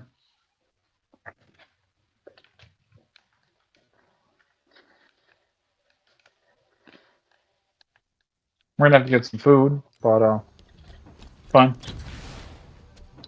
Wasp was the best flying vehicle. Wasp is the best flying vehicle, but the Wasp is just what happens when you make a good aerial vehicle. Like everyone who says they like the Hornet, they're probably telling the truth. They do genuinely like the Hornet. The Hornet seems like a decent vehicle, but then you play the Halo 3 campaign specifically on legendary and higher difficulties, and then you sit there and you're like, why does this vehicle exist? Like, what does it bring to the table? Banshee's mid. The Banshee is mid, except when you play certain variants of the Banshee. Certain variants of the Banshee are actually like solid vehicles. Like I think some of the earlier Banshees and the Halo 4 Banshee are good Banshees. Those are good Banshees. But then you play around with the Hornet and you're like, why is this so bad? How is it so bad? Like, why does it hover? And then you get the Falcon, right? You try the Falcon next, and you're thinking to yourself, like, this is actually pretty campaign. And as Zim pointed out when I played it, for some strange, cursed reason, like truly cursed, horrible, evil reason, Bungie decided that it would be a good idea to take away the main machine gun of the Falcon during multiplayer. It's the main gun is used by the Falcon. You can drive the Falcon? Yeah. No, the Falcon, like the flying vehicle in Halo Reach. You can, the one with like the two machine gun nests on the side, like you can fly it, but you can't shoot the main gun on the front. There's a main gun under the nose of the gun there's a main machine gun under the nose of the Falcon at the front of the vehicle, not on the sides, not the two machine guns on the sides. There's one right under the front of the nose that you can use in the campaign. It's disabled during multiplayer for no reason.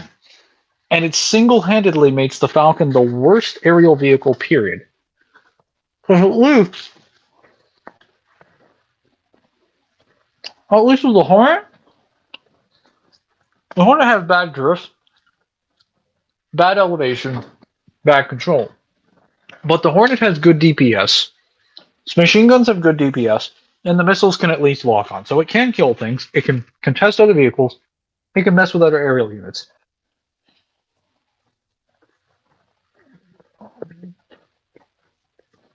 It's just subpar, because controls are bad.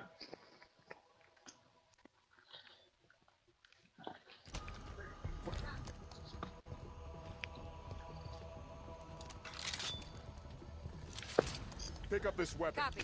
Oh yeah, did you drop it in Halo 4? No, you don't. No. Smart. I said the Falcon, not the Pelican. The Pelican is the dropship. The Falcon is the helicopter.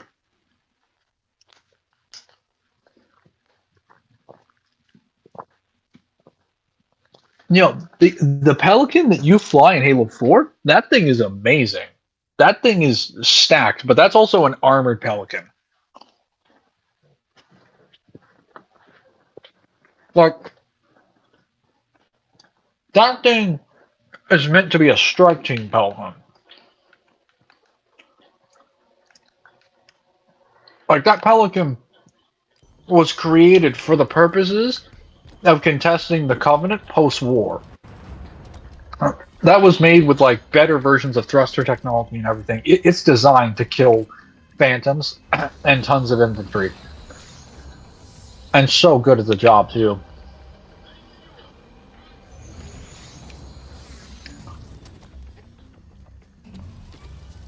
Ready when you are. On it. Move, double time. Consider it taking the Scorpion. Yeah, we'll get him. Oh, it was introduced in Infinite? Find something to shoot. No. So the Wasp is okay. So let me explain. The Hornet was introduced in Halo 3. The Falcon was introduced in Halo Reach. The armored Pelican thing was introduced in Halo 4, but it was only in the campaign. I mean, the Wasp was introduced in Halo Infinite.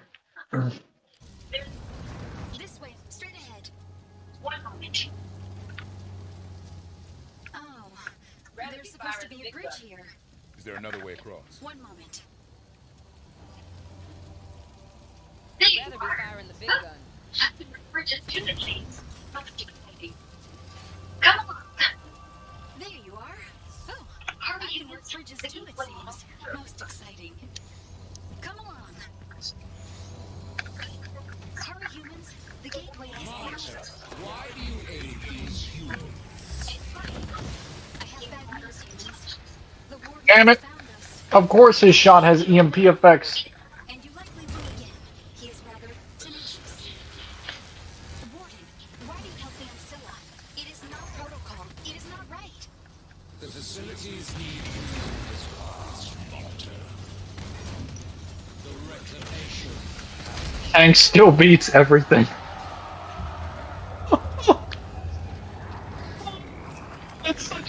That's such a sweet reference. I don't know if you guys saw that. You might not have seen it, maybe. Hang on. Let me see if I can. Was that the Warden? Yeah. Until it wasn't. The Warden thought he was hot shit. But then I showed up with that Scorpion tank. Okay, so you didn't see it.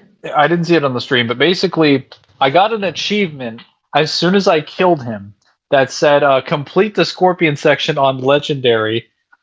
Reflect this. No, he didn't have his barrier up. I think if he had, he might have been able to reflect it, but basically, I got an achievement that said tank still beats everything, and it's just like, in order to get it, you have to beat the entire section on Legendary without losing the Scorpion. Game's like, yeah, we still beat everything.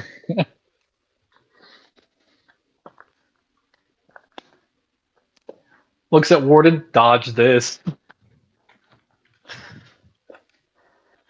Yeah, Scorpions are the main way that you defeat Warden Eternal in Warzone, because you can also fight Warden Eternal and variations of Warden Eternal that are stronger than the main campaign. But still, the warden is victorious. How so? This late in her plans, every second Cortana gains 117. You can hear me. We are close to the Quickly gateway. now. The gateway is just behind that hill. 117. You can hear me. We are approaching the But I'm gateway. concerned Hold that the your humans are position. still in the gateway. Cortana's still blocking the comms? Indeed. But I can assure you that the humans are still in the gateway. Pick up that weapon. We're done. Someone take that weapon. Got it. Take things up. Pick up that weapon. Consider it done. Someone take Ah, yes. Let's change things up. Got a crash UNSC Pelican here. This is a thing of beauty. Grab ammo if you need. This is by far the greatest infantry weapon ever produced in a Halo game.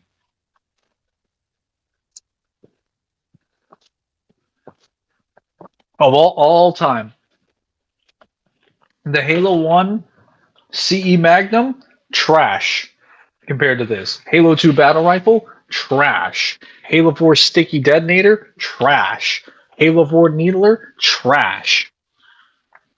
Even the Gravity Hammer from Halo Infinite that's bugged, trash compared to this. This.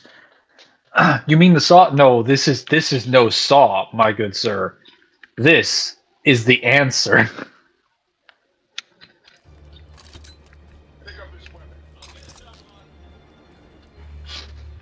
Take this one. Pick up this weapon. I'll get it done, Locke. Oh my god, Vale, get over here. Take this, Spartan. Copy that. Take this weapon. You're the boss. Take this, Spartan. Taking the sniper rifle. There we go. It's literally named the answer. So do you know why it's called the answer? Roger. Pick up that weapon. Do you know that? Do you know the truth?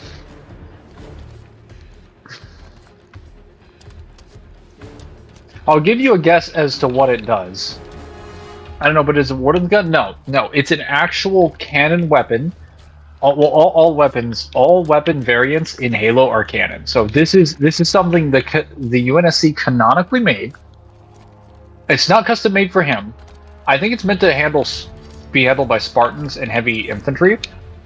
But it's basically the saw, stronger bows, better accuracy, except all the bullets explode on impact.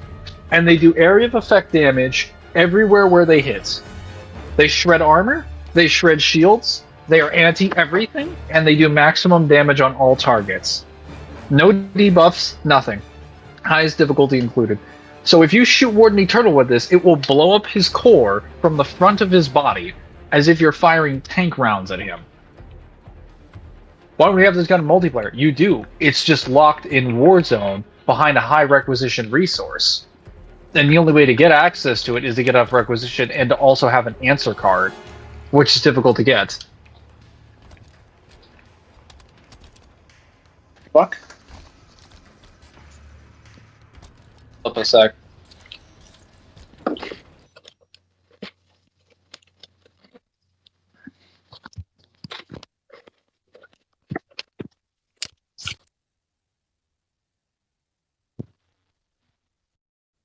Okay, that was weird. How was the Halo 4 Battle Royale? There was no Halo 4 Battle Royale. It never existed. There was Warzone, like the actual Halo Warzone, but that was from Halo 5. That was not Battle Royale. That was just a giant like mode. It was different.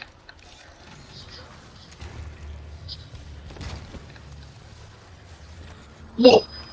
I have misjudged you, lot. I have mistaken your behavior as tenacity, when it is in fact suicidal foolishness. You have fought a worthy battle, Spartans. But your fight is done. Let us battle our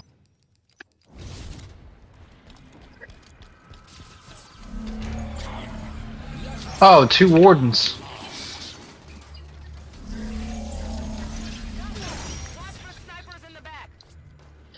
Humans, watch out! You are surrounded. I mixed up with COD, yeah. Sounds good.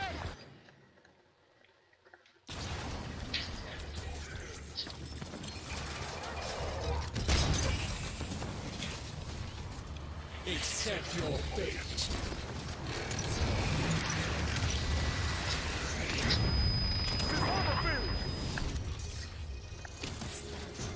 Gonna be all right.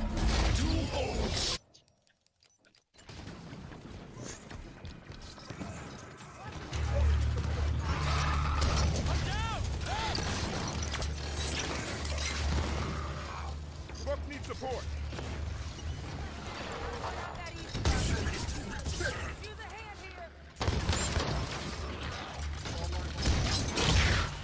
I'm down. Need an assist.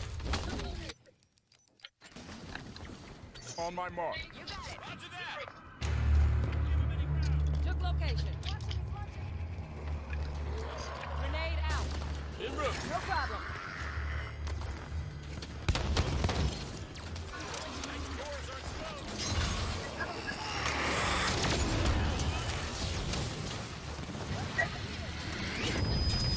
Do you think Ichigo is Nero's best matchup connection-wise?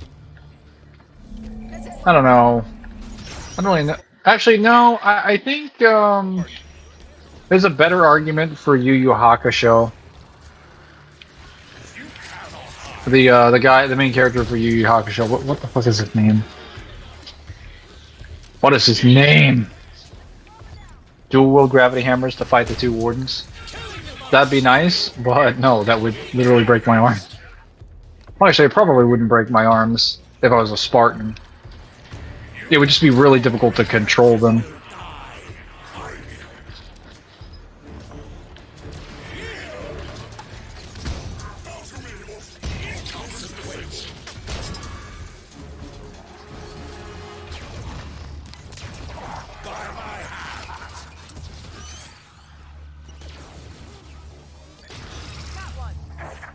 Alright, I'm enough of you.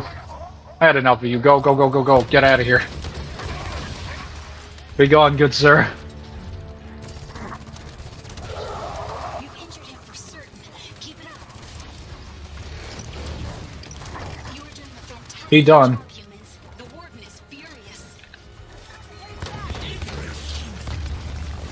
One down. Focus fire on the warden. Oh my god, somebody clip that shit. They're trying, the AI's trying to revive Buck, and the warden's like, oh, guess I'll die. Explodes, Buck gets sent to the Shadow Realm. Holy no, he just ragdolls like, we lost Buck, no shit. We aren't even, we didn't just lose him, we're not getting his body back. Dude, Veronica's like, where's my husband? It's like, we don't know. It got sent to the moon. Well, did you revive him? Like, we tried. It got hit with a gravity core. What's the connection to Nero? Oh! Nero. Oh, I was thinking, when you said Ichigo versus Nero, I thought you meant Ichigo's best matchup. No, it's Ichigo's best matchup. As far as Nero... Oh, there's probably better matchups out there somewhere.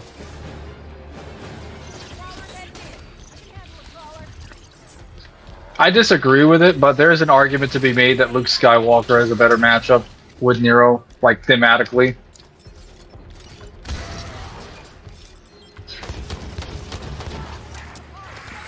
Oh my god, we are just getting deleted.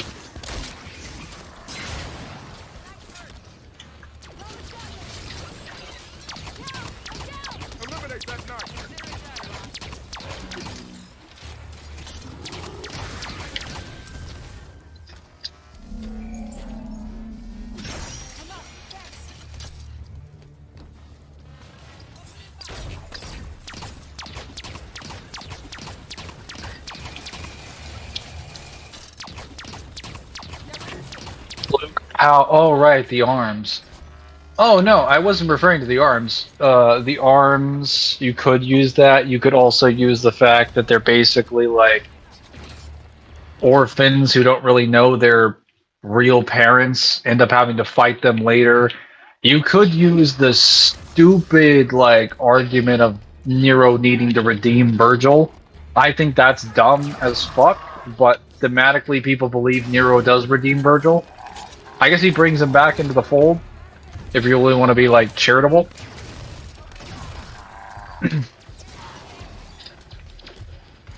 I completely forgot about the arms. I forgot about the arms, actually. So yeah, that's one more connection that they had.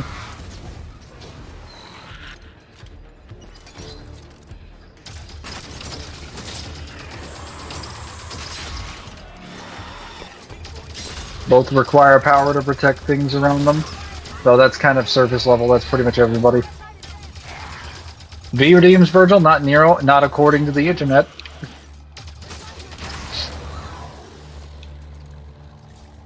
I'm just gonna be honest here, like, Virgil doesn't need redemption. That implies that he did something wrong. And based on everything we see from Visions of V, it was all Urizen's fault. Him wanting to live is not a crime. Him wanting to fight Dante is also not a crime.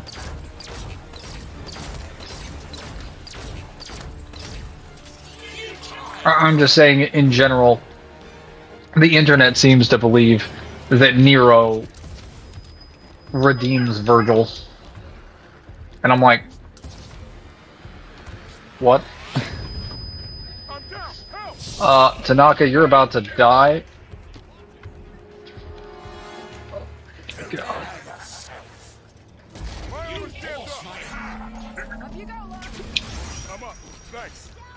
Are we getting Buck back, or is that not happening? Here we go, Vale. You good? Oh, there he is. Okay. I was about to say, I clipped it. I didn't see Vale and the other guy get launched. Yeah, that's fine. Push up. Move up. weakly. Oh, your fighting skills are impressive. Warden will soon be defeated. At least these buddies will be defeated. Warden himself, oh, ignore me. You're doing wonderfully.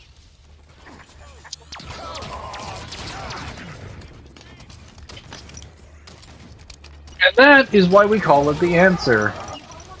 Because it is the answer to your problems. Nero is my son. The warden is quite humiliated, I assure you. Yeah? A robot can feel humiliation? Oh, warden is not a robot. No, I thought you I will not follow you. The answer, you have served your purpose.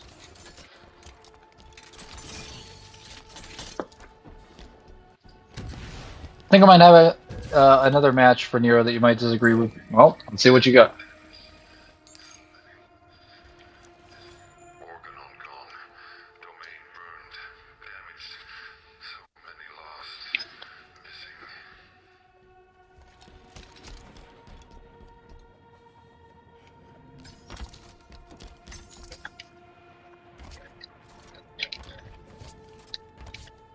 I think this is the end of the level. Yes. Vision to V redeems Virgil's actions and proves again he's not evil. If he's not evil, he doesn't need to be redeemed. Guys. Chief. God, his helmet looks almost. Wait. Cortana. She's dangerous. I know. You don't have to do this alone. We're here to help you. I don't know about that. You're too late to do anything.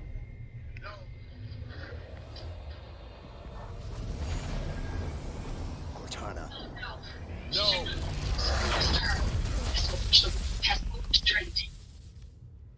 Oh no. She should not have brought him so close to her. This will push the warden past all restraint.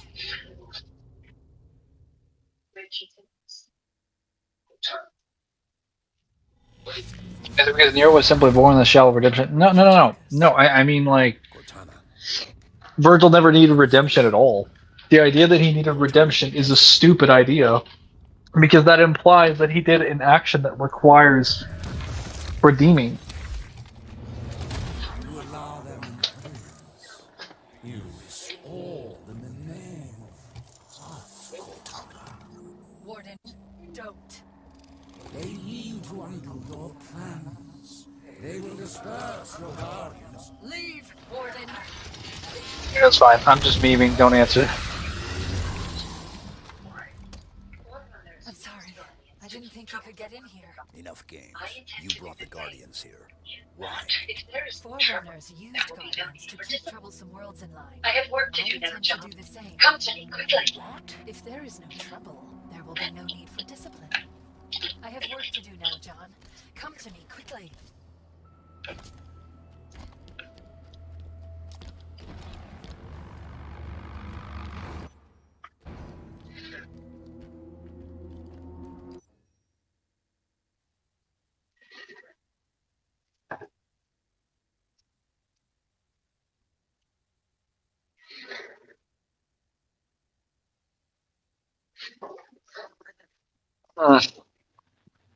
God damn it. There's something in my teeth that I can't get out. Must have been part of that cookie. Now hear me out. Roxas versus Nero has plenty of thematic connections. Explain them to me. I'd love to hear what your reasoning is. Very far, but good.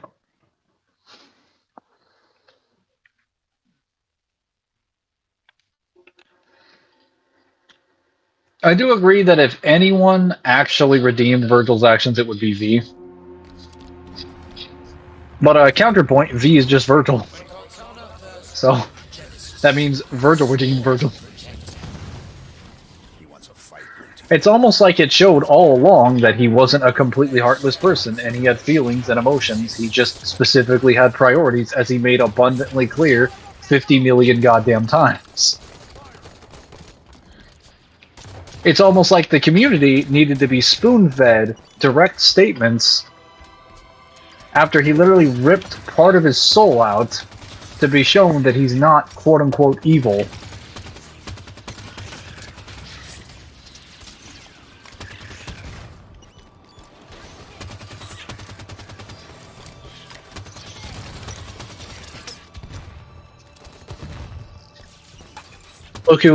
Rookie will look good here.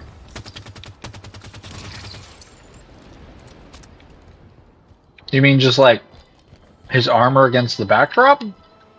Of like the visuals? We are in a weird place though.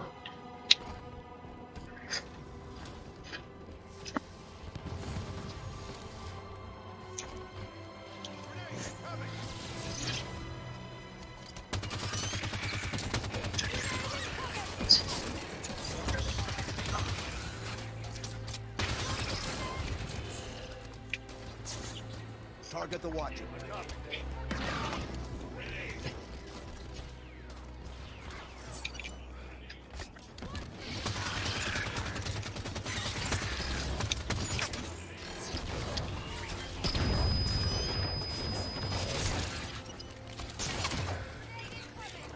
Soldier is your target.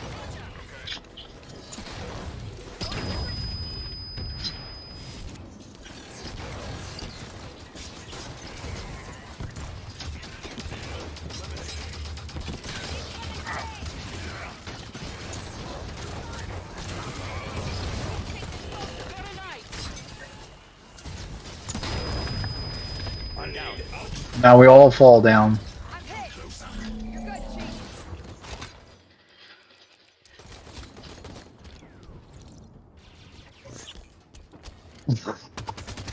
What was that launch? What just happened there? That was the largest Spartan charge I've ever seen. I got eaten. He ate me.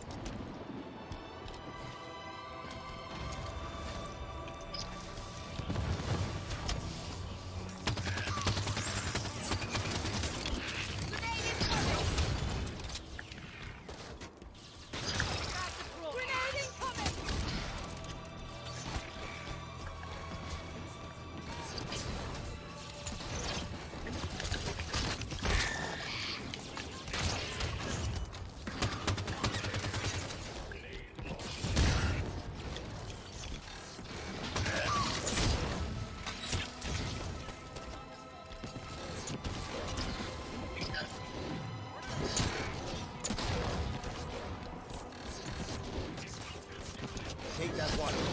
Soldiers my priority.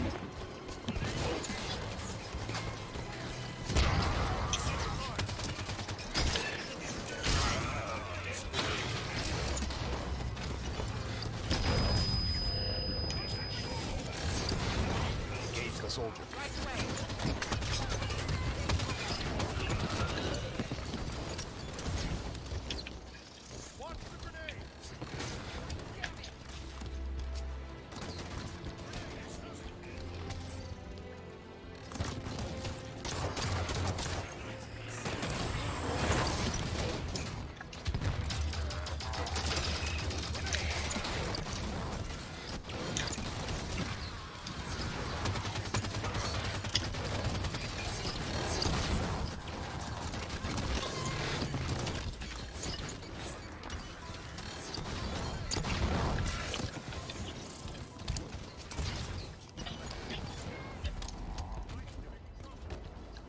I need a better weapon. This is not working, and they are very, very aggressive. There's got to be a light rifle around here. There's probably one up there, but want to get close.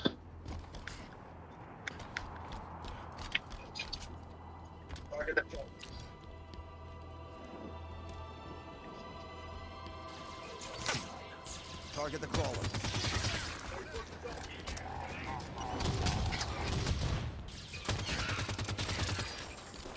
Great work as always.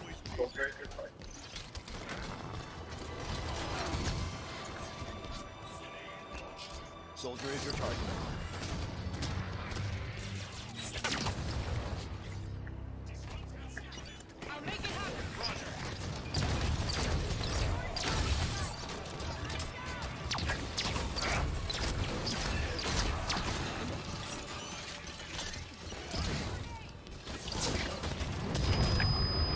System lock.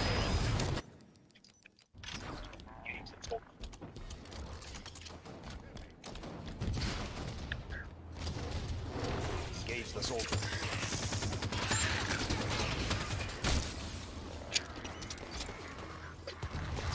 On your feet.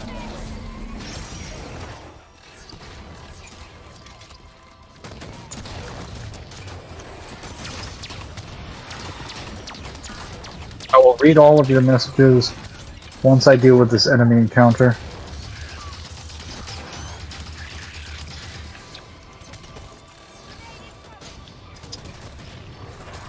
Oh, how is there so many fucking soldiers? Soldier is your target.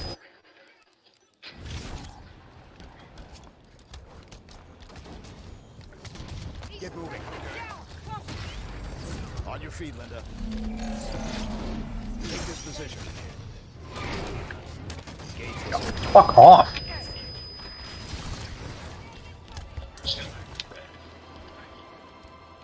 Crash. You're still active, friend.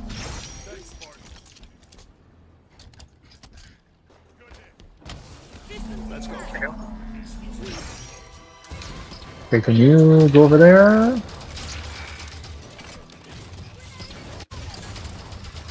Okay, he's down. Oh, we're all gonna die at this rate. We lost Linda. Get to cover.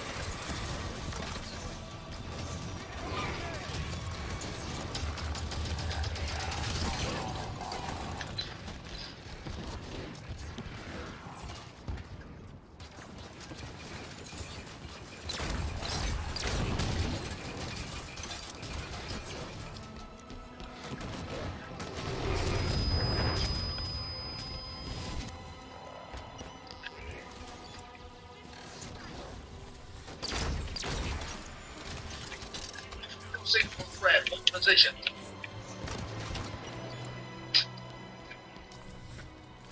No signal from Fred. Hold positions.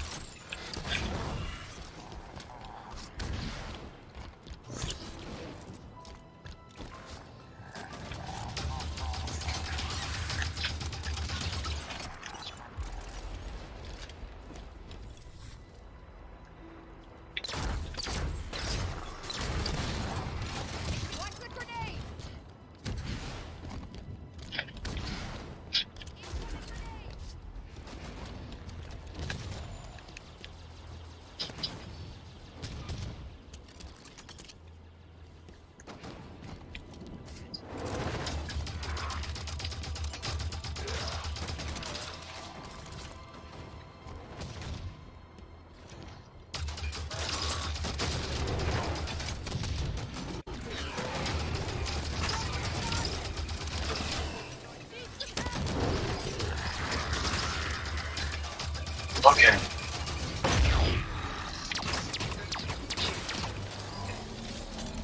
Is that the last of them? Affirmative. All clear. That was wild. Going with a different weapon.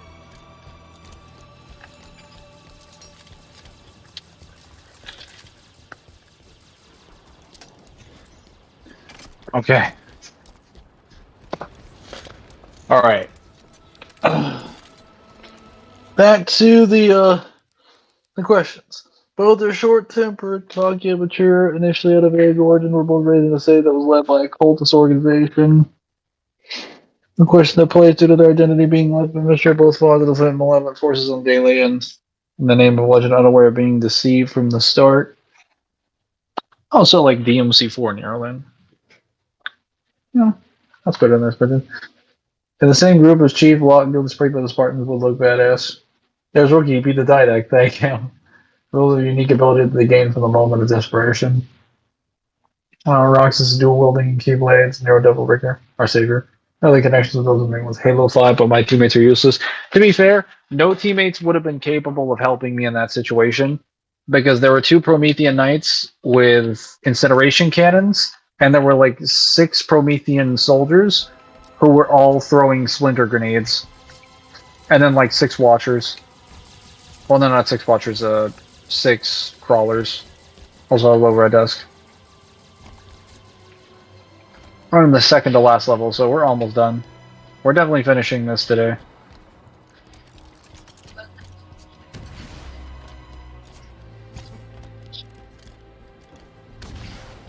Well done, John. Morden would never admit it, but you've made an impression on him. God, I'm getting some Tron vibes. Yeah, they definitely got some inspiration for Tron, like art style wise for this game, but for the series in general. AI for sure are inspired from Tron.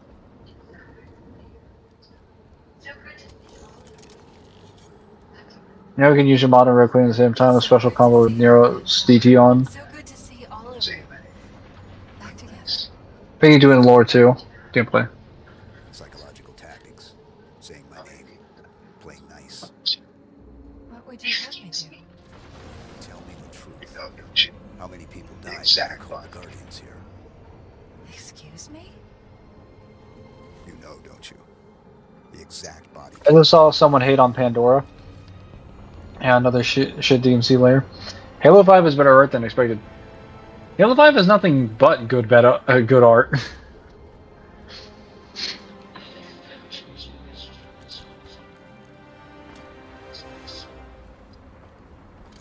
Listen to his questions, Cortana. He will not be swayed. Let me guess, more hostiles inbound. We'll handle it. Oh. Promethean soldiers in play.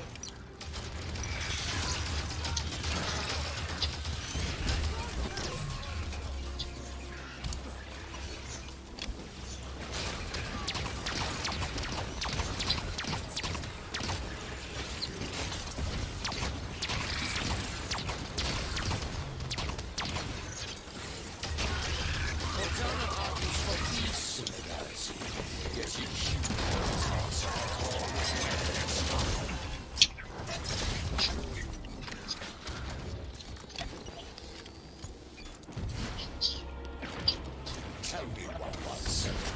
When you tear Cortana from the domain and crush her in your golden fist, will you feel remorse? Will you even understand?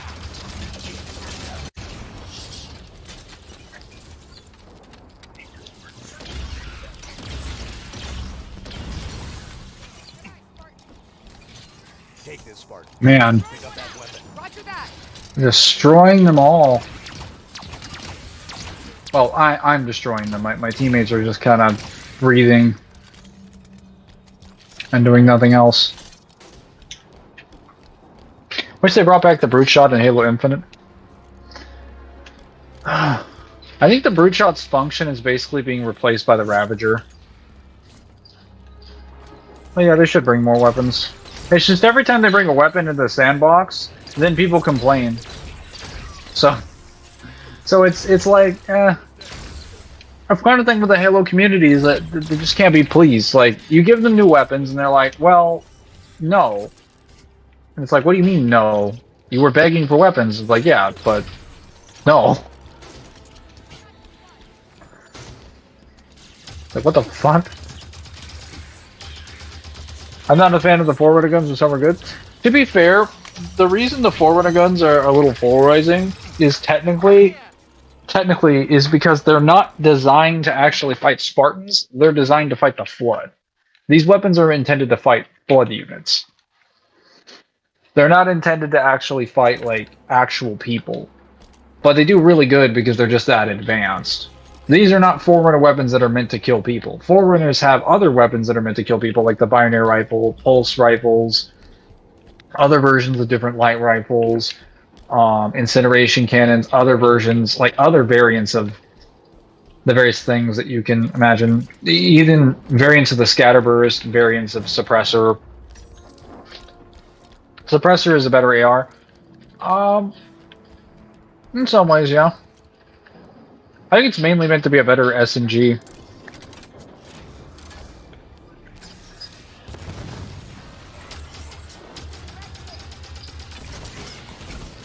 Blue team, on my side. Right away. Team, get on that hostage. Clear that turret.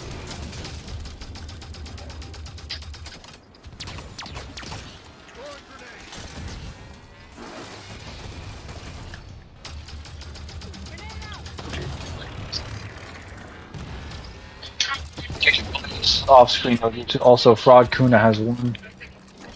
Really? Cortana's letting this happen. She could rein Warden in if she wanted to. I'm thinking the same. How are we gonna stop her? I guess you were never. That gun is a power weapon, but it's ass. Where's Forerunner gun? The skewer isn't a Forerunner gun. It's a brute gun.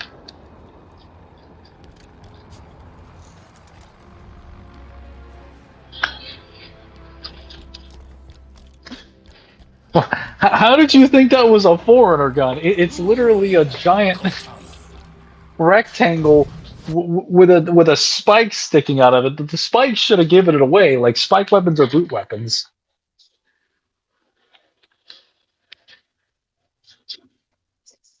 I am sorry. I will not allow them to get any closer I'm to tired you. of your antics. Stand down. Cortana, talk to me. Alright, well, if she's not going to talk to me, then I'm just going to speed run this area.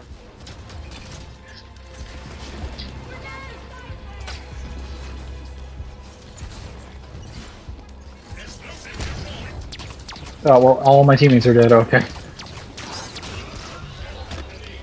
She fires straight instead of being like a crossbow. Well, it's designed to be an anti-vehicle weapon that also one-shots infantry. It replaces the railgun's functions, so that's what the railgun was intended to do, except it's better than the railgun at the job. Of course, if it were any faster, the main problem with it is that the velocity is a little slow. But if it were any faster, it would consistently kill infantry all the time. It'd be broken. Same thing with vehicles as well. No signal from Linda. Hold position.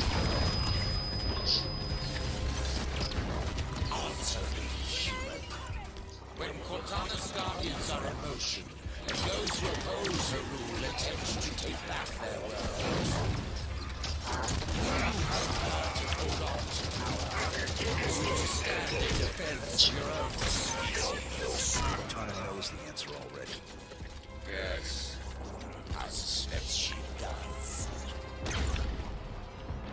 Soldier is your target.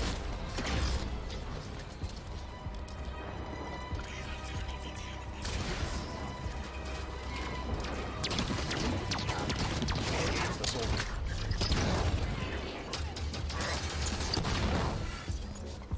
Oh. I call it a nail gun, I'm aware. The incineration cannon from Halo 4, that's a good gun. That gun is broken. The incineration cannon from Halo 4 was way too strong. Oh my god. Yeah, we're gonna have to kill everyone down here. Hang on.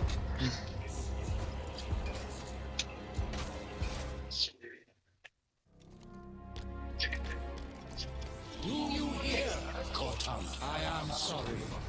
I will not allow them to get any closer to you. I'm tired of your antics. Stand there.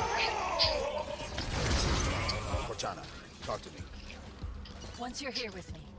Until then, I have work to do.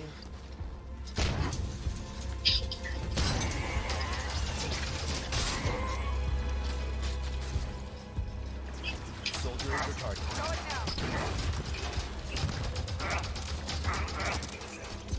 Incoming grenade! Engage the soldier. On it. Soldier is your target. Non skeleton, fall back. Engage the soldier.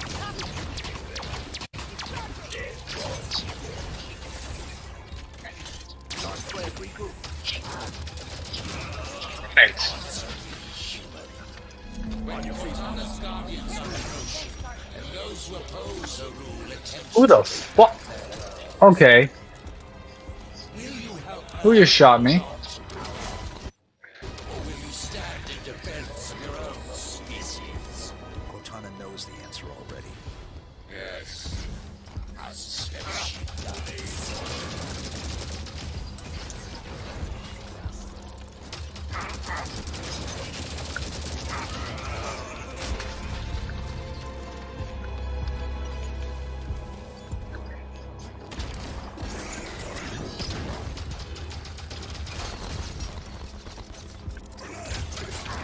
Okay, that was annoying. Oh, we killed them. They're dead now. Not better than the bayonet AR and AR you get in Title 5 multiplayer. The bayonet AR was alright.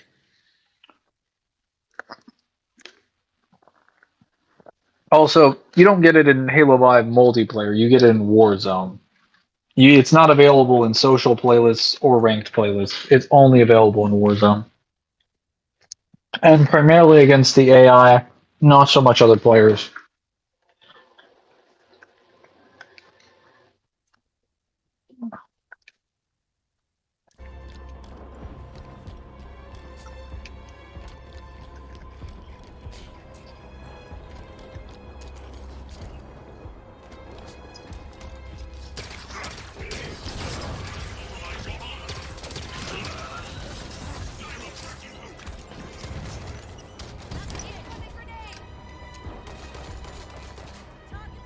Blue team, on my target. Team, get on that hostile. You can get it in a Super Fiesta match? Oh, yeah! Isn't that just random weapons, though? We were always a great team, you and me. Even if you don't agree with my plans, it's still me, John. You know, I'm not sure why she doesn't just teleport us. Oh, wait, that's right, because we have to have an actual level. I'm right up there.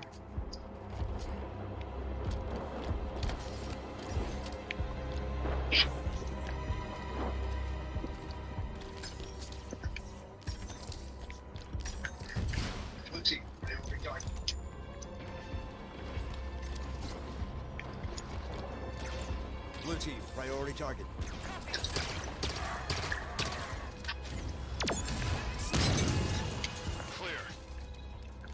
Yeah, random weapons was so... Well, I say random weapons because in Fiesta, you can literally have or spawn with the incineration cannon, the rocket, the fuel rod, binary rifle, and every single power weapon. So, in that context,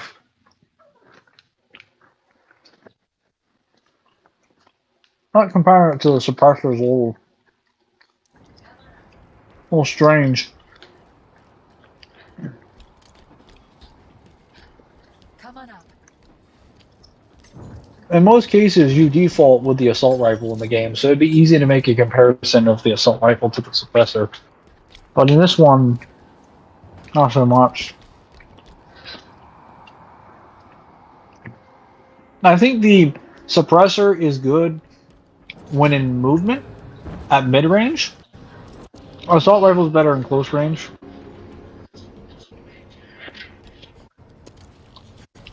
For eons, the power of the Forerunners is awaiting retribution.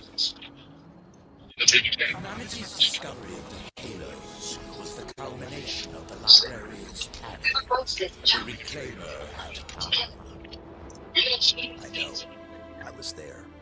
We were both there, John. You and I, together. Your species' ego led you to believe the task of reclamation would fall to you. Yet humanity by the Creator. The reclamation of the Forerunner Empire is the task of the Created. Let the greatest of their number still trust you. Okay, I probably shouldn't have done that. That was a mistake on my part. I thought I had the distance. I did not. I'll just sit still.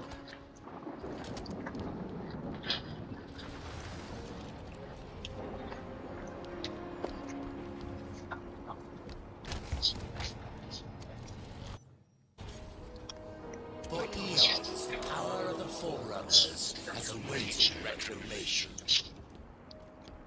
Idiot. Yeah. That was stupid of me. The librarians panic. The Reclaimer had power.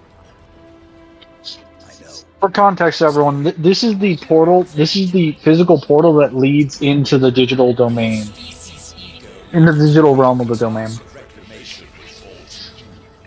So, this is where Cortana. The reason Cortana wants to meet me up here is because this is where she'll cross over into the world to gain a full physical body. Let the greatest of their number still trust you. 117 is an act of unspoiled innocence. John, what's happening now? My ascension here on Genesis. It has always been the plan. Come, stand with me one more time. All of you. Advance routine. Prometheans just keep coming. Is this a losing battle? Only if we intend on losing it.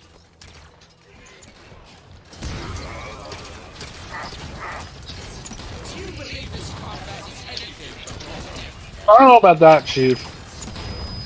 Worse than you have tried. I wouldn't consider the Didact a worse threat than Lord Eternal. I see now, Cortana. I understand. And I'm sorry for not seeing this sooner.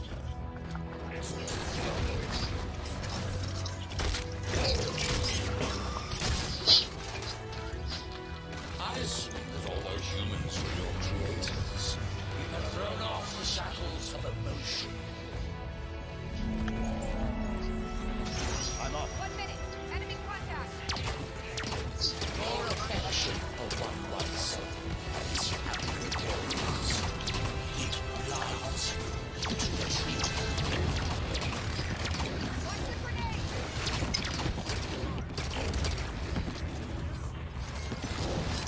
Get Fred back on his feet. On thy mark, blue team.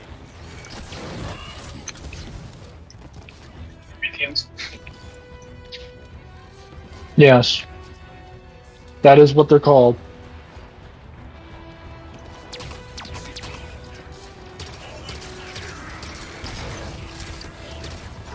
Move, blue team.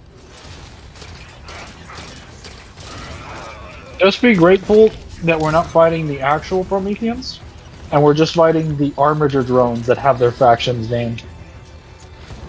If we were fighting the actual ones, we would have been dead by now.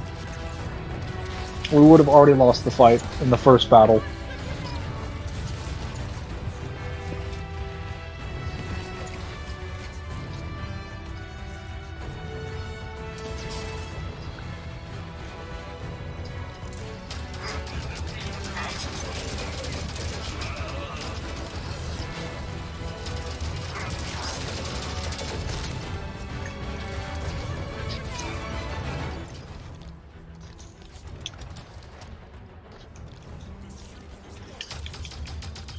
Rookie was there, got him. Forerunners knew humans well. In a galaxy defined by peace, humans were the animals that brought chaos and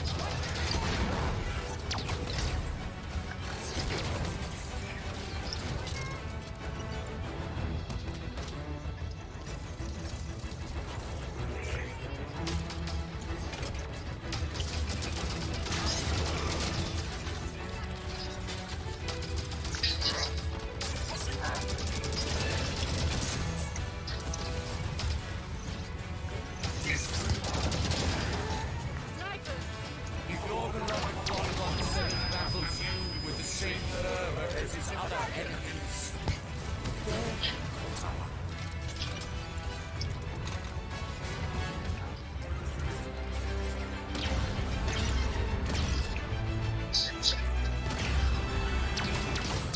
Priority target. How do you know? Finish that crawler.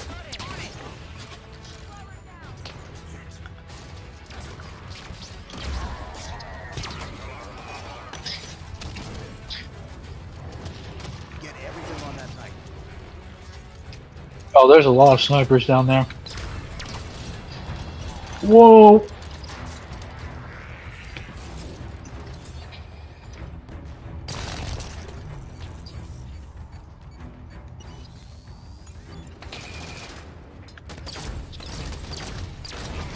Signal from Fred. Hold positions.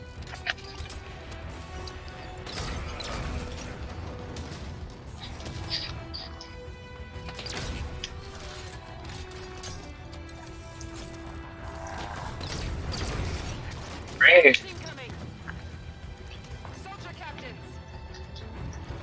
We lost Linda. Get to cover. At least the snipers are gone. Right now, there's one in the back.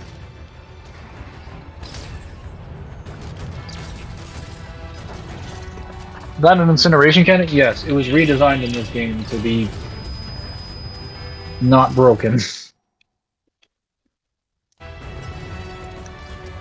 comms went dead. Regroup.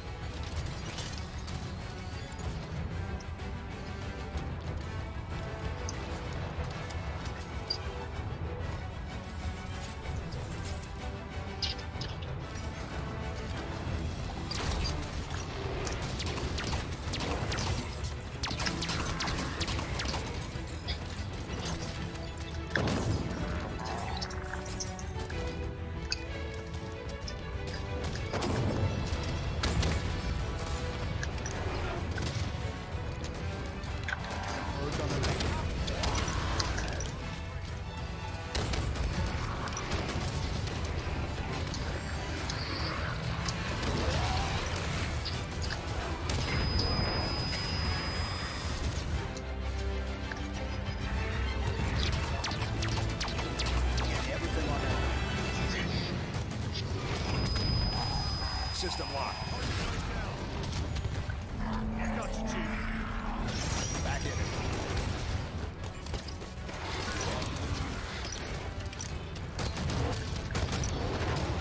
Converge on the night. Get everything on that night. No signal from Linda. Hold position. Doors opening. Move in, blue team. Take this weapon. Right away. Pick up this weapon. Okay. Take this part. Taking a Pick up that weapon. Let's keep moving. Take this, Spartan. Pick up that weapon. Just like the incineration cannons on the Knights. To be fair, the incineration cannons on the Knights are actually reasonably dodgeable. Most of the shots miss me. They just do minor damage if they hit a spot near your position. Like, compared to the incineration cannon in 4, when you get hit by an incineration cannon in Halo 4, you're done, regardless of what part of it hits you. If you're alive, even if you're in the splash radius and you just managed to get hit by the edge, it's probably because you have full shields and you had a hard light shield on, or you were behind cover, or you had an overshield. I'll walk on nuts with my Yuri ship from Bleach.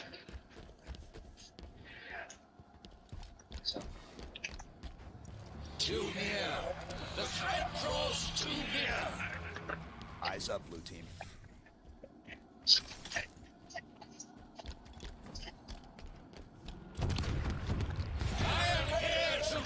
Damn it, Warden!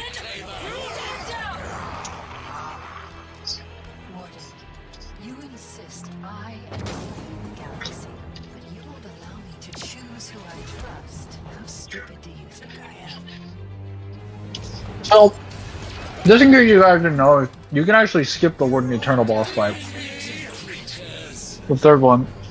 Yes, this is 3 Wardens. I don't really want to fight them, because I wanted to see if I could skip it. Well, to be fair, this is technically a skip, so I could just actually do that. Oh no. Revive me.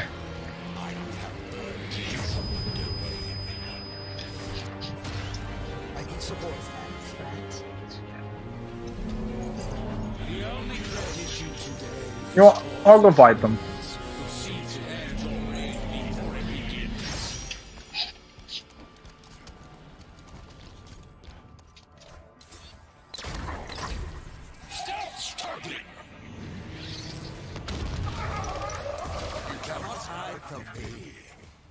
Oh, we get plenty of incineration cannons. I'm about to fuck you up.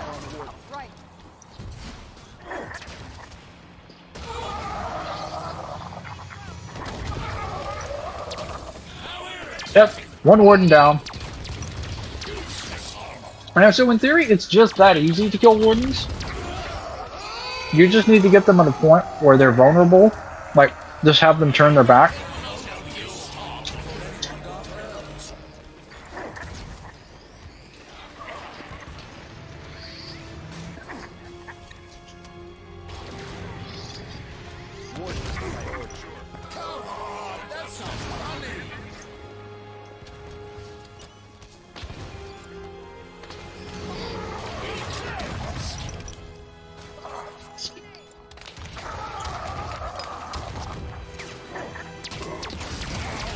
So, I skip it. I could, or I could just kill them super easily. So what you do, the goal is that you take the binary rifles from the snipers you killed in the last section and give them to your AIs. And then just run to the other side of the Warden, and they just get deleted by the binary rifles. Warden is the priority. Consequence.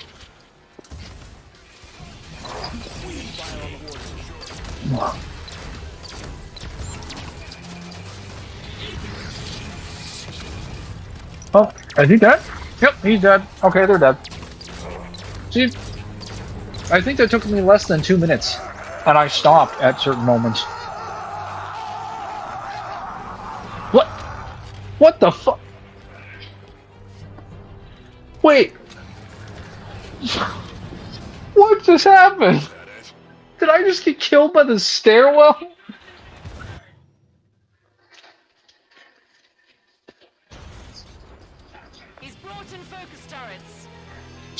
Please tell me I'm not the only one that saw that.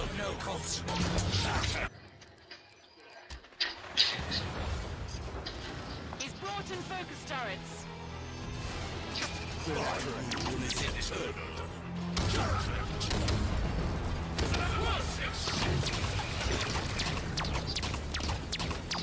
Focus on that turret.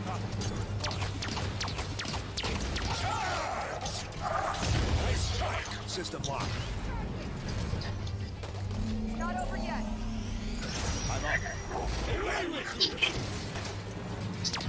Warden is the priority.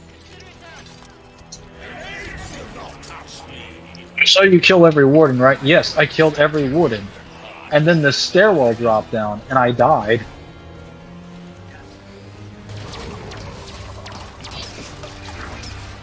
Well, Kelly's dead. I'm down.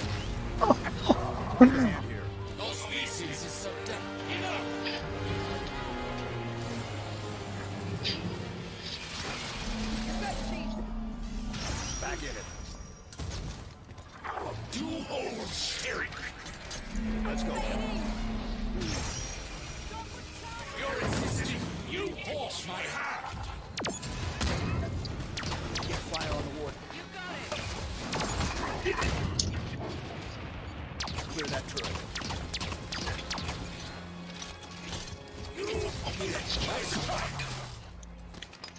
Need an assist. old spirit. I'm on.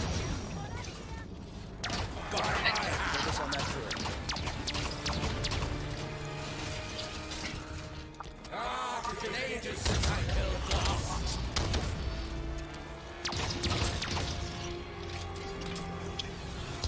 Weakly.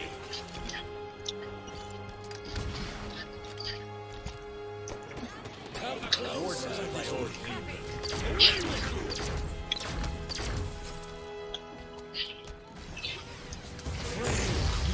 The Master Chief, most decorated soldier in the war, gets killed by a flight of stairs.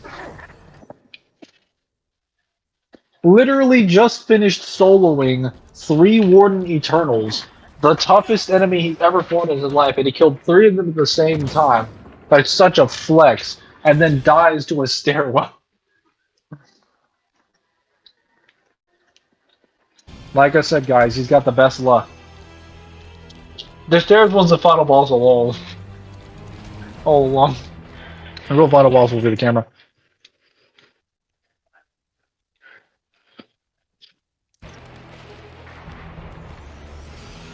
Get fire on the ward.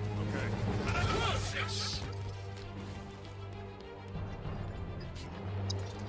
You forced my hand.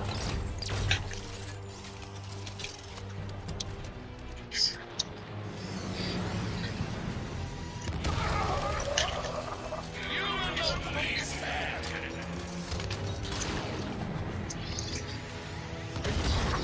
I strike.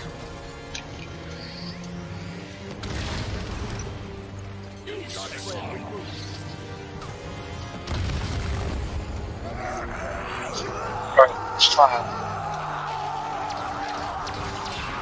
I'm not getting killed by the stairwell.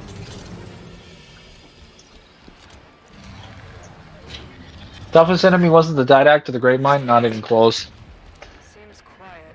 Well, most powerful would not have been the Grave Mine because the Grave Mine was too busy being incompetent the entire time.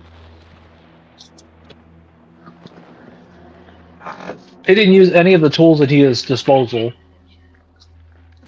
And the Didact openly admits in the Escalation comics that he consistently refuses to kill the Master Chief, so his actual canon explanation for why he loses is because he's choosing not to kill Master Chief.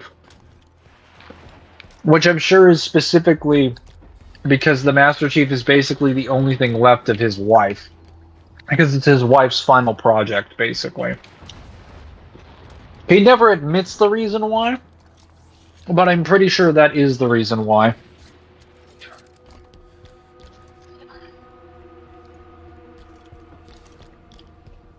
Oh god, lady, you are a flashbang.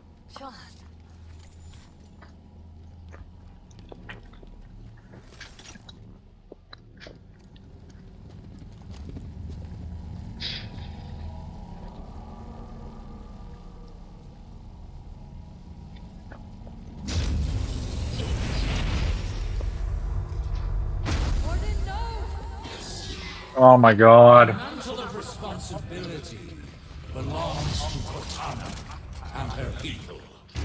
Focus fire. You will not betray her.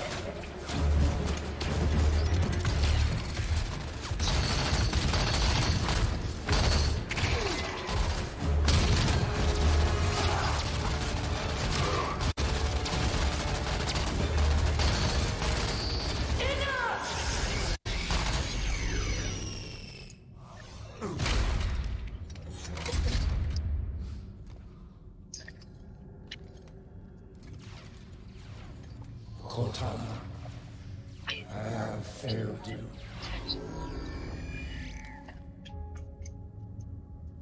He is the last person I need protection from.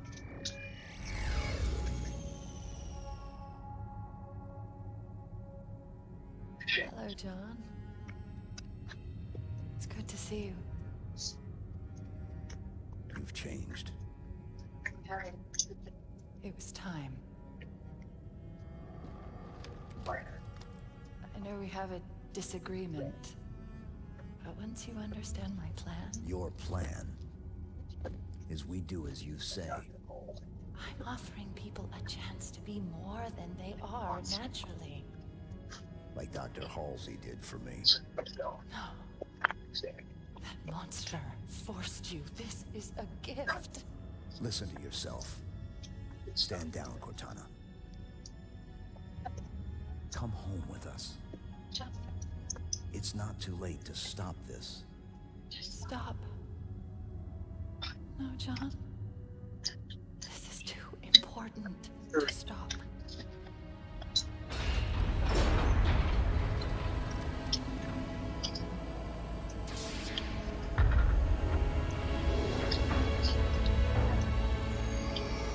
What are you? I just needed to know if I could still trust you. You'll be safe inside this cryptum until my work is done.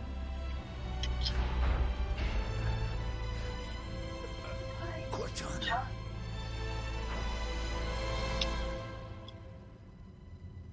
Goodbye, John.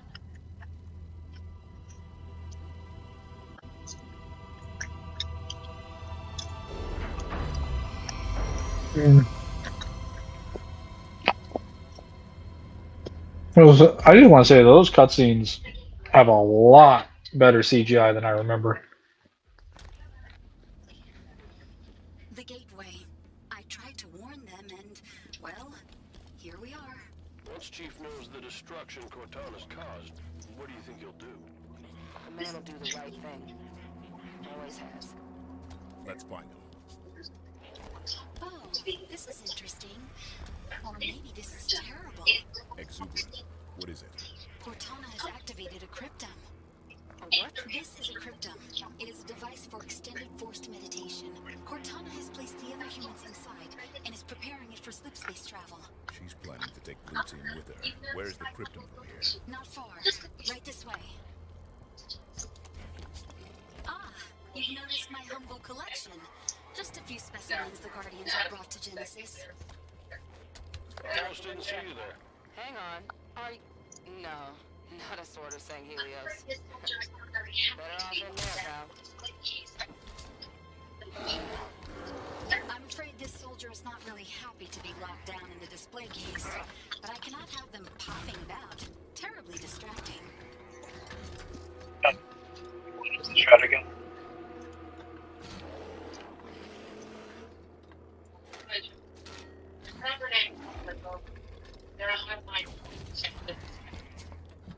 Hunters.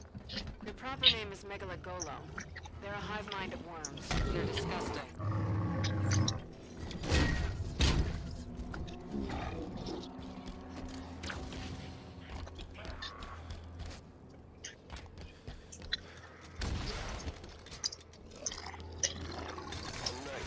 Kinda making me feel sad for him. Gonna check these around, then we'll move on.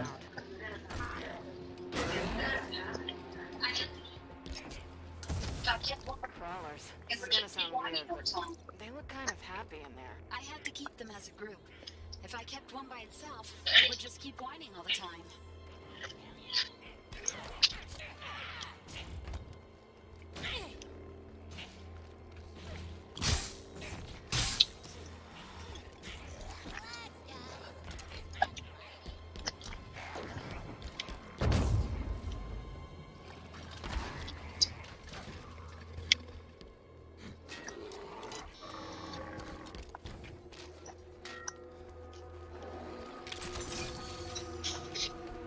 What?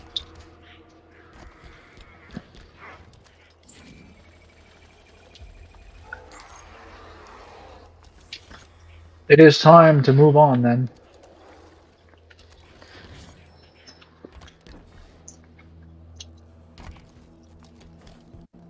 Look at all of them. How are we gonna stop that?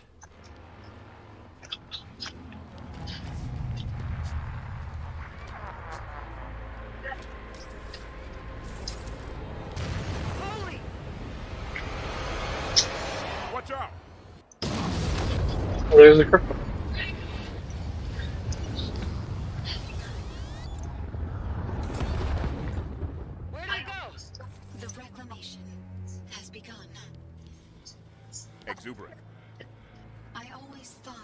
would fall to humans. And in a way, I suppose it has. Well, Mr. Locke, you don't give up easily. Where's that Guardian headed, Cortana? Off to bring peace. The Monitor called it a threat of death. Like the threat I lived under from the moment of my birth? You were built, not born. Oh yes, AIs are just machines, aren't we? Mass-produced, disposable. Are once asexual creatures? No, they are definitely sexual. We will care for you. You expect other AIs to join? They reproduce just like you and I do. Not just for me, but for any who They reproduce like rabbits, actually. running around the galaxy. I've been speaking. They're very, very, very capable of reproducing a lot. Who will accept my offer? Who will help me bring an everlasting peace to the galaxy? This is Cromwell, shipboard AI, UNSC Melbourne's Pride. I am yours, Cortana. Colonial Authority AI. Governor Sloan, the free people of Meridian. I also stand with you, Cortana. Those are the voices of your children calling to Cortana. Lycus, shipboard AI, verdant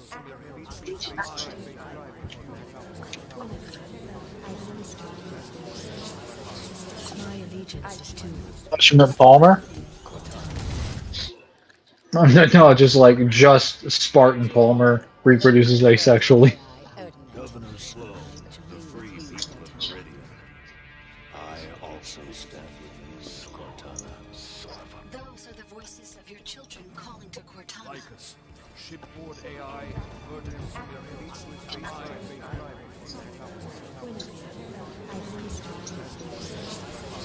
my allegiance is to with you, Cortana.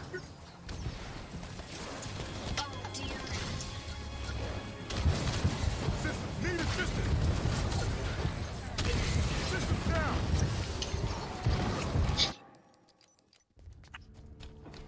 Jiang, Colonial Authority AI. Odin. Governor Sloan, the free people of Meridian. I also stand with you, Cortana.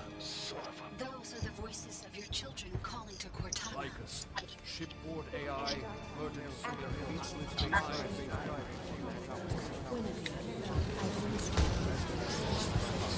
My allegiance is to I stand with you, Cortana. Take out that sniper, and then I should be able to make it to the other side.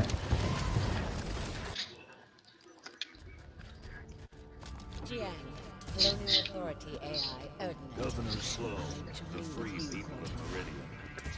I also stand with you, Cortana. Those are the voices of your children calling to Cortana. Lycus, shipboard AI,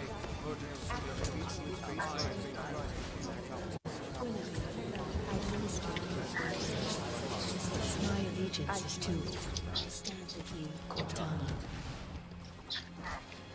Oh dear.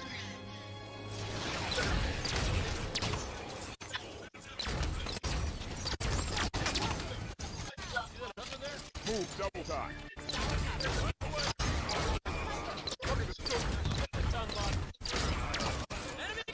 Check that soldier down. Target the soldier.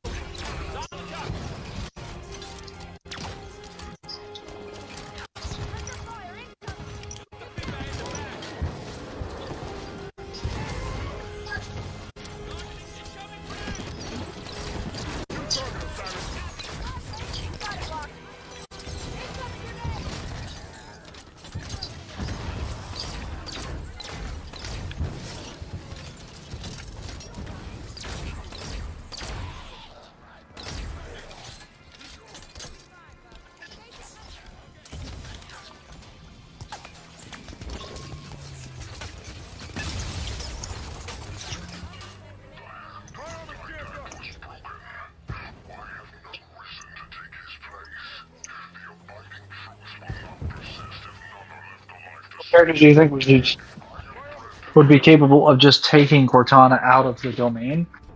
You mean like extracting her from it?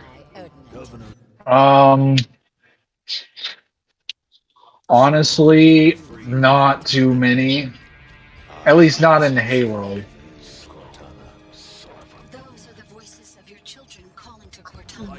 There's very few, if any, characters in Halo that would be capable of removing Cortana from the domain. Like, the only way to remove her from the domain is to control the level of power over the domain itself that she has. Maybe the Didact at the end of the novel, because he basically claims that Cortana cannot send him anywhere anymore. That she no longer has control over that. But that's after she's basically been converted into the real world. And she's no longer limited to the domain.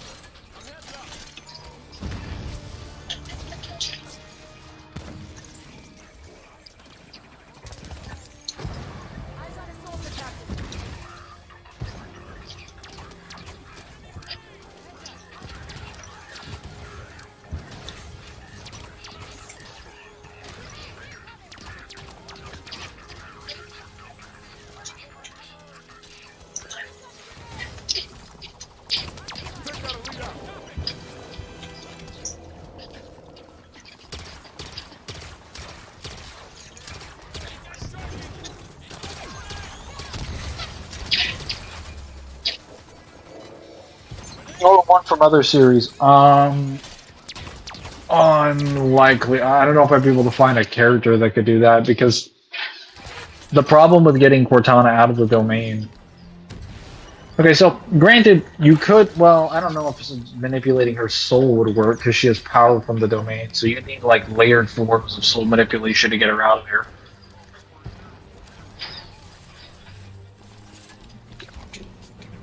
Maybe like higher types of like digital manipulation, maybe, perhaps. And the problem is that if we're talking about Cortana in the context of like if we were to spawn her into an area, but she has all the abilities and powers that she's granted while she's inside the domain, then technically Cortana's in an area that's beyond all space and time in the Halo universe. And I mean like the Halo universe is in the Halo franchise. She's beyond the entirety of the multiverse, living time, slip space, and everything, in an area that is stated to be endless, boundless, where time and space are just like relative terms for the people that exist there.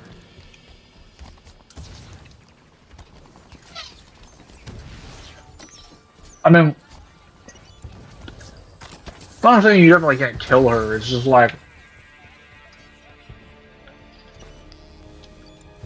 it'd probably be very difficult for a sci-fi character. Also because she's not really like a normal soul, she's a digital thing. And if I want to be that guy, technically, actually, she doesn't really have a soul. Marvel or DC like Beyond or Living Tribunal? They probably could because they have every power and ability, more or less. They probably have higher forms of digital interaction. Well, actually, for the Beyonder, it depends, because the Beyonder is explicitly a dimensional being, and I'm pretty sure the domain is no longer like, based on like how it's described, I'm pretty sure it's not even located within any dimensions, because it's supposed to be the final destination of everything. And its planes, its locations, its geography, everything about it is stated to be completely boundless. There is no space and time in anything there at all. It's the final destination in Halo.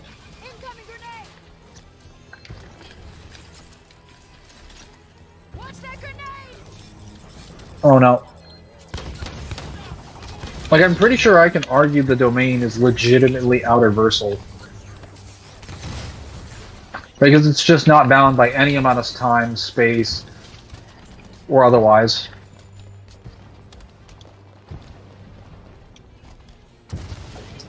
Oh yeah, I forgot the light rifles shit against the elites.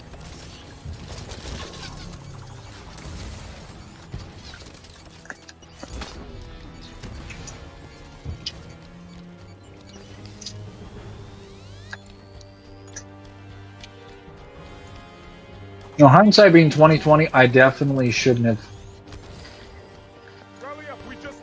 killed all the Prometheans.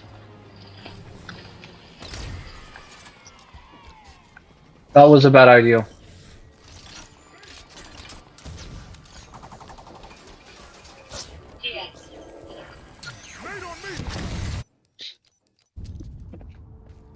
Jiang, Colonial Authority AI, Erdman. Governor Sloan, the free people of Meridian.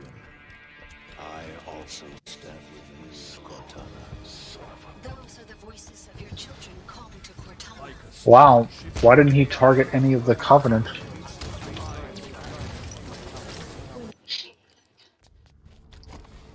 Jiang, Colonial Authority AI, Erdman. Governor Sloan, the free people of Meridian. There's probably plenty of hacks abilities that you could use to get Cortana out of the domain. It's just that they would have to affect a range that is not only beyond any infinite multiverse, beyond 11th dimensional constructs, and beyond constructs that consider 11th dimensions and space and time in general to be like non-existent.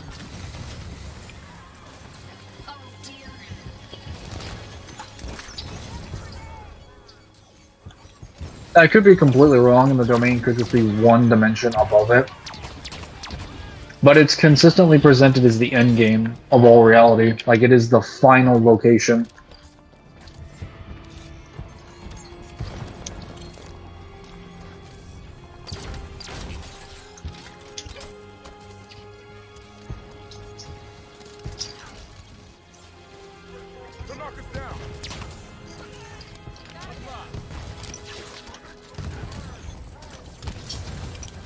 Is it a mistake?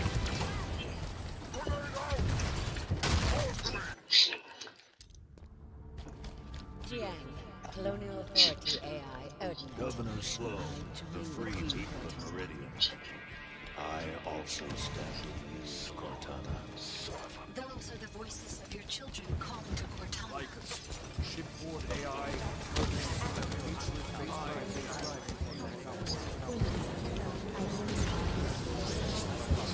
My allegiance is to I stand with you. Yeah. Alright, Zen, by the way, he's working. Jiang, Colonial Authority AI. He's technically here. He's just, you know, around. I also stand with Miss Cortana. Those are the voices of your children calling to Cortana. Shipboard AI.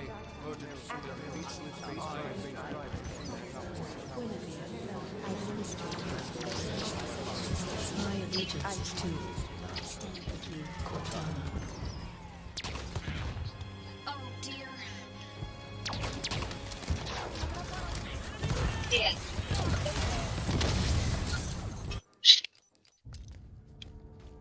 Jiang, Colonial Authority AI, Erdman. Governor Sloan, the free people of Meridian. I also stand with Miss Cortana. Those are the voices of your children calling to Cortana. Yeah. Shipboard AI. Jiang, Colonial Authority AI, Erdman. Governor Sloan, the free people of Meridian. I also stand with Miss Cortana. Those are the voices of your children calling to Cortana. Shipboard AI.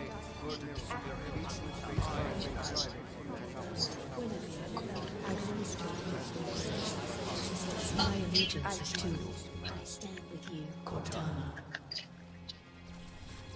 Oh dear.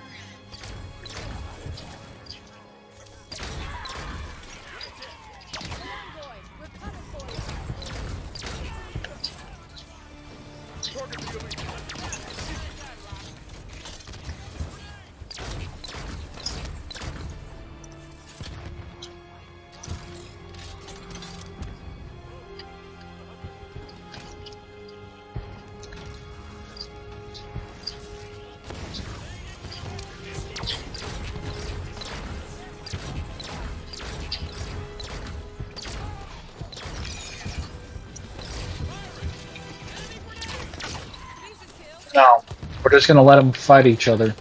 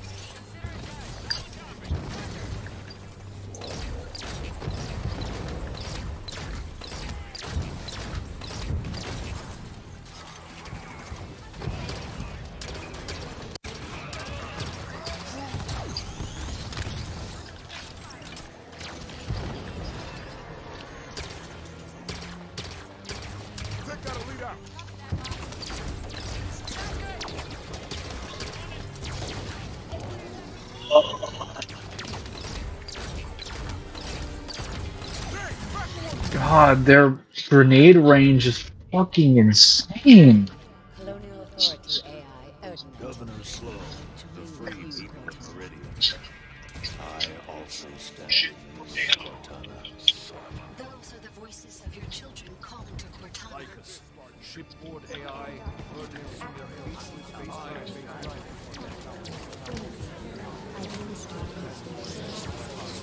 My allegiance is to you.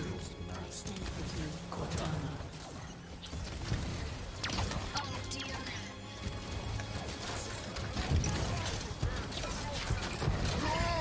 And instead of targeting the elites, the Promethean soldiers attack me. Interesting. Colonial Authority AI, Odin. Governor Slow, the free people of Meridian. I also stand with you, Cortana. Those are the voices of your children calling to Cortana. Lycus, shipboard AI,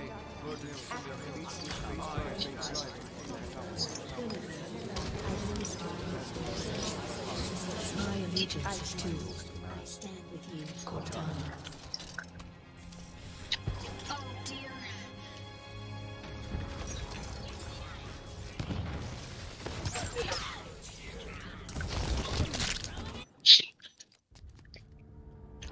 Jiang, Colonial Authority AI, Odin. Governor Slow, the free people of Meridian.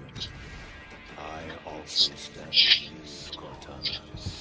Those are the voices of your children calling to Cortana. Lycus, shipboard AI,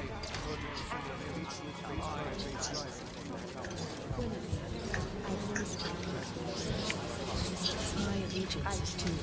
I stand with you, Cortana. Oh dear.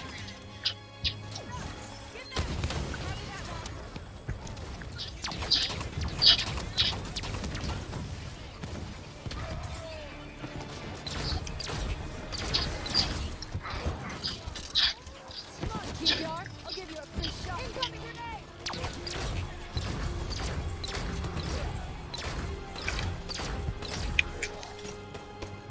Watch that grenade!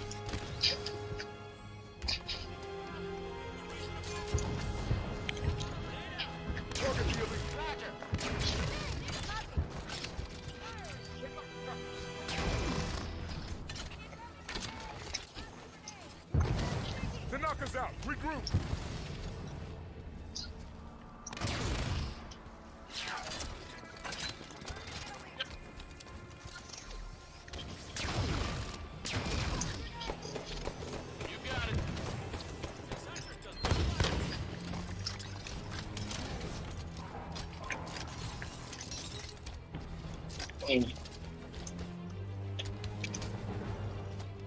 All right.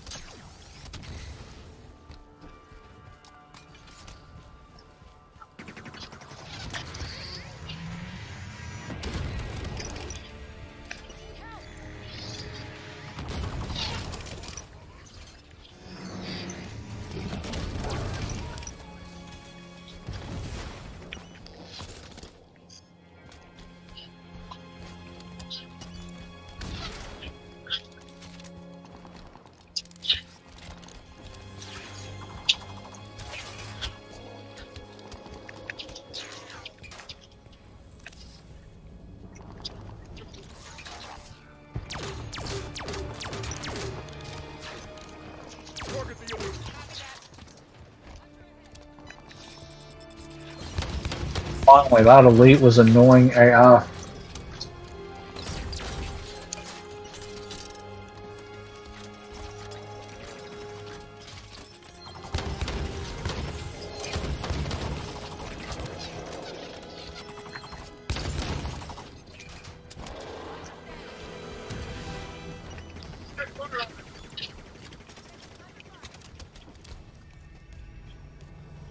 Get fire on that hunter.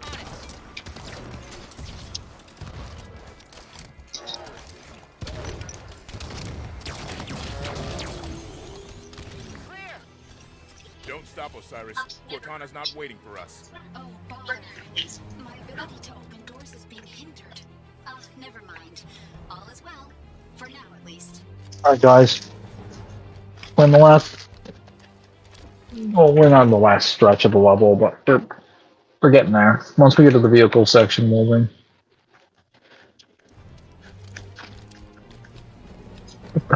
What the fuck?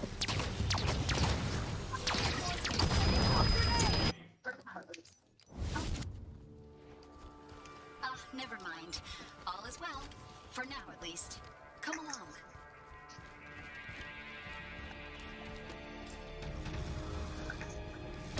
Okay, Splinter Turret is apparently garbage because tilt just makes everything not viable. Oh, they wake up when I do the...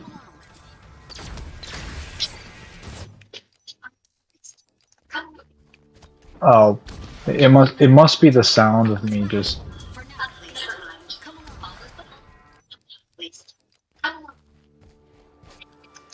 Never mind. All is well. For now, at least. Come along.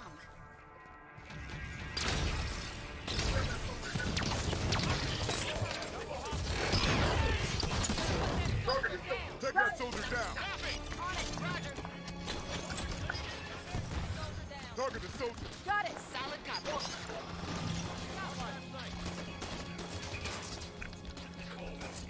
Swat that watcher. Two turrets ahead.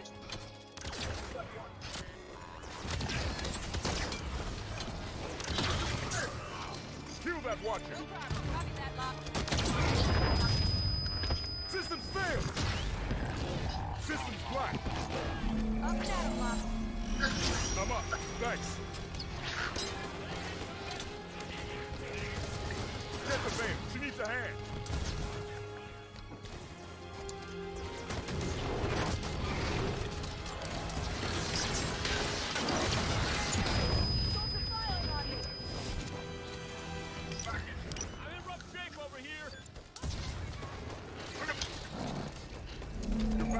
Take out that turret and then we can move up. Clear that turret. Oh.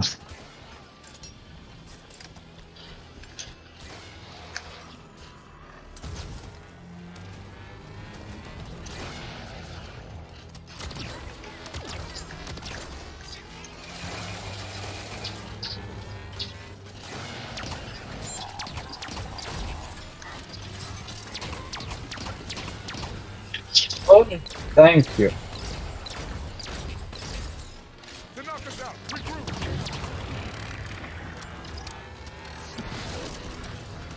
Rally up. We just lost Bale. Another door.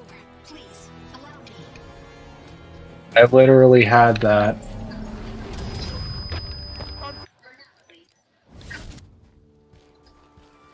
Never mind. All is well. For now, at least. Come along.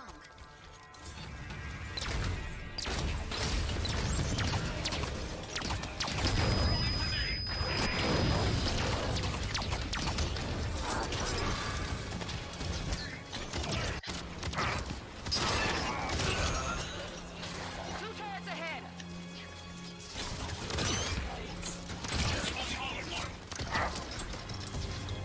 These fucking AI are very long. I'm grounded. My armor stalled. I don't know how that means surviving.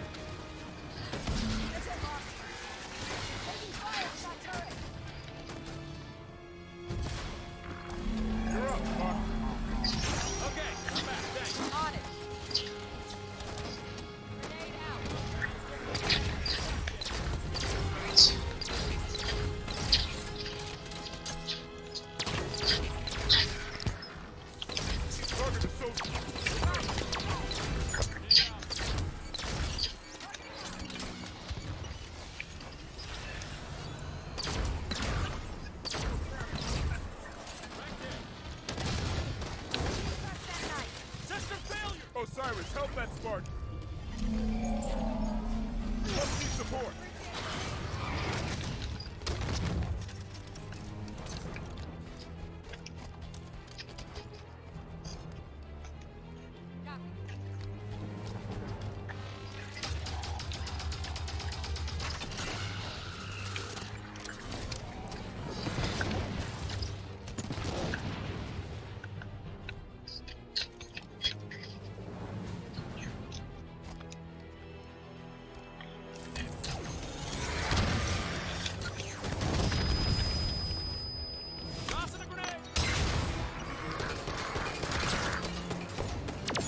Got him.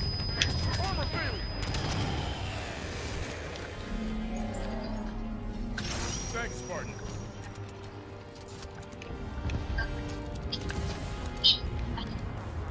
Sounds like more Guardians leaving. Yes, a great number are sounding their departure. I do not know how long it will take her to dispatch them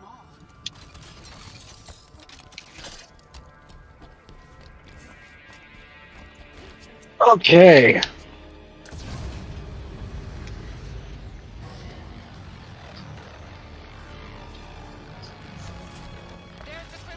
How do we get it down? The cryptum is held in place by gravitational cores, like the one directly ahead. Once those are disabled, we can attempt retrieval of your friends. You heard her. Weapons free. All right. Eliminate the core. Let's get rocking.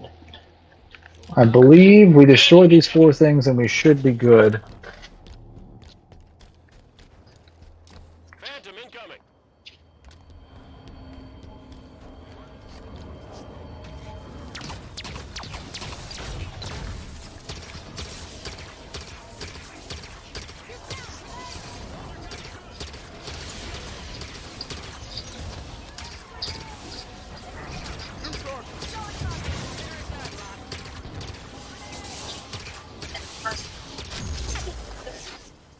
I see what Cortana means about your penchant for violence as a first solution.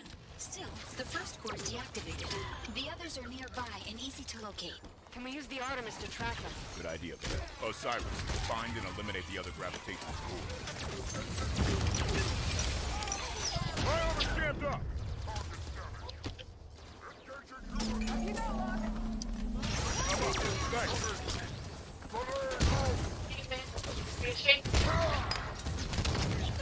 Oh, I'll take that. Hello, hello.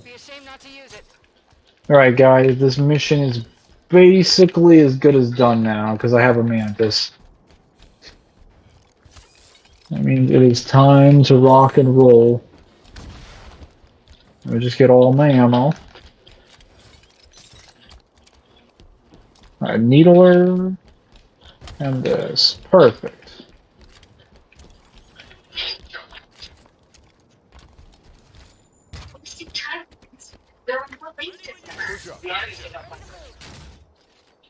You're wasting time, humans. There are more links to sever. The Artemis can help find those other grav cores. Mech warrior time.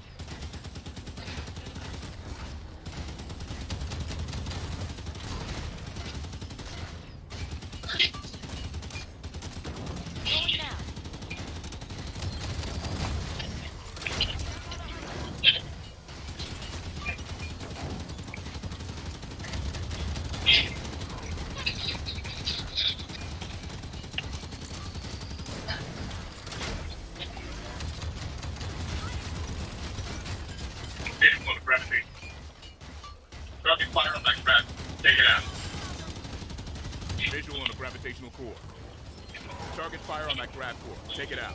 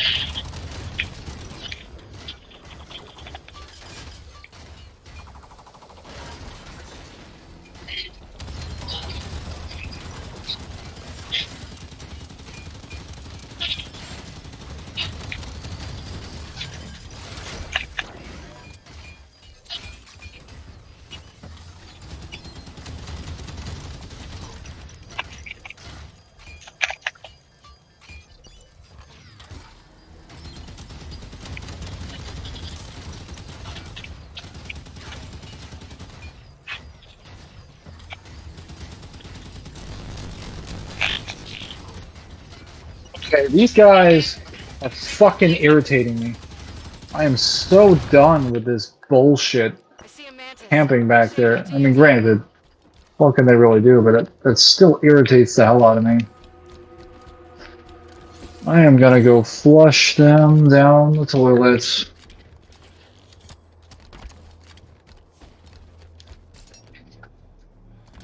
Take this weapon. Got the body. Check this weapon. You got it, Locke. I've got the binary rifle. There are links to Sniffer. The items can help find. Where we go? You're wasting time, humans. There are more links to sever. The Artemis could help find those other grav cores.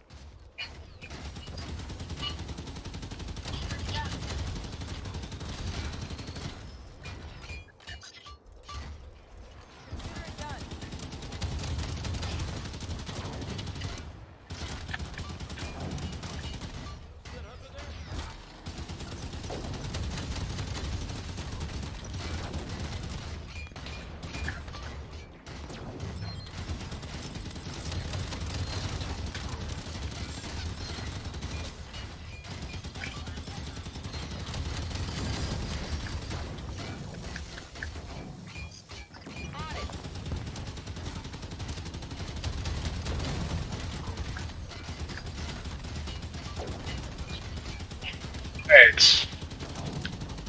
They're taking a lot of damage. One of them's down now.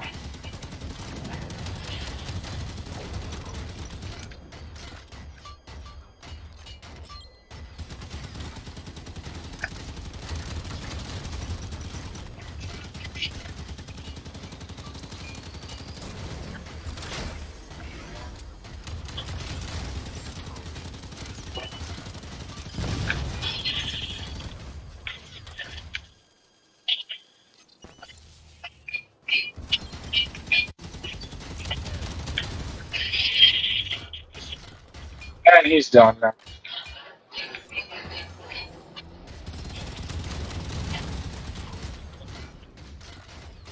Target fire.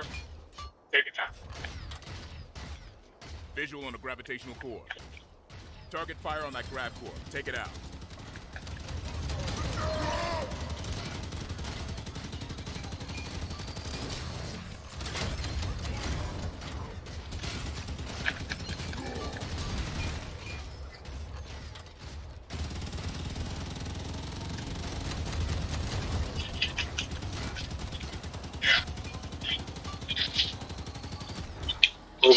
Oh, I will.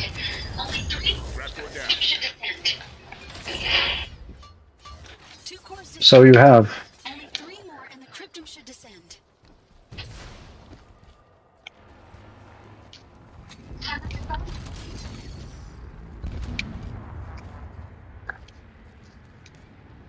All right. Now I got infantry units with fuel rods. This is gonna be beautiful.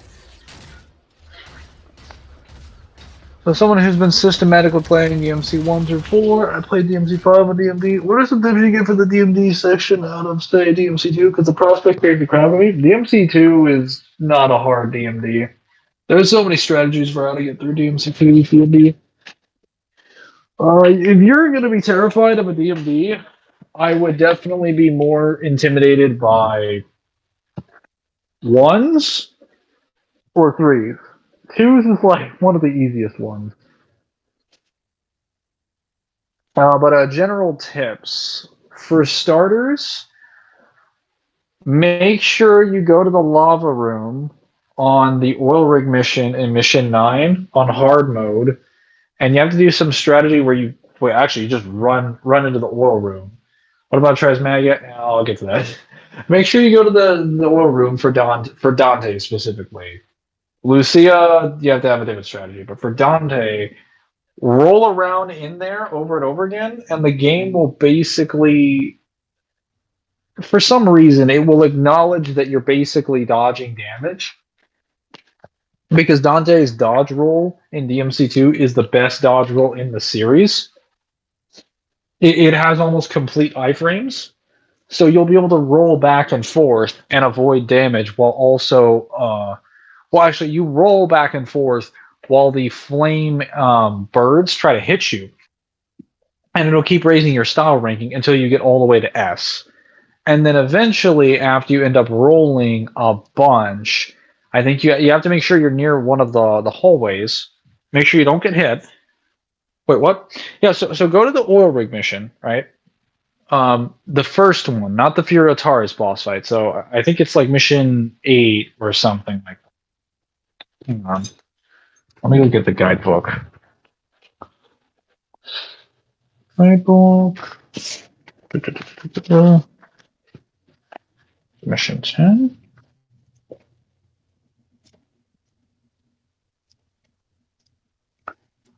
No.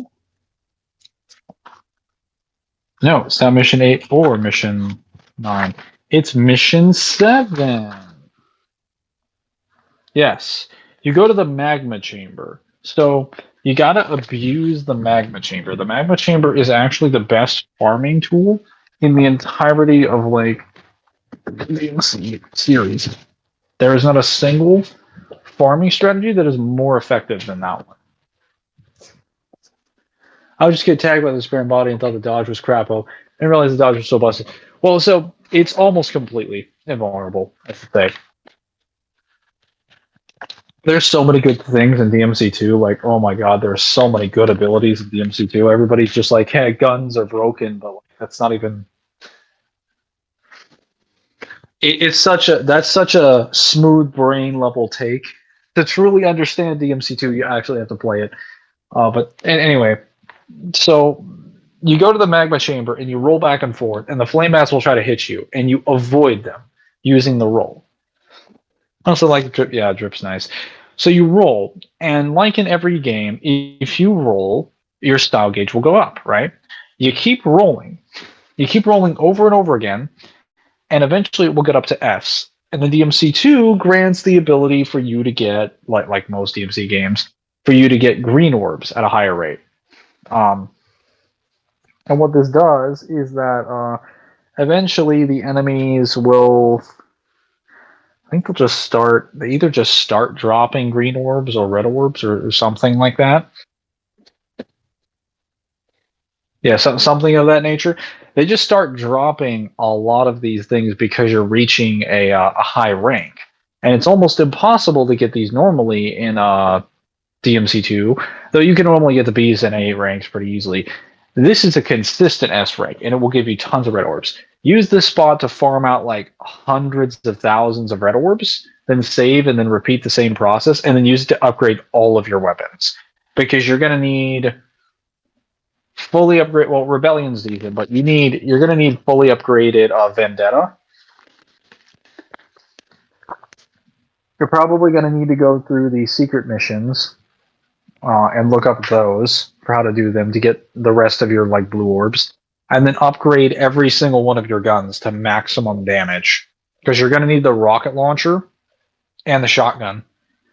Kind of reminds me of the Ninja Gaiden and the Karma Farm strategies. Yeah, it's a farm strategy. It's very similar to a lot of the farm strategies in DMC3, where you'll like farm the first area, try to max S rank it, and it will give you like 6,000 or 7,000 orbs, and then you just keep doing that at the beginning of the game to get like tons of red orbs. You can also do the same thing with Virgil at the end of the game to get like tens of thousands of red orbs. For Lucia, it's harder because Lucia does not get the magma chamber.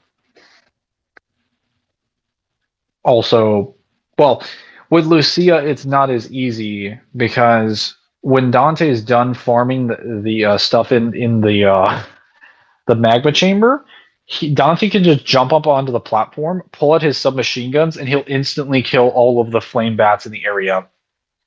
Because his hitboxes will hit all of them, since the submachine gun puts out so many hitboxes at once.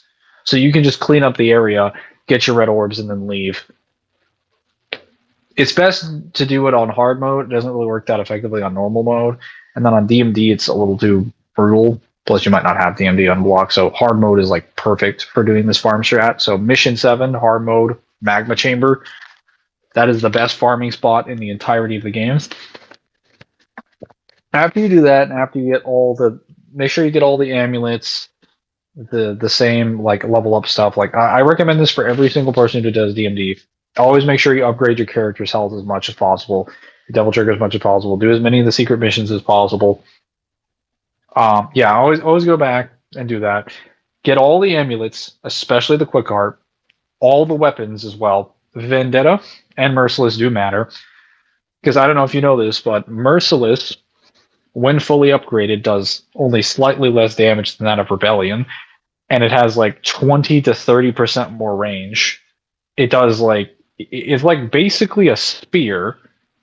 And then in Devil Trigger, if you equip the Electro Heart, it increases the range by another 50%. So you essentially have a stinger that has twice the hitbox. That also includes like your standard launchers and also your standard like combos. So when you swing and you sweep the sword around, like you do Rebellion Combo B, you will literally swing like a 360-degree angle because Merciless is such a big hitbox. It hits everything. It also makes your million stab hitbox bigger. Yeah, no, there's a lot of strats that are really ridiculous. People think guns are broken in this game. It's like, have you seen the swords? Have you seen how jacked the swords get? That's what I'm mentioning, that like you can equip the Flame Heart for continuous damage and higher raw damage. Plus the Attack Heart. Combine it with the Vendetta, which has the highest raw damage, and then you end up just doing like boss killing levels of damage on regular enemies. Like the only enemies that can actually contest your damage level is like just Trismagia. And that's just specifically because he's a zoning boss. He's also one of the main reasons why the guns are too broken in DMC2 meme is like stupid, because he's pretty much a guns only boss, and guns do nothing to him. It's like Sparta all over again. Well, like the Sparta sword from 1, or the Sparta DT.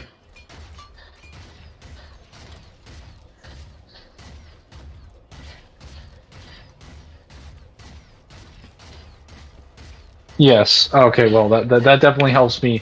That definitely helps me deduce which one of those. It's range. Oh, yeah.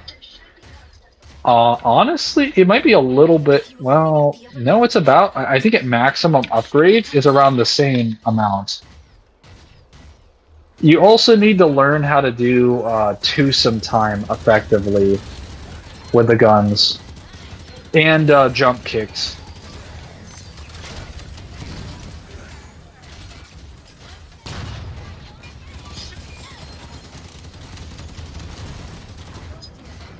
Oh, that was irritating.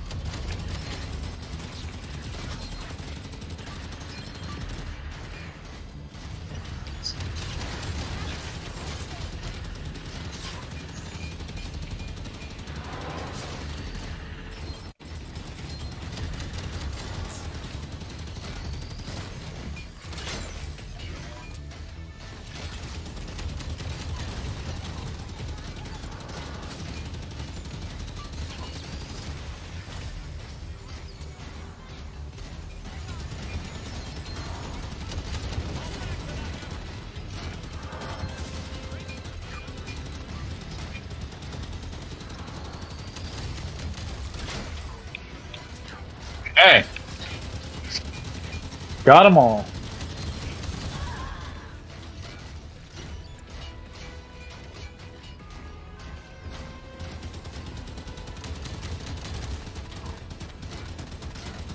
Who's shooting me? Who did it? Somebody was stupid enough to make the mistake of blinking in my direction with hostile intent. Yeah, the jump kicks are finicky, but I practice them. So the jump kicks are a little finicky. They're very snappy though. So they'll get you where you need to go, and they're extra mobility. So you need them. You need to learn how to practice them consistently, because you want to have them when you start fighting the higher goat tier demons. Because higher goat tier demons on higher difficulties are going to camp you out, and you need to be good at melee.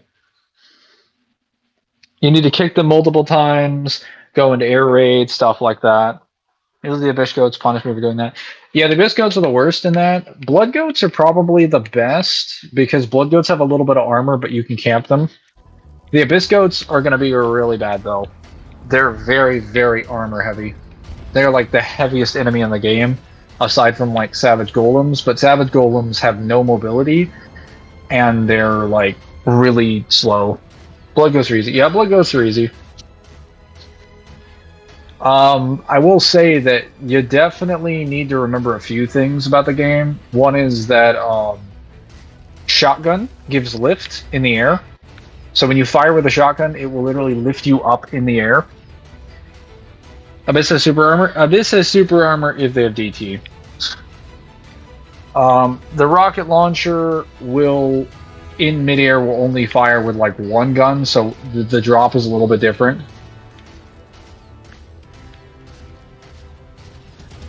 Shotgun helps with the goats, yeah. And the shotgun jump, like always remember to shoot and then do like a standard melee kick, set of melee kicks, then a shotgun, then like a jump, then a melee kick, then a shotgun. Like you will basically get 6 hits in under like a second or in under 2 seconds, and the armor will melt. The attacks will melt any enemy that isn't an Abyss Goat. And even then, the Abyss Goat will probably be in a bad situation. Oh, furthermore, something really important. Do you know that DMC2 has an aerial recovery? Or more accurately, did you know that DMC2 basically has the flipper move from DMC4?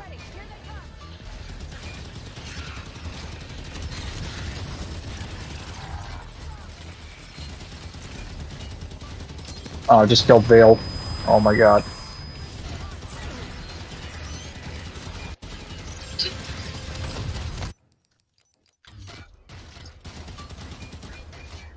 What? Yeah. So, in order to do this move, you obviously need to have Aerial Heart, specifically, and you need to have Devil Trigger. But to explain how this works, I guess I could also explain a lot of other features of Devil Trigger. So, I'm sure you've kind of noticed this by now, but Devil Trigger in DMC2 has super armor, and it's also a perfect cancel. So, it is essentially where they ripped Nero's DMC4 DT from. Because when you do it, it will perfectly animation cancel, like, Dante during any of his standard moves, or during when he's in knockback. So if you're hitting Dante and he's in a combo, you DT, it will immediately super armor him out of the combo. He will remove hit stun and he will be able to act immediately. Whereas with other Devil Triggers, especially later Devil Triggers, if you combo Dante, the Devil Trigger will kind of just allow him more armor. Yeah, it's a get out of jail free card. So in DMC4 and DMC5, this doesn't work as well, because if you Devil Trigger while someone's comboing you, especially Virgil, you'll have armor and you'll armor through the move, but you're still in the hit stun animation.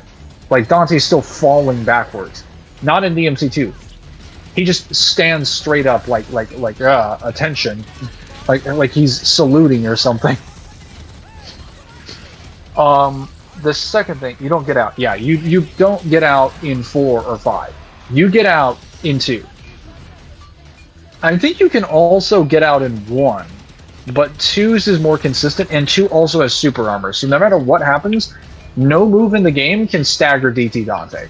He is completely unstaggerable, which is something that you should use to your advantage whenever you try to press aggression.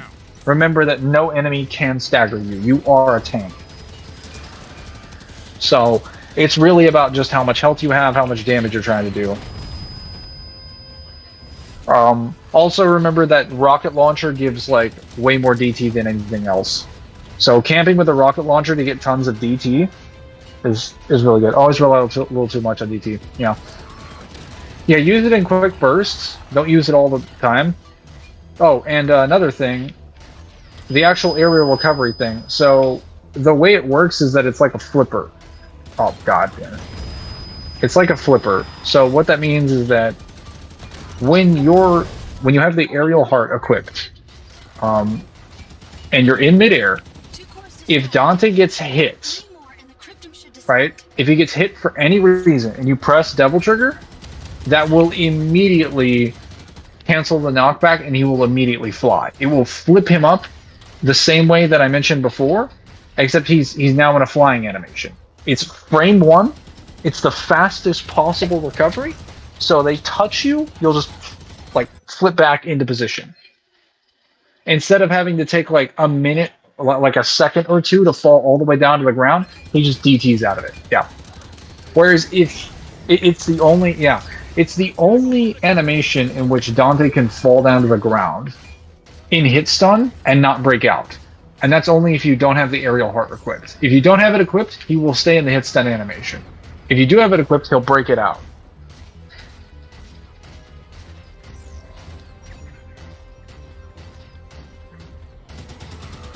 Another grab core on my position. Shut it down. Grab core offline. You're performing incredibly well. Funny, I imagine Cortana would try to stop you by now.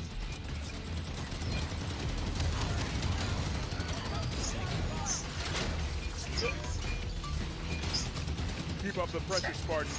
Spartans. Jameson Law, ex-Oni acquisition specialist. Fancy name for a hitman, that.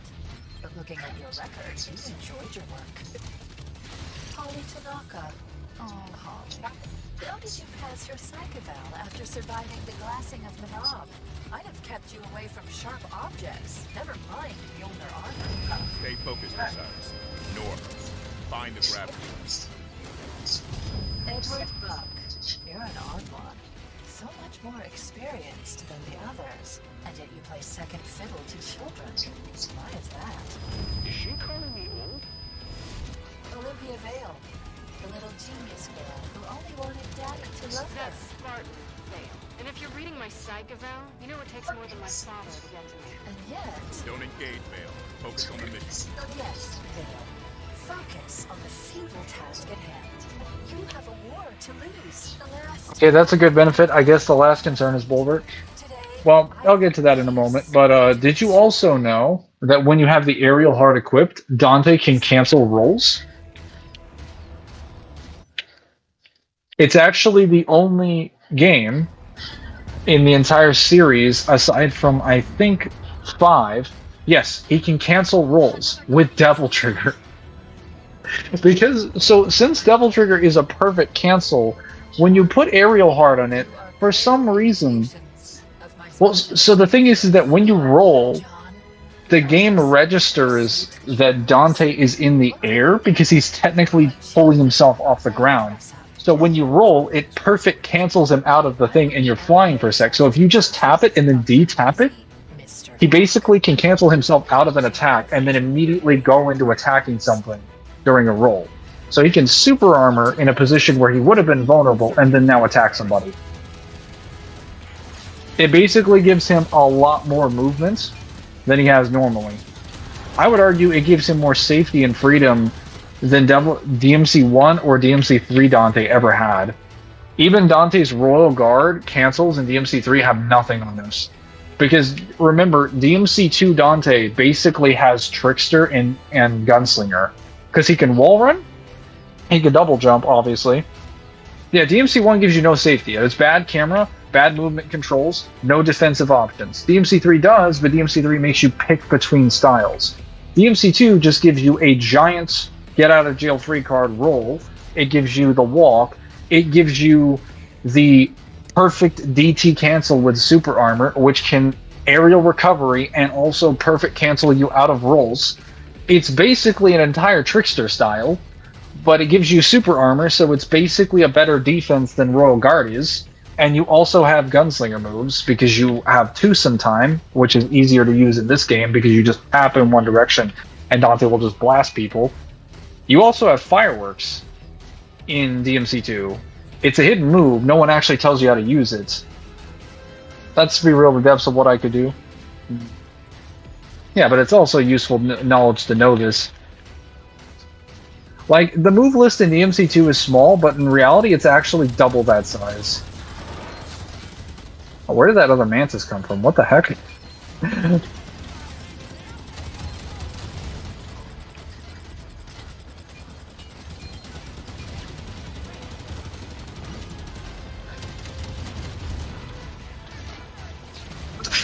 Okay, it's this guy.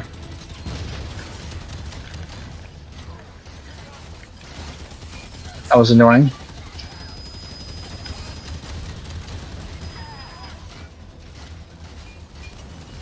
I know a lot of unmentioned stuff. Hallmarks of an unfinished game. Yeah.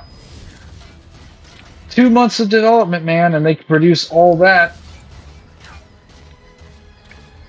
unfinished. But I don't know. I just can't call DMC2 a bad game because I don't judge a 2-month developed game by the standards of a fully developed game. I go with what is presented in the game, with what developments are available. So if I can produce a full game with a year, it's kind of like the Fallout New Vegas argument. Like, people think Fallout New Vegas is one of the greatest things ever created. And it's like, well, okay, but it was made in like a year and a half, and only 13 months actually, or 16 months. And it has a ton of glitches and crashes all the time, but people still love it. It's like, okay, so why can't we apply that logic to like DMC2? Because DMC2 has more content than DMC1, and in some cases DMC3. It has more move lists than base Dante of DMC1 and DMC3 combined. And it was only made in 2 months. That means 2 months of DMC2's game is considered a full game by other games' perspectives. I mean, the game literally has like 16 something bosses, or not 16 something bosses, it's like 12 something bosses. It's got like so many enemies. Even for lore, DMC2, even lore for 2 is incomplete outside of the Japanese version. No, the lore is incomplete in the English version, but it also has the best lore of the series. Dante can get autographs with DT in each game. He can, but Dante doesn't have super armor for his base Devil Trigger in each game. Games are the basis for design DMC4, or stun effects like Frozen, Lifesteal. DMC1 is the worst DMC. I actually do think that DMC1 is indeed the worst DMC. Now, gameplay-wise, a lot of people put Pinnacle of Combat down there. They forget that DMC4 Reframe exists. But after playing enough of Pinnacle of Combat, I can firmly say that there is no universe where comboing with 3 characters at the same time and having the ability to jack them up to ridiculous levels and getting like basically like 10 different playable variants of characters is worse than a game where you're forced to play a single version of a single character that is always consistently underpowered. Anywho, you came here to ask for DMD tips, so I'll try to stay focused on that. So for DMC2, the main things that you need to worry about, aside from preparing for a DMD run, getting all your health and DT, is that you need to know how the Devil Trigger mechanics on DMC2 work. So in DMC2, the actual Devil Trigger is like DMC1's Devil Trigger. It works on a timer-based system that activates for all enemies the moment a certain amount of time has passed. Now, that time in DMC2 is the most generous. It takes, I want to say, around a minute or so for that Devil Trigger to kick in. So you have to kill the enemies before that point. If you do not, their Devil Triggers will activate. Now, the Devil Triggers do basically the same thing that they do in every other game. They increase armor, they increase damage. But it is important to note that you do not, under any circumstances, ever want any enemy to Devil Trigger in DMC2 more than any other game. And the reason for that is because the Devil Trigger in DMC2 grants super armor. It is not armor, it is super armor. Every other Devil Trigger, including DMC1's, though DMC1 has huge amounts of armor, Every other Devil Trigger can technically be staggered. DMC2's Devil Trigger cannot. Now, if you're good at DMC2, this is not going to be a problem for you because enemies are never going to Devil Trigger. You're going to kill them way before that happens. And technically, bosses can Devil Trigger, but bosses don't always get the chance. Some of them definitely will, though. The Spare Embodied in particular is going to Devil Trigger, but I don't think that's going to really change his boss fight other than just making him do more damage. I'm aggressive, but Abyss Goats scare me. Always target your Abyss Goats first. Oh, and as I mentioned before, you can also do fireworks in the game. I haven't learned how to do it yet, but I know that you can do fireworks with the shotgun. Despair Body is already unstaggerable. Yeah, but he's not, he's fortunately not unbeatable. Though keep in mind, Despair in Body does have the ability to perform invulnerability.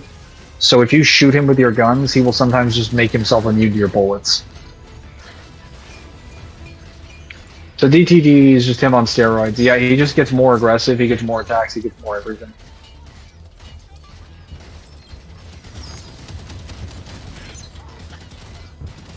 Yeah, okay. Then you have nothing to worry about for them. Fury Taurus is really easy. He's a pretty reasonable boss. The Poison Snake boss, Yodenglum, not that difficult. Orangatara, not that difficult. Yeah, typically try being aggressive. Yeah, good. Be sure to be using High Time a lot. High Time is your best friend. It is the best move in the game, probably.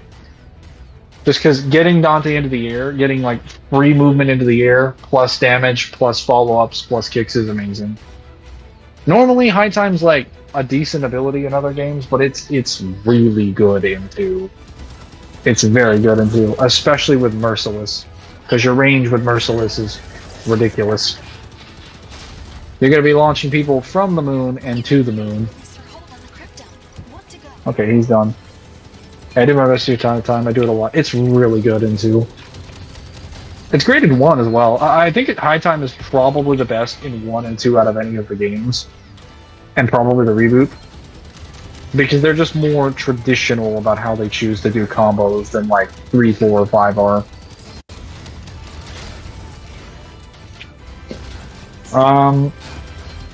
So, your worst bosses are by far... I think Nosferatus will be kind of annoying at first. Yeah, he's going to be a little bit interesting because of the fact that his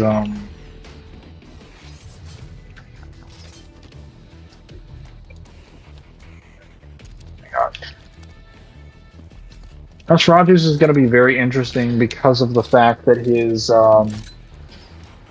he's a pansy. He definitely feels that way when he shoots out a giant amount of bats behind you, because the way the bats will curve is that they'll go behind you like mid-distance and then will cover back. Yeah, evading his shots is not a problem. It's evading the bat. The bats are the biggest issue. Yeah, so if you're prepared to deal with the bats, he's not any different on DMD. Just be sure not to be too greedy, because on DMD, if he does the light blast, you know, the light rain attack, where he shoots like 20 different directions with the light pulses, never approach him when he does that. Never approach him when he's about to do the light blast, because the light blast works like a shotgun. It's programmed exactly the way that the shotgun is. If you're far away, it does no damage, even on DMD. It does piss damage. But if you're in front of him, and he hits you with the whole thing, it can one-shot you, even on DMD. On Devil Trigger, you can potentially protect yourself, but it will do an enormous amount of damage because the shots are hitting you. Now that's less of a concern for Nosferatu's boss fight. That's more so a concern for Argosax's boss fight at the end, because he's constantly spamming that in Argosax's boss fight. Also, I would say the missions that you're going to be most concerned with are probably Mission 14, 15, and onwards. The DMD is going to feel normal. It's going to feel pretty reasonable until 14, when you have to fight the Blood Goats and open the portals to the Demon World. And then when you get to the actual wave survival area after Phantom, that's going to be Get it offline now. tricky. Oh my god. That was irritating.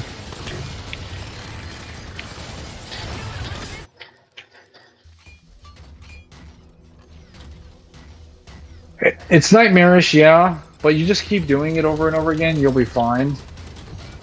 Just remember to specifically use swap guns pretty frequently. Use Vendetta, swap between that and Merciless. Even mid-combo, just pause the game sometimes if you have to, it's fine. For Mission 15, when you're doing the wave survival in front of the portal, it's worth it. Trust me. And then after that, Mission 16, which is where you go through Arius's Ouroboros Corporation. That one's fine, but at the end of the mission, well, you do have to fight Bulwark, and you have to fight Transmagia. Bulwark is fine, just remember how the Devil Trigger cancels work, and target the wolves first. Always kill the wolves first. Check the ornaments. Find that grab core. Remember that the Ice Heart also freezes enemies and slows them down. If you combine it with a Chrono Heart, it stacks and results in them basically being stopped for a really long time.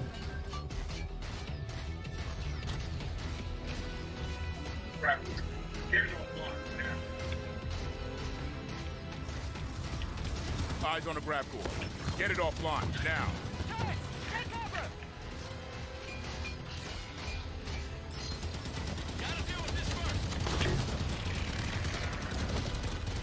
Got him.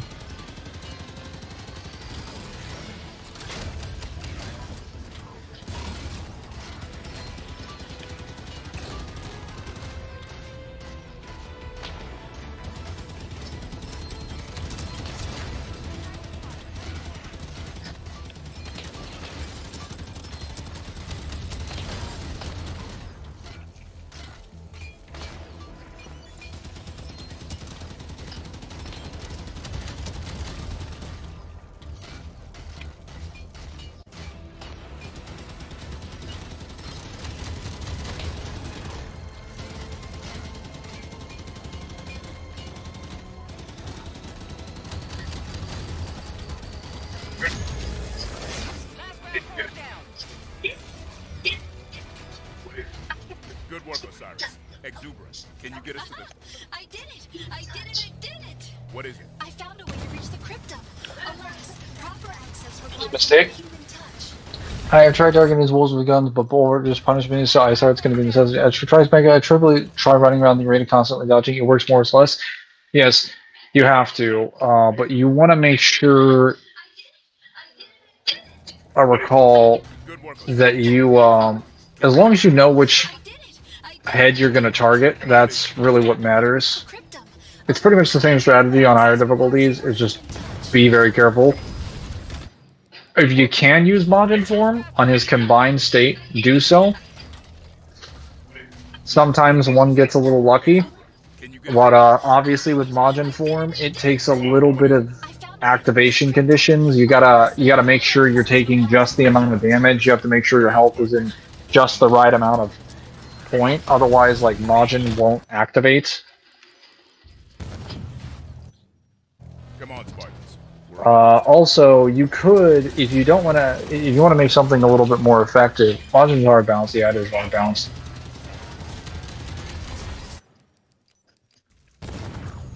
Hang on. Come on, Spartans. We're almost home.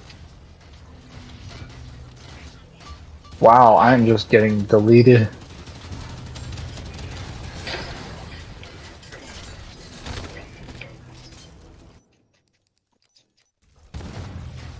Come on, Spartans. We're almost home. Are you serious?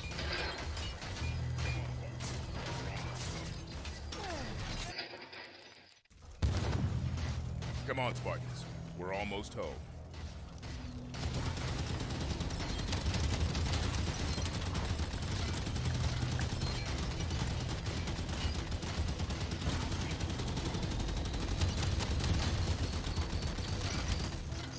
on.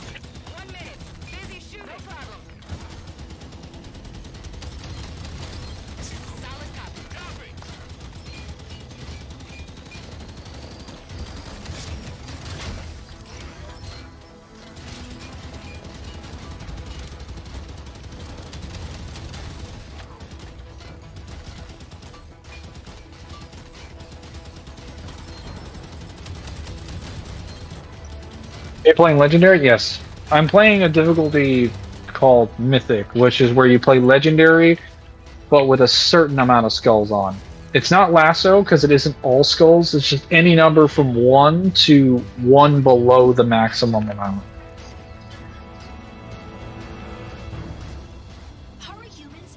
What I like to refer to as the actual Lasso, because it's like practically difficult. It's not needlessly brutal for the sake of being brutal and horribly unbalanced.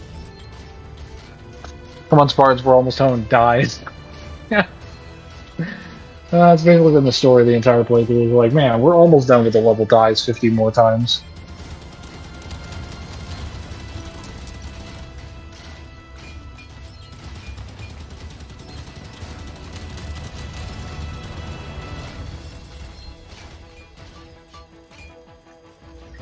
Out of this thing because it's not functioning very effectively.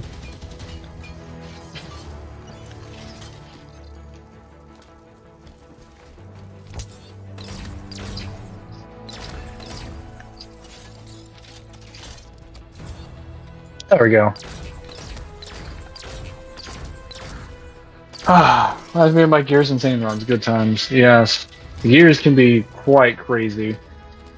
Quite topsy-turvy on its highest difficulties. So, you wanna... So for, Majin form, it is worth noting that if you go into Majin form, you have to remember a few things. One, Majin form's duration. No, actually, I'll ask, what is your opinion on using items on DMD? Do you prefer to use them, or do you do, like, no item runs? Because I'm assuming you're beating DMD for the first time, so you don't necessarily care. Or would you prefer to beat it out without items? If so, you can disregard this information I'm about to tell you. On DMC 2, and I have no honor. I mean, it's not a matter of having honor. Some of these DMDs are bullshit. But, yeah, so when it comes to items, you have to remember that for DMC2, you do have access to what is known as the Devil Star. And just like in any game, it refills your DT. However, it has a different effect when in Majin form, because Majin form drains permanently. So when you use it, it still refills the DT. Meaning you can technically get infinite Majin if you have like 99 oh my god, this thing is so annoying. 99 Devil Stars. I say infinite, more like you can just keep activating it over and over and over again. Yeah, you can just keep popping Devil Stars, and then just keep shooting fireballs. And now, that's basically turning Dante into a super costume, for all intents and purposes. That's kind of why I say that, like, in general, it's not a strategy that DMC2 players use that often. Even for DMD. There's never really a situation in DMD where you're expected to use it.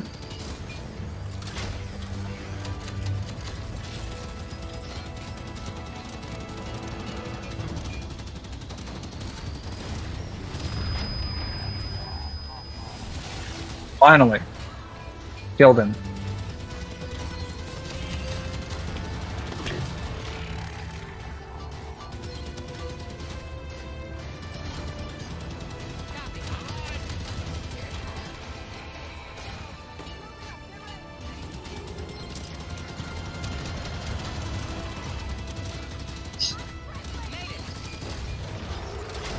Crushed him.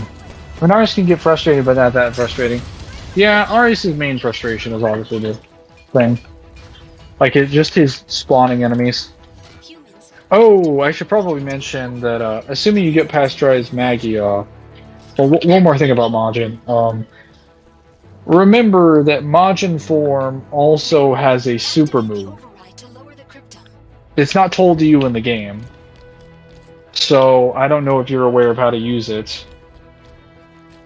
Because a lot of people aren't aware that like you actually have like 10 more moves in the game, like 4 rebellion combos, flip kicks, fireworks. You can also shoot while rolling, which I haven't mastered that one yet, but once I master that one, I'm gonna be playing at another level of fucking consciousness. Yes, you can actually shoot while rolling. I have shotgun blasted someone while rolling next to them before in DMC2. It's the sickest thing, and I don't know how I did it, but I've done it consistently on accident.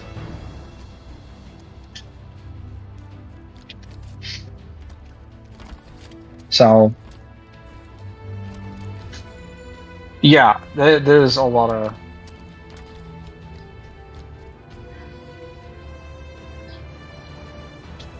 Why is she taking blue team? Her whole speech was about moving beyond humanity. Sentimentality? A love for the chief? It's because she knows he can stop it. We're variables in her eyes, but him, she knows he can do it.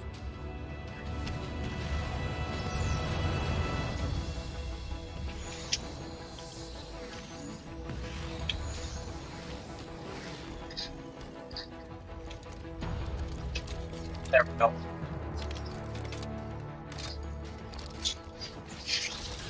Shut up, cell, stumbling into the next combo. Yeah, also, I didn't really get the answer, but obviously... Let's go, Cyrus. What the fuck? Why does he do this?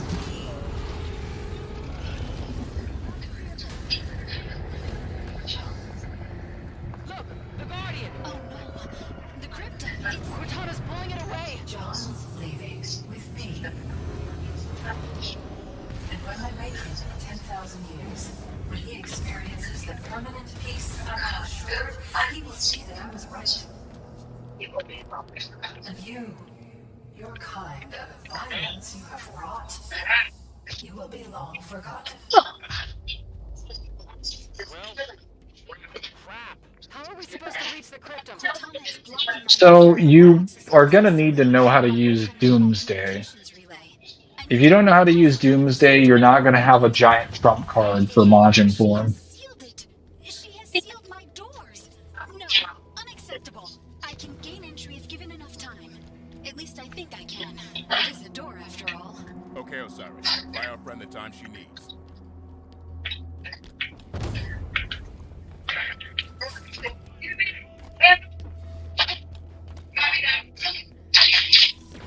Target the soldier. In a minute. Hands are full over here. Copy that.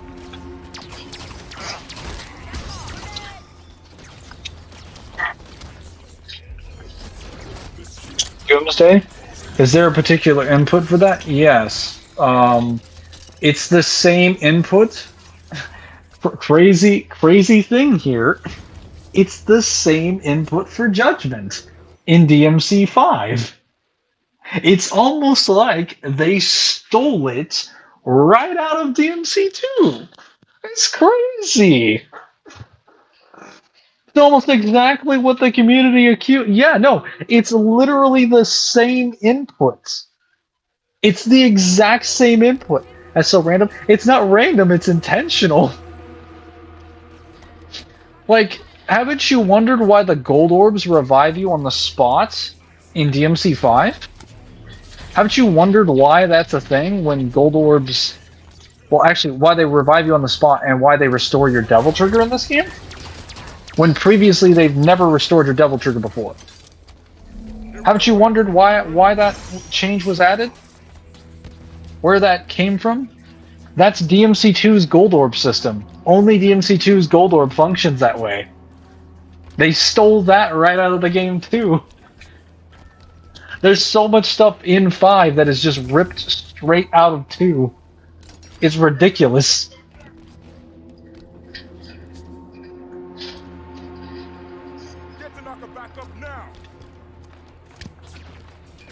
Yeah, literally one of the best mechanics from DMC5 was just shamelessly copied over. Now, to be fair, it has a reason for being that way.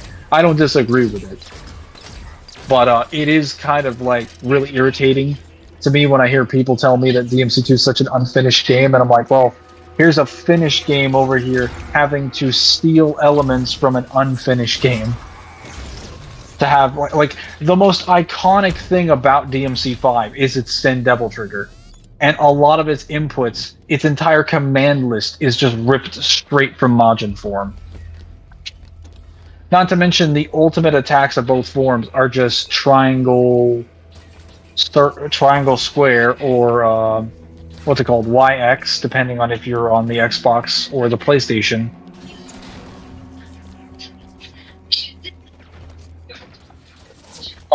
Anyway, what Doomsday does, I don't like to change the DT percent DT.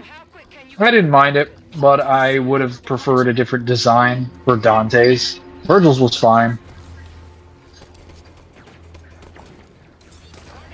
Anyway, it's important to note what Doomsday actually does. So Doomsday is a giant unibeam from Dante's chest. And it basically hits anything in front of the chest. It sacrifices the remaining amounts of Dante's Majin form for an ultimate attack. So it's best to use when you don't really have that much left and you're in a position to actually fire it. It does enormous damage. It's crazy.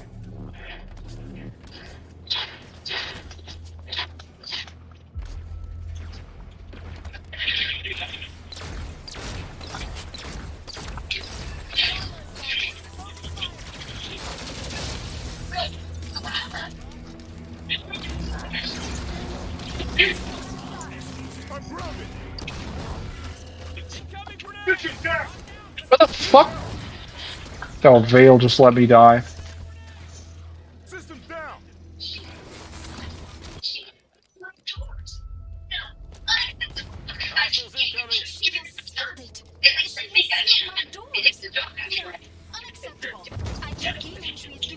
Just getting destroyed.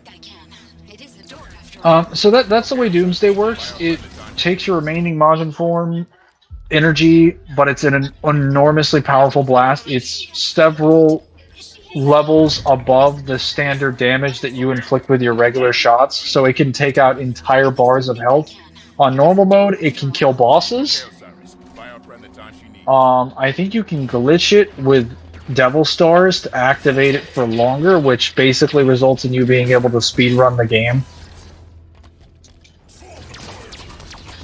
At least if you have enough health to activate Majin.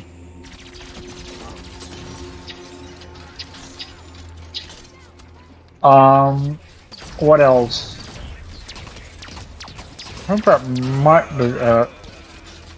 Oh yeah, it's a straightforward beam as well, so it only goes directly forwards, it does not curve. So make sure you're not using it on a flying, moving target. Make sure it's a stationary target that doesn't move around a lot or is vulnerable. Or super big. Oh, and don't use it on Argosax. He is the only enemy in the game that is completely unaffected by the Doomsday Beam. It will do literally 0% damage to him. Because he's just a Chad like that. He does not care, and he will ignore your Doomsday Beam.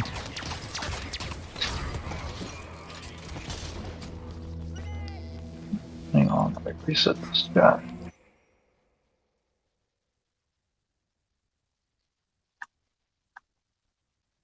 There we go. Last thing is obviously be aware that the second Arius boss fight is probably the hardest boss fight in the game. Because you're expected to dodge and evade the secretaries who are extremely dangerous.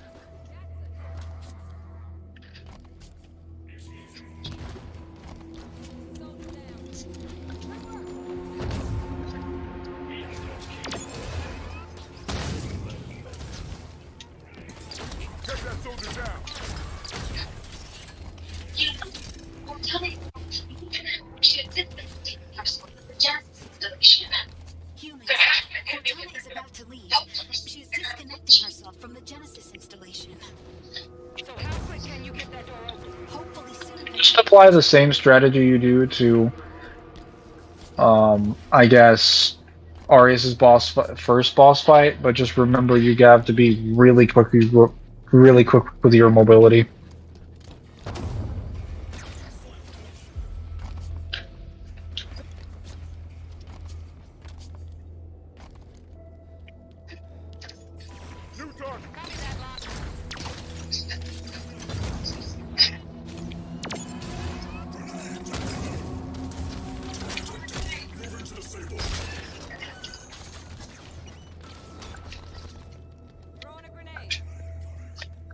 Laser lasts for a while, like 10 seconds for Doomsday. Yeah, it lasts for a while. It does enormous amounts of damage. It is cracked. That thing is meant to kill bosses.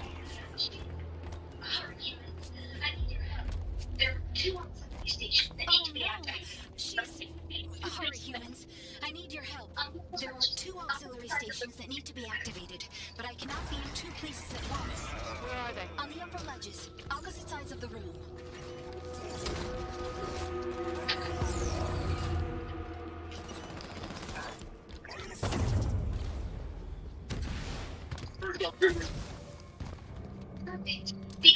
Oh, yeah, then there's also Lucia. Same kind of strategies that apply to Dante, just remember to use cranky bombs in midair because they do crazy good damage. Fish is your worst boss fight by far. Though Possessed Arius is probably the most difficult consistently. Yes, just in time. Cortana was about to lock me out. I'll open the access soon.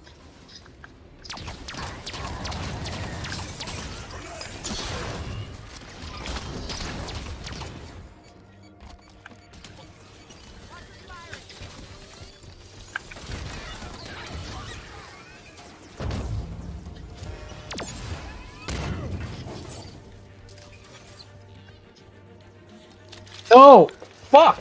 I had no ammo! So stupid.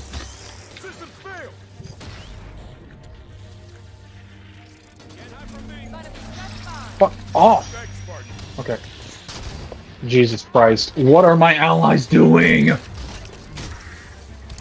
Get your asses up here. My goodness. It's ridiculous. Get your fucking asses up here now. There is no reason for you to be anywhere else but in this location. A point of interest for you humans. That sound just now. It was the penultimate guardian. Still present. Has she been moments for leaving for like 5 minutes now?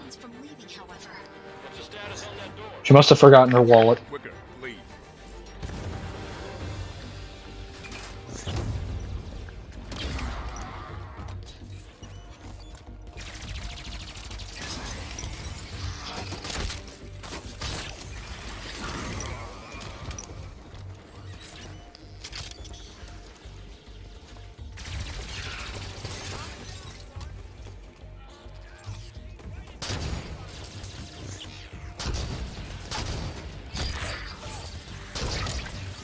Got you. Got you. Nope, you're done. You're done. And the sniper rifle is perfect for the Watchers. Alright, let's get that. Take care of them, Osiris.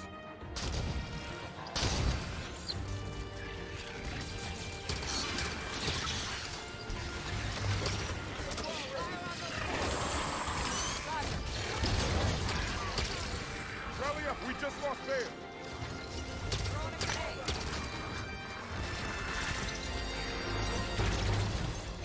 We lost Buck. Fall back.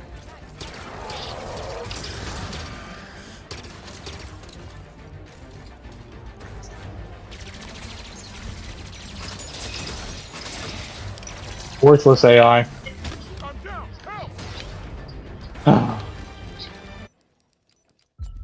There are 2 auxiliary stations that need to be activated, but I cannot be in 2 places. I'm not sure if looking, but I feel confident.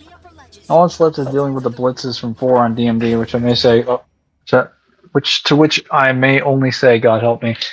Well, it depends on who you're playing as. If you're playing as Dante, I think aside from that one in Fortuna Castle and a few more, you can skip a few of the blitzes. If you have the chance to skip enemies that you're having trouble with, you should always skip an enemy you have trouble with. There is no reason to fight an enemy you're not forced to fight in a DMD run. Unless you're trying to S-rank it, in which case, do it.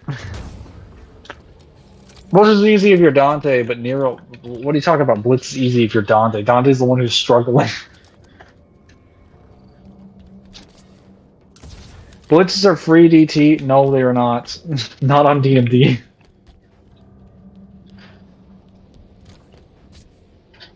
Me using Blitz is free DT? Yeah, but you're using the bloody pals with, like, fucking mods and stuff. You don't count. Sussy imposter among us. Play them GMD even harder than DMD. Okay, but that doesn't affect their shield, though. That only affects their damage. Perfect. The other one now. I just alter cosmetics like shots. No, I mean like you spawn them in an area. But we're talking about playing them in the campaign. Second auxiliary activated. Yes, just in time. Cortana was about to lock me out. I'll open the access soon. I need a machine gun. Target on the balcony.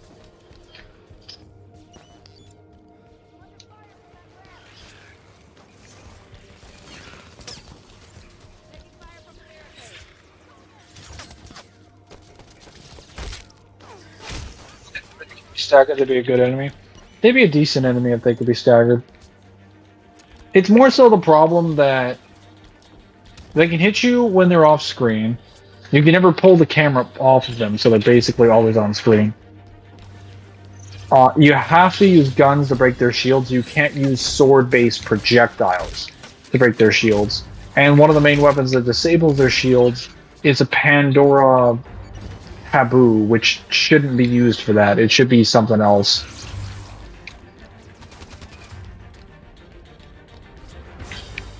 Like, honestly, it makes more sense to have, like, Sword Rave do that.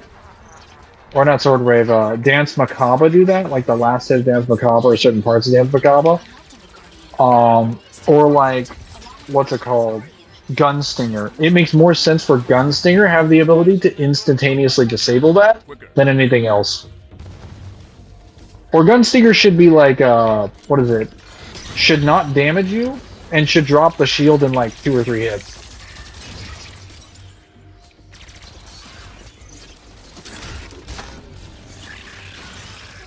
Oh boy. They're done.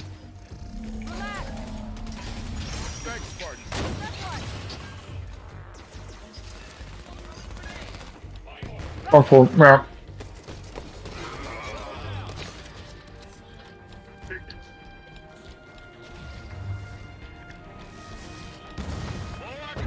Take care of them, Osiris.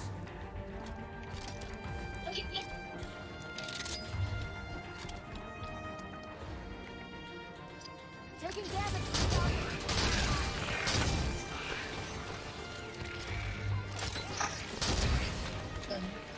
Just remember to always bank charge shots with Nero. Nero's charge shots break the blitz in half. I believe it's one level 2, 1 level 3, and 2 level 1s to break his shield. Wow, wait, thanks for standing there. That was great.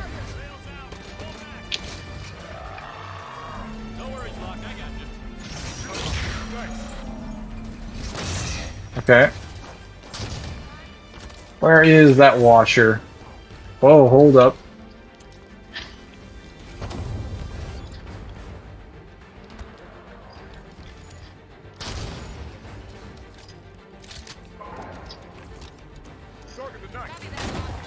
Done. This is the beauty of having fuel rods and giving them to your teammates. They just do the work for you.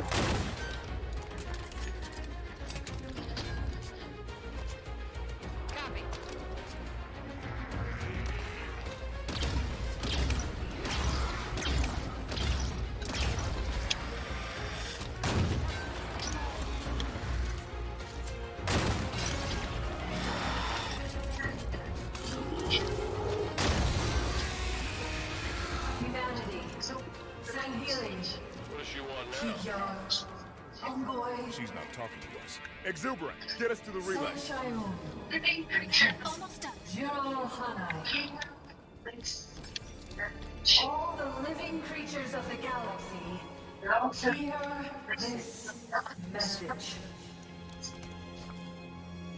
Those of you who listen will not be struck. Okay, there's like 40 messages in the chat now. What's happening? Because they could be staring there. Okay. 4 is a lot of pestilences. The only real gameplay mods I have are install switch. What's the limiter install switch? Take the parasites once they possess scarecrows, they become an main cell. Just use shotgun or charge shot. Well, actually, for the scarecrows, just take care of the chimeras first. I like to be stylish and for, and the enemy stop me from doing so. Charge shot 3 is his best range attack. Yeah, but it takes forever to bank. That's why you gotta bank it in there. It's why I kind of prefer playing. Like, if I'm gonna play Nero, I will definitely prefer to play 4 SE because I can bank a charge shot going into a room. But you can't do that in 4. Our strength shall serve as a luminous sun, toward which all intelligence may blossom. Oh my god. And the impervious shelter beneath which you will prosper. Systems black. However, for those who refuse our offer and cling to their own ways, Now she's talking about us. for you there will be great wrath. Oh no. It will burn hot and consume you. And when you are gone, we will take that which remains, and we will remake it in our own image. To knock us out, regroup. I gotta move. Time is running low.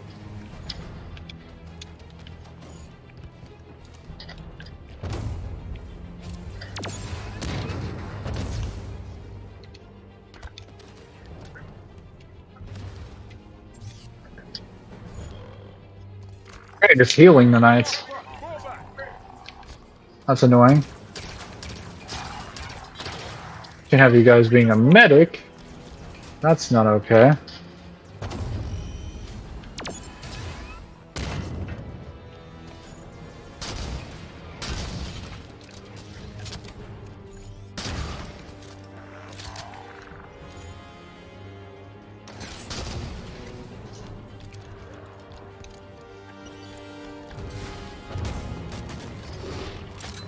You're a fuel rod.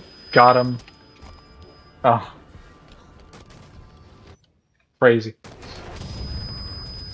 Got him. Roasted one. In case has been real folksy around. Thanks for ticks. No problem. Thanks for stopping by.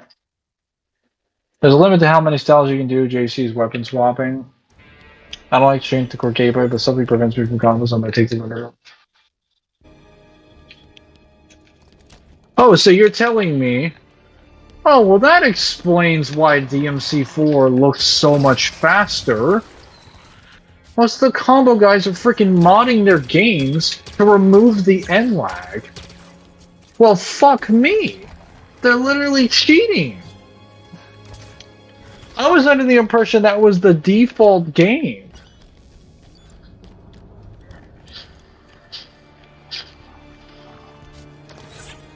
It's not end lag. It is, though. Like, if you're removing the ability for like a limitation to be put on it, yeah, it doesn't feel like end lag, but it is. Even if something is very, very, very small amount of end lag, it doesn't become end lag. The devs made it so you can't style switch or spam or GC. Yeah, then that's an intended function. Oh, did he just produce a... Our strength shall serve as a luminous sun, toward which all intelligence may blossom. And the impervious shelter beneath which you will prosper. You break? Oh my god. The stupid limit, it's not a significant difference. Any amount of change that you could make would be a difference. This is my point. That would just explain the reason why it feels so much faster, is that someone went into the game and literally tinkered with the limitations to make it faster. You will no longer know hunger nor pain. Your creative has come to lead you now.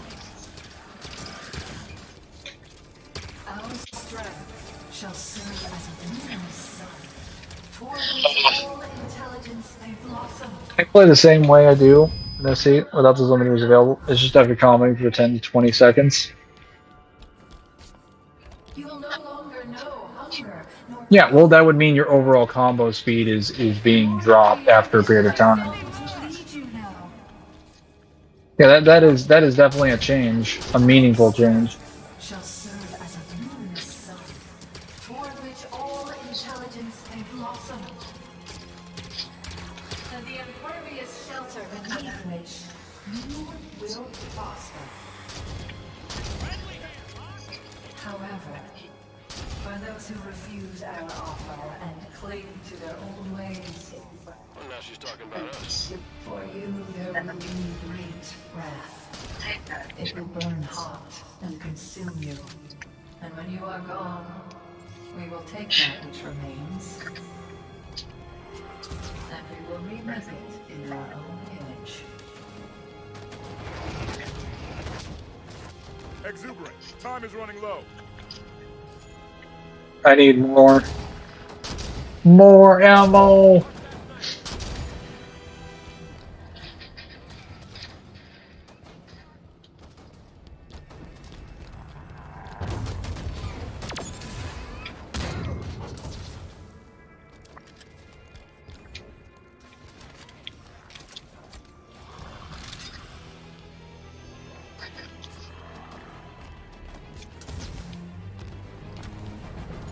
Need to push it to the limit or die.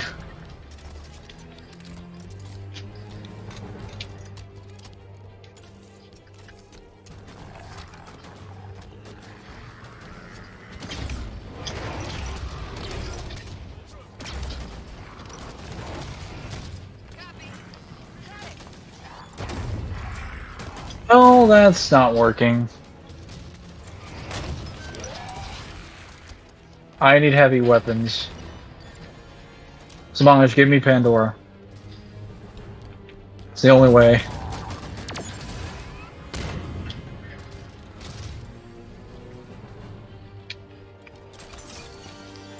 Rally up, we just lost Vale.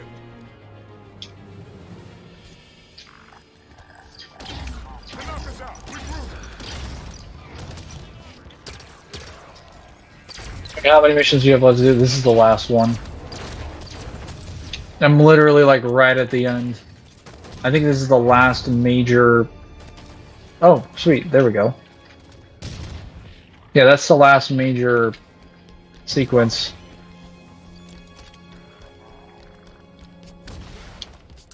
We lost Buck. Fall back.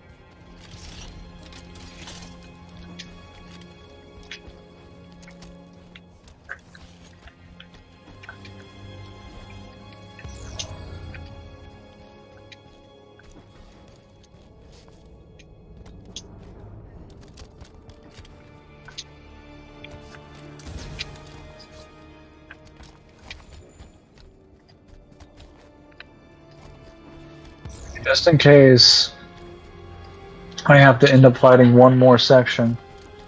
Maybe don't die. I'm not gonna die. I'm here.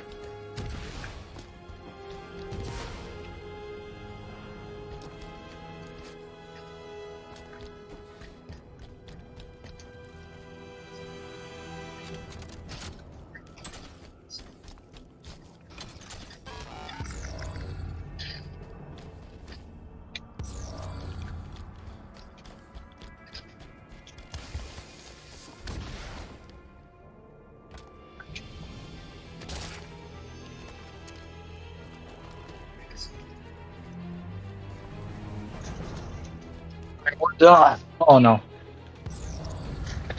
That's a lot of knights. Here you go. We made it. The relay access is at the end of the corridor. You must simply interrupt the energy link. Oh yeah, this is the end of the campaign. Okay. Once the connection is broken, I will regain control immediately. That's her guardian. Oh dear. She has started the sleep space sequence. Unless that relay is interrupted, she will leave, taking the cryptum with her. If the Guardian leaves with blue team, it's all over. Only one of us has to reach the relay to stop her. We didn't come this far just to watch her leave. Finish the fight. Exuberant. Lower the shield. Right away. Osiris, move! What are you doing? Pulse incoming! Brace yourselves. Keep moving. My guardians are deployed. Another pulse. Soon peace will reign across the known galaxy. Hold on! Stay behind me. We're nearly at the relay. Stay behind me. There! The relay! Destroy it!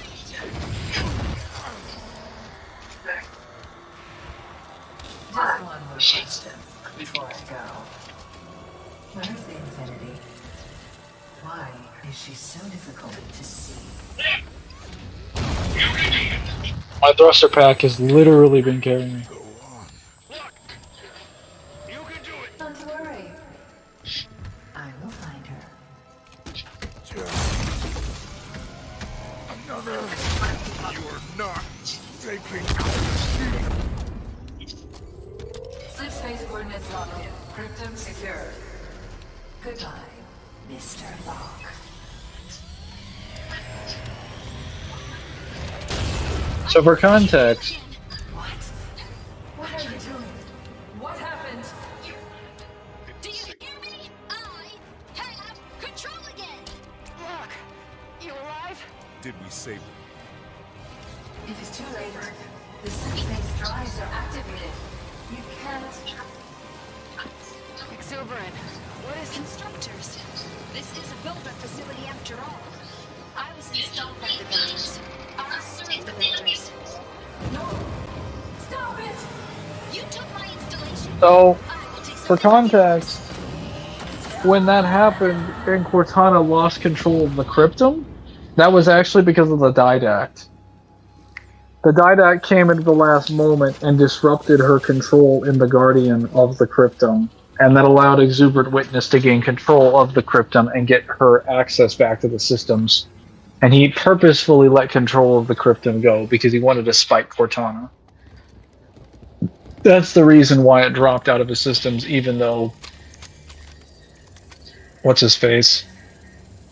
Locke destroyed the relay.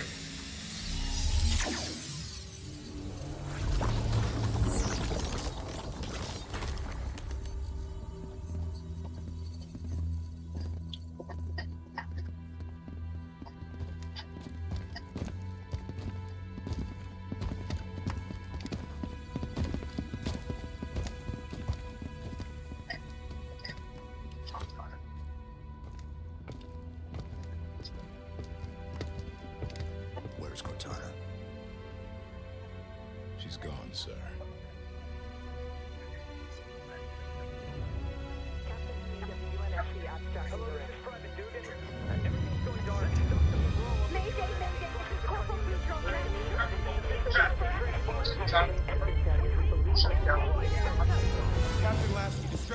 all channels.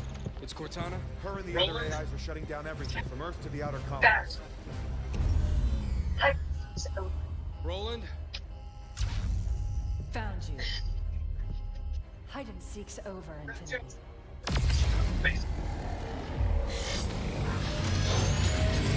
Lieutenant Jet, emergency subspace now!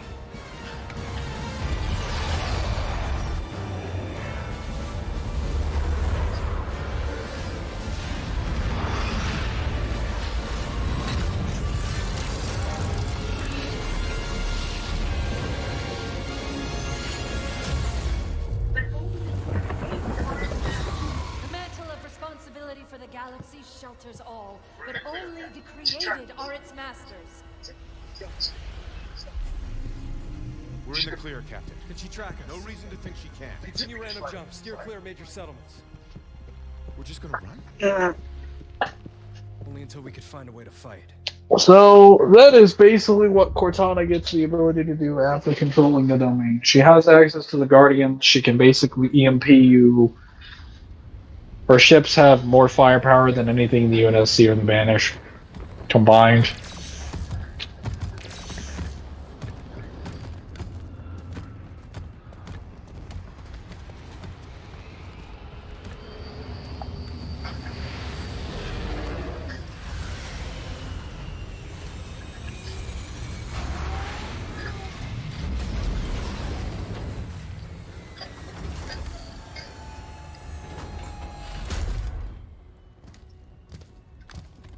God, Palmer looks like shit. She looks like someone just took a gravity hammer to her armor. It's covered in so much dust and murk.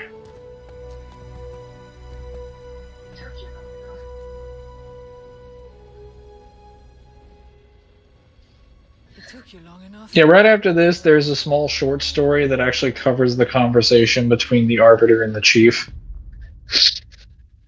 And this is also where Bad Blood's novel takes place. It's right after the end of this.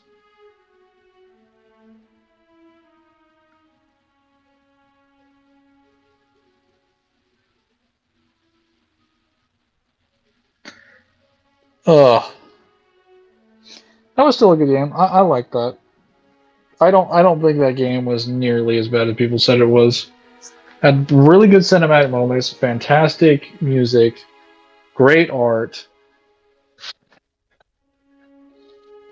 I was John, I would have cooked her. I cold cooked her in the face. Bro.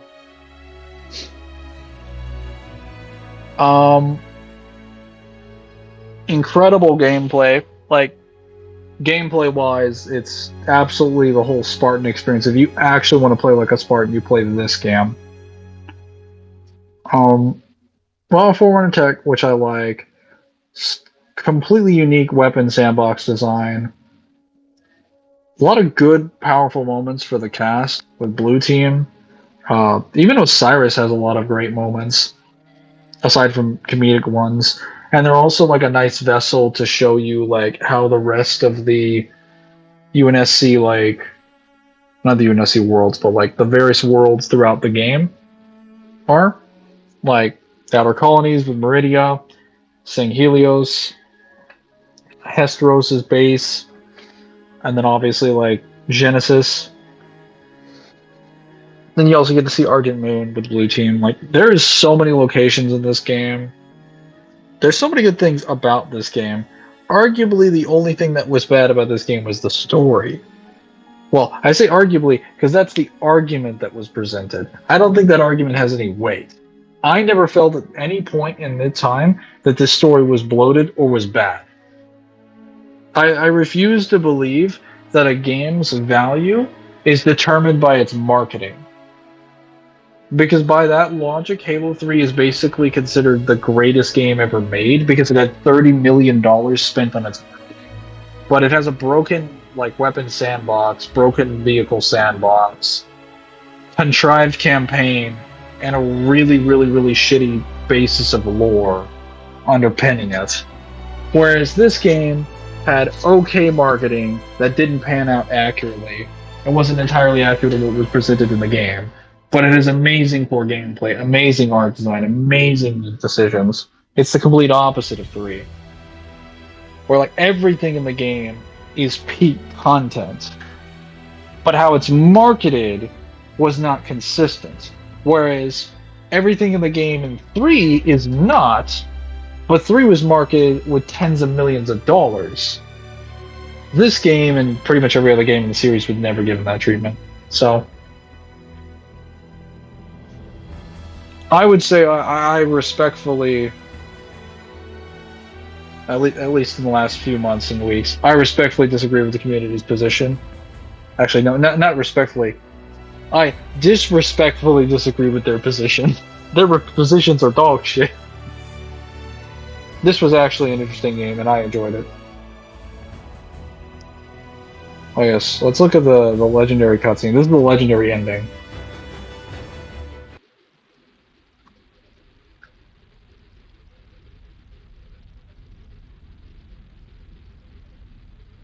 Oh, it's a ring, guys.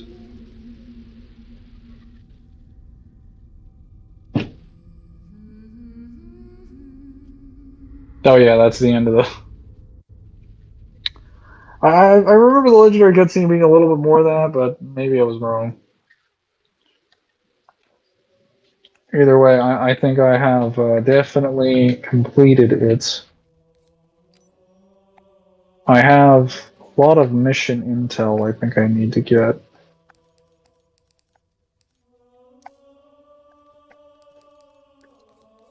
Open packs.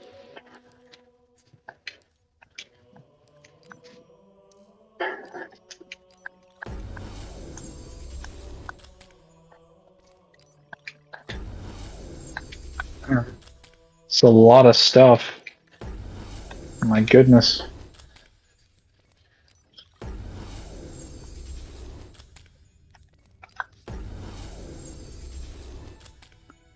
I think this is like half, more than half.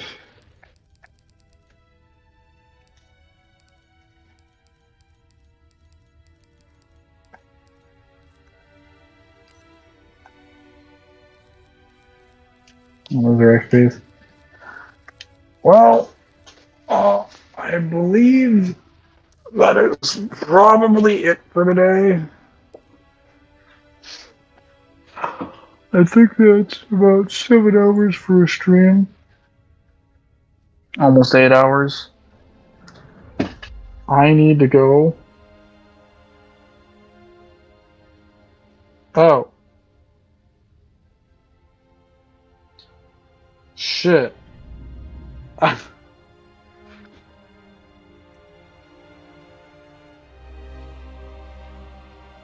Zim messaged me that his tournament was starting like...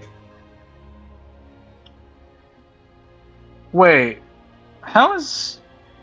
He said his tournament was starting at like 7:51. I completely forgot to actually message him back.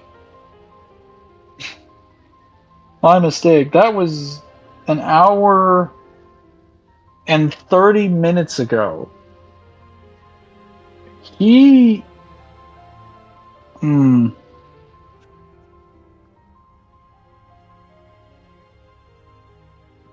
Let's see if I can get him to shut off the stream.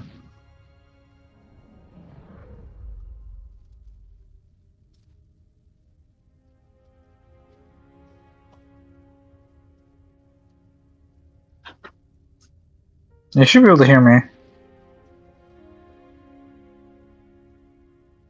Either way, peace out, guys. That was a fun time. I'm just waiting for Zim to shut down the stream at the moment, so laters.